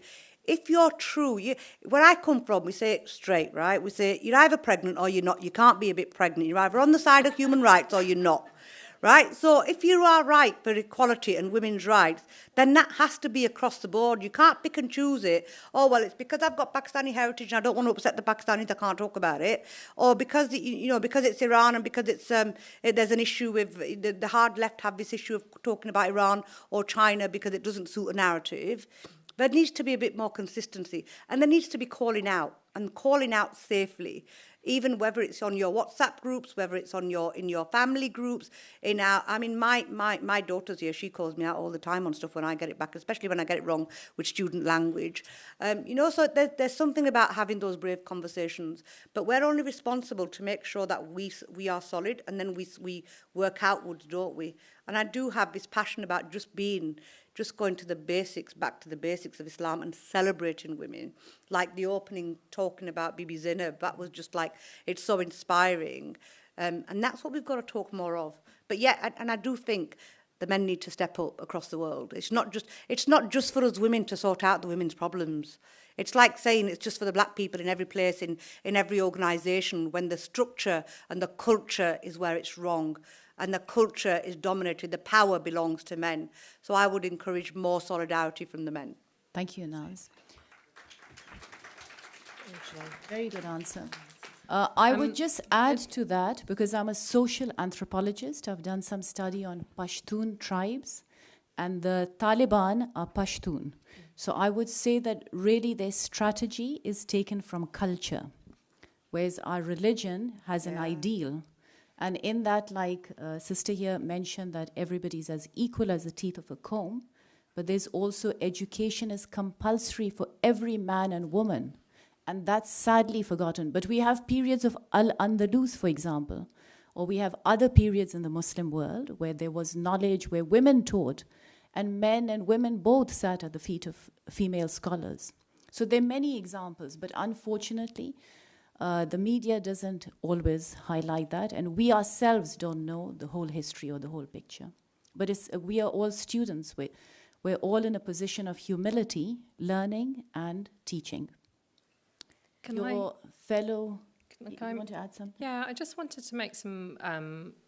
I think there are two ways we can address this issue. I think one is a kind of, not theoretical, but I think we need to think a little bit more deeply about how we engage with men and women and think about the rights of women and the rights of men. And then I think there are some practical things we can do. And by the first one, what I mean is that I think women have spent a lot of time thinking about how to gain power, how to define themselves as women, going back into the traditions. And there's a lot of work going on around, whether it's Islamic feminism or Muslim feminism, or kind of drawing on the stories that the questioner put forward. I think we need more time thinking about what does masculinity mean, what does it mean to be a Muslim man, what is the tradition from Islamic teachings, and how do those fit together? Because ultimately we have to work together. We are a society. Allah talks about how we are pairs, and therefore society, the peace. That verse that always gets quoted about marriage, about when you get married and then you have peace and tranquility. Well, that's just a model of society, and we need to have men and women who can be together as a pair to make that flourishing society. So I think we need to think a bit more about that. And I say in a more systemic way, I'm a bit alarmed by studies that are showing things like younger men are becoming much more, this is generically, not just Muslims, but younger men are for the first time diverging from young women and becoming more socially conservative, whereas young women are actually becoming more socially progressive, and there's a kind of divergence, and divergence is not good when you have to ultimately work together. There are some small practical things, of course, that can be done. If you're at a conference, make sure that there are women on the panel. Make sure there's older people, younger people. If you're a man and you're going to be on a manel, which is a panel made entirely of men, please ask if there's going to be any women, and if there aren't, please be brave and cede your spot to a woman. And the excuse that people give that there are not enough women who are experts is complete rubbish. But even if there wasn't somebody quite at that level, how do you get experts? You only get experts by putting them into those spots. That's how men get into those spots. So there are practical things like that. Ask young men to do things that might be traditionally female. Learn to cook, learn to look after the house, make sure they can look after their younger kids. These are really important social skills that our young men need to also learn, and ask them to think about how they engage with the young women around them and how they support and give them allyship. I think there are practical things that we can each do in our own life that are just little, about giving women the space to try things out and fail. Try things out that nobody's done before, but also encouraging, I'm a big advocate of this, encouraging our young men to really think about what it means to be a man who plays his full role in society and understands that wider 360 caring role, that kind of nurturing role, flourishing, creative role that actually are too often associated with being feminized, when actually all the role models we have talk about men in that very kind of well-rounded way. And can we give that to our young men as well, please? Thank you so much. We've got 2 more questions. I want to ask Sanjana permission if we can go on a bit, because we're technically supposed to finish at 4:20. Do we have enough time or not? We don't have enough time, but we do need to hear the 2 questions. Can we just hear the questions? And so... Okay. Just to say, Shalina, I remember when I was a teenager, I read your book, Love in a Headscarf, and I was extremely inspired by it. So the fact that you've got it here is amazing, because it inspired me to start writing from a young age. But my question to you is, what is the job of the artist? Because as Muslim artists, is it our role to always represent Islam and our experience of Islam within our work? Or is it enough to just be artists who happen to be Muslim, who are creating art for art's sake? Because, do we have to have that responsibility to represent our faith within our work? Or can we just be artists for that for that sake. Thank you. And Taslima?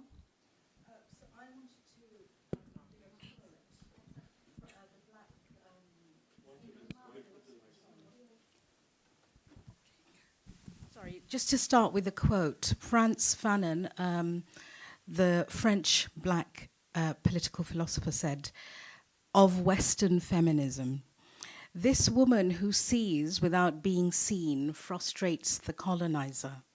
So I know we've talked about men a lot, but Western feminism has been really markedly silent on Gaza, on Sudan. What can we say about that? To anyone on the panel, actually. So concluding thoughts, please, in a few seconds. Yeah, so in response to Sara, because there's only a minute, but really it's a simple answer. The beauty of the creative spark is that it is what you make of it, what inspires you, the way you see the world, and what the gifts and talents you have to bring into that creative space. Having said that, in the current environment we live in, while my own journey, for example, has been about the feeling, almost the weight of responsibility of telling the story of a Muslim woman. And I've gone on very much a journey from stand in the shoes of a Muslim woman to understand what the world and love is about to I'm a writer who wins awards, which is very nice, and also happens to be a Muslim. So that's been quite a journey. And I think the measure of success, which I often talk to my Muslim colleagues or my people of colour colleagues, is actually, can you have two Muslims on a panel who are talking about something that's nothing to do with the fact that they're a Muslim, and it's just, in that case, about art and about creativity. And that, I think, is where I think we can really shine with our creativity. So my final words would be, find your creativity, unleash it, let's see your impact on culture, because believe me, it's going to have a much bigger impact than you realise. I agree with all of those points, and what I would go back to is take up space. One of my friends always talks about step aside, brother. Again, please step aside, brother. Do make space for your Muslim sisters to sometimes take the mic, even if you believe that they might not be fully qualified at that moment in time. They're going to learn something, and it will go a long way for you as well. And that mentorship is then happening in real time. So, that is a wonderful thing for you. As far as Western, often white women who don't want to talk about oppression and colonialism and so forth, they're quite often the ones who are in spaces who say that they are talking on our behalf. And they are quite often the ones who talk about 50-50 by 2020 used to be the thing where, they would say, in Wales, for example, in our Senate, that we would have equal 50-50 between men and women. And I would say, yeah, that's great, but they all look like you. They don't look like me or many other people in this room. So actually, you have failed. So those same people have failed, and I think that we should always call it out. I don't think that we should be scared to do so. Sometimes I think it is important to look someone straight in the eye and say, in the same way that you can put so much energy into going on social media and talking about trans rights, for example, being a really difficult thing for women, and then claiming that somehow actually this is a Muslim women issue, yet you don't want to talk about what is happening in Gaza, you don't want to talk about what is happening in Sudan and so forth, then that is a problem for me. Equally, the same women who then say that actually Afghan women are being oppressed, well, that is a problem for me too. So I think that we should be brave and we should call it out. Thank you. First of all, thank you so much. It's been an honour to share this platform with you guys. And thank you, all of you, for listening to us.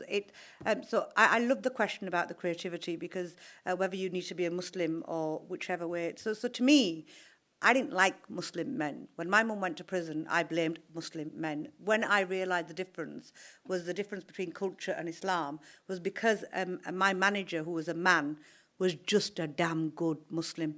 He didn't preach, he didn't tell me off, he didn't tell me anything, just because he was a good Muslim and he brought his authentic Muslimness to work and managed me as a good Muslim should. That is what inspired me to look at my religion in a different way, and today who I am, and that was the spark. So whenever we go to work, whether we're a teacher, a doctor, if you take your wholeness as a Muslim, that's good. That's being able to wear it, whether you're a hijab, whether you're not. So that's what I'd say on that one. In terms of Western, I think Shav has addressed that point really adequately. Do you know what? If we are being true to who we are, again, it goes back to my point. All we have to be is good Muslims.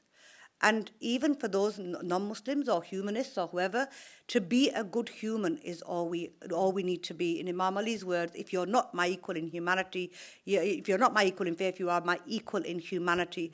If we just apply that principle with tawakkul, then we won't be having these conversations where we have this inequality, and women will have that equality. We're not asking for special treatment as Muslims, we're just asking for equality. And that's what it goes back down to me, that down to the wire, tawakkul, and what you do as a Muslim. Be the best that you can be. Excellent. I would just simply like to say thank you for your voices, thank you for your leadership. Really appreciate you being there where you are and for who you are. And thank you for the stories you shared. I'm sure many people here have questions. If you do, please come up and talk to our amazing panelists. Or there, wherever, upstairs, out of SOAS. But please do discuss, please do share your ideas and keep in touch. And thank you so much. Thank you to all the organizers, especially all the people at the back there and the young team and Mohammed right up there. Thank you, everybody. Thank you to the audience for being spoken. Dr. Hoti and panel, thank you so much for sharing your personal journeys with such honesty. It's truly inspiring, so thank you so much for that. I would now like to introduce Professor Husna Ahmed for some concluding remarks and resolutions. Professor Husna Ahmed is the Secretary General of the World Muslim Leadership Federation, and I know that she needs no introduction. Professor Ahmed.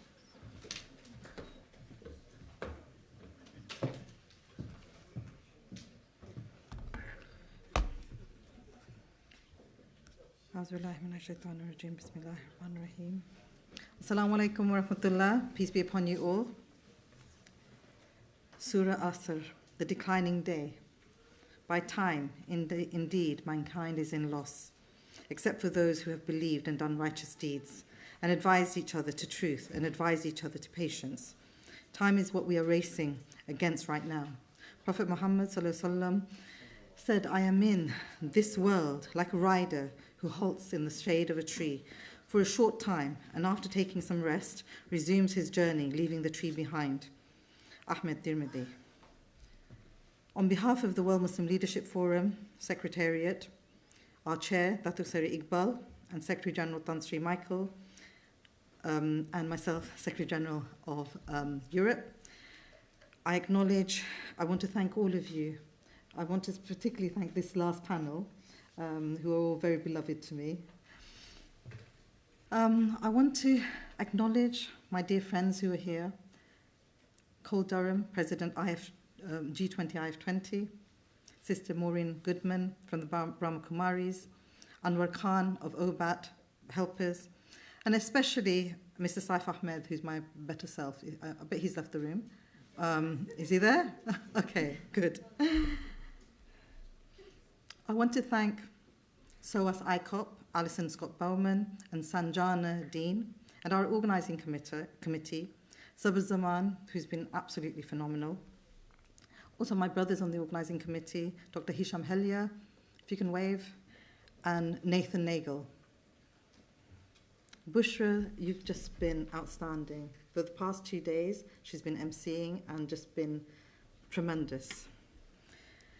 I want to thank the Muslim World League, Muslim Aid, Standard Chartered Bank, AFIN, and Systems Group for their support, without which we wouldn't have been able to host this conference over the past 3 days.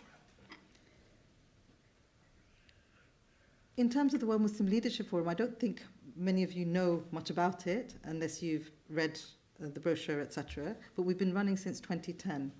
It's a convening that usually takes place every 2 years. And the last one that we had was at Lambeth Palace in 2018. And we had the great honour, actually, of giving an award to Shalina at that time. And since 2018, obviously, COVID came, so we paused it. And so it's been a tremendous honour and privilege for me to, partner for the first time with SOAS and have this conference over the past 3 days. So, I'm really, really delighted that we were able to pull this off. Our discussions have covered ethical leadership, 4 under 40 young change makers, upskilling and getting our institutions future ready, the global green agenda. And today we also had some amazing panels, conflict resolution and the roadmap to regeneration, art in the forming cultural identities, and our female panel. I was actually calling you guys female disruptors, but then I realized it's female stewardship in the age of disruption. Thank you to the team Sabah, again, Sanjana, Inez, Zahra, the SOAS volunteers, the other volunteers who are, they've just been everywhere, basically.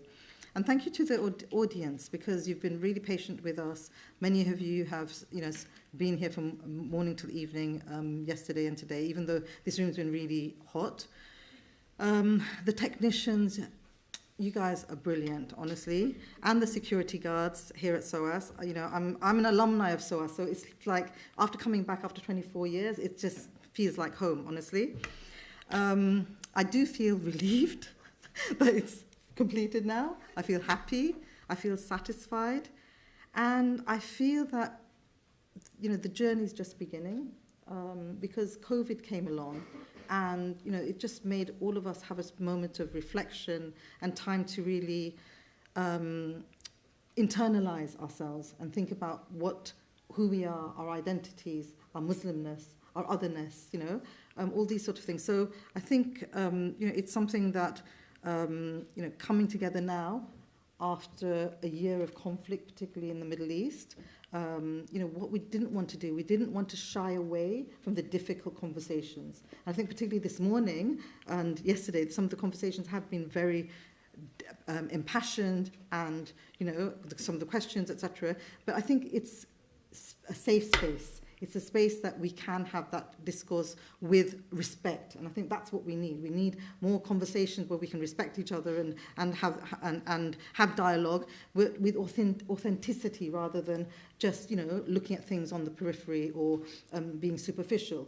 Because one thing I always say is I'm not a tick box. I'm a Muslim woman, proud Bangladeshi British Muslim woman, and I refuse to be a tick box. And I think every one of these women here are exactly the same. So, what we want to do in terms of moving forward is, have people like all of you here really engaged. And I'm particularly talking to the youth. You know that you're the largest population of youth in history, between the age of 10 and 24. 1.8 billion youth. And the majority of you, well, you guys are the privileged ones, you're in the West, but the majority of the youth, 90%, are in the global South. And if we want to support them, we have to find ways and techniques and find ways to support, whether it's through humanitarian ways, advocacy, policy work. There's so many ways that you can. Don't think anything is too small or too little. You need to understand that it's the small steps that then build up, and then we can achieve something. The journeys that I've heard, on this panel today, if you gave up, we wouldn't have the Naz Shahs of today. So I think, don't give up, just keep moving forward. And Allah has a plan for you. We believe in our destiny, we believe in Al-Qadr. So, if we believe in that, then obviously Allah has a plan for us, and we're all special, and we all have some value to add to this world. So I think we all need to recognize that. And it's been tremendous spending time networking with all of you, and having the privilege of having people from abroad. We had Her Excellency Fatimatu Abu Bakr from Ghana, Minister of Information, and she was here with us. She just left today, and we've had other wonderful people who've attended and contributed, and they've been very dynamic and in terms of what they had to say. It wasn't just rhetoric, it was genuine, concern for the ummah, for the globe. And I think these are all things that are really important. So finally, how can Muslims support a flourishing future for all humanity and for our planet? The Quran tells us clearly to tame our greed and want. Whoever desires the harvest of the hereafter, we increase for him in his harvest, and whoever desires the harvest of this world, we give him thereof. But there is not for him in the hereafter any share. Ashura 20. What we have done, I just want to conclude with the resolutions that have come out from this conference today. This 3-day 2024 World Muslim Leadership Forum, it's concluded today on the 24th of November in London at SOAS London University. And we've brought together leaders, policymakers, academics, entrepreneurs, and innovators to discuss Muslim leadership in challenging times, fostering inclusivity and sustainability. This resolution sets out the key areas we will be focusing on in the next 2 years, because our convening is usually every 2 years. So the first one is we will continue with our objectives on leadership development of Muslim states and diaspora communities through strategic engagements to learn, emulate and transfer leadership capacities and capabilities through our platform for continuous action. Number 2, we'll be developing a pact of righteousness and integrity. We'll be building alliances for solidarity across borders and faith communities.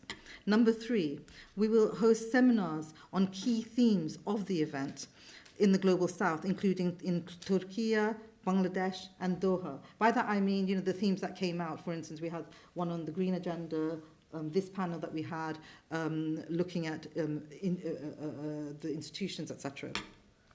4, developing young leaders to address the poly crisis, because it's not just it's a crisis of conflict, the climate change, poverty, so many things together that we're facing at the moment. So addressing the poly crisis, which we are facing today. Number 5, work towards fast-tracking women leadership to mainstream positions within global communities. We don't want women on the periphery of society. We want women, front and center with their male allies, by their sides. Number 6, focused attention on the triple planetary crisis by the Muslim leadership globally, because I think climate change is something that's impacting tremendously, not just the global south, but our planet, and that's something that Muslims need to take more attention, give more attention to, and focus on. And then finally, utilizing art and culture to teach our Muslim youth and build bridges between Islam and other communities. So those are our resolutions. And I think, just in terms of today's discussions, I think, a lot of discussions have come through, and a lot of panels have spoken about different things. But what you need to remember that there's nuances to everything. So we need to recognize that when we have our discussions, different people have different opinions, but we need to look at the nuances and understand that. And, Muslims are generally very emotional, so we need to, we can be emotional, but we need to think about, where people, for instance, people like Saba and others are in the media, and although, the media has been talked about today, even in this panel, we need to recognize that, there are people who are Muslim women in these, or Muslim men in these positions, particularly, for instance, in Gaza. We wouldn't have known anything about what was happening in Gaza unless we saw, the Muslim Al Jazeera reporters, etc., sending us the information. So, we just need to be a little bit more nuanced, and I think that's something that we need to recognize. Even in the panel this morning also, there were some conversations. But, there was so much discussion, so much to capture. So that's why we felt that it's important that we have seminars and sort of deep dive into different things in the future. And I hope every single one of you in this room will continue to, engage with us and, work with us and give us our ideas. And, we really hope that would happen. For instance, the APPG on British Muslims, I hope they will support us in our launching our policy paper that will be one of the outcomes of this conference on multilateralism and sustainability. So, Naz, that's a shout out to you to help us, inshallah. So thank you so much. Safe journey to all of you. We're going to have one more thing. I just want to say thank you to Amina Hoti for chairing the session. And thank you so much. Thank you so much, Professor Ahmed, for all of your hard work in bringing everyone together as well. We began in the name of Allah. We will end in such a way as well, inshallah. So I'd like to ask Dr. Halia to please come for the closing dua.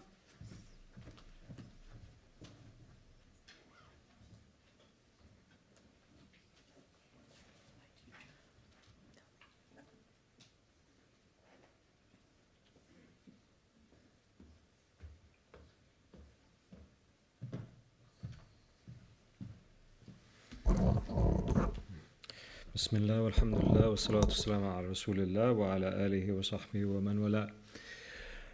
Oh God, we ask you for guidance and we ask you for wellness. We ask for your beautiful cover to shield those under the siege of oppression and to grant them mercy from the evil that is within and the evil that is without. We ask you for the best in this world, in our worldly affairs, our religious affairs, and for the life to come. We ask you to prepare us for our affair and to recognize that victory comes from God and to give good tidings to the believers. We ask God to allow us to see truth as truth and the ability to follow it, and to see falsehood as falsehood and the ability to stay from it. And we ask you, God, to awaken our hearts to you and to alert us from heedlessness of you. اللهم نسألك الهدى والتقى والعفاف والغنى. اللهم اصطلنا بسترك الجميل. اللهم اصطلنا بسترك الجميل. اللهم نسألك العفو والعافية والمعافاة الدائمة في الدين والدنيا والآخرة. ربنا آتنا في الدنيا حسنة وفي الآخرة حسنة وقنا عذاب النار.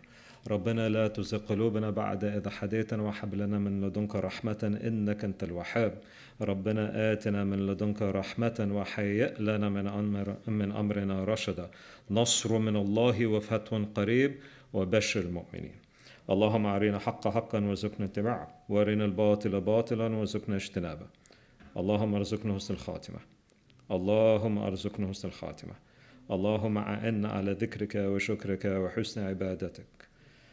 اللهم صل وسلم وبارك على سيدنا محمد في الأولين وصل وسلم وبارك على سيدنا محمد في الآخرين وصل وسلم وبارك عليه وعلى آله وعلى أصحابه في كل وقت وحين. سبحان ربك رب العزة عما يصفون وسلام على المرسلين والحمد لله رب العالمين برحمتك يا أرحم الراحمين. بارك الله فيكم. السلام عليكم ورحمة الله وبركاته. Thank you all for joining us. We wish you a very safe journey home. Thank you.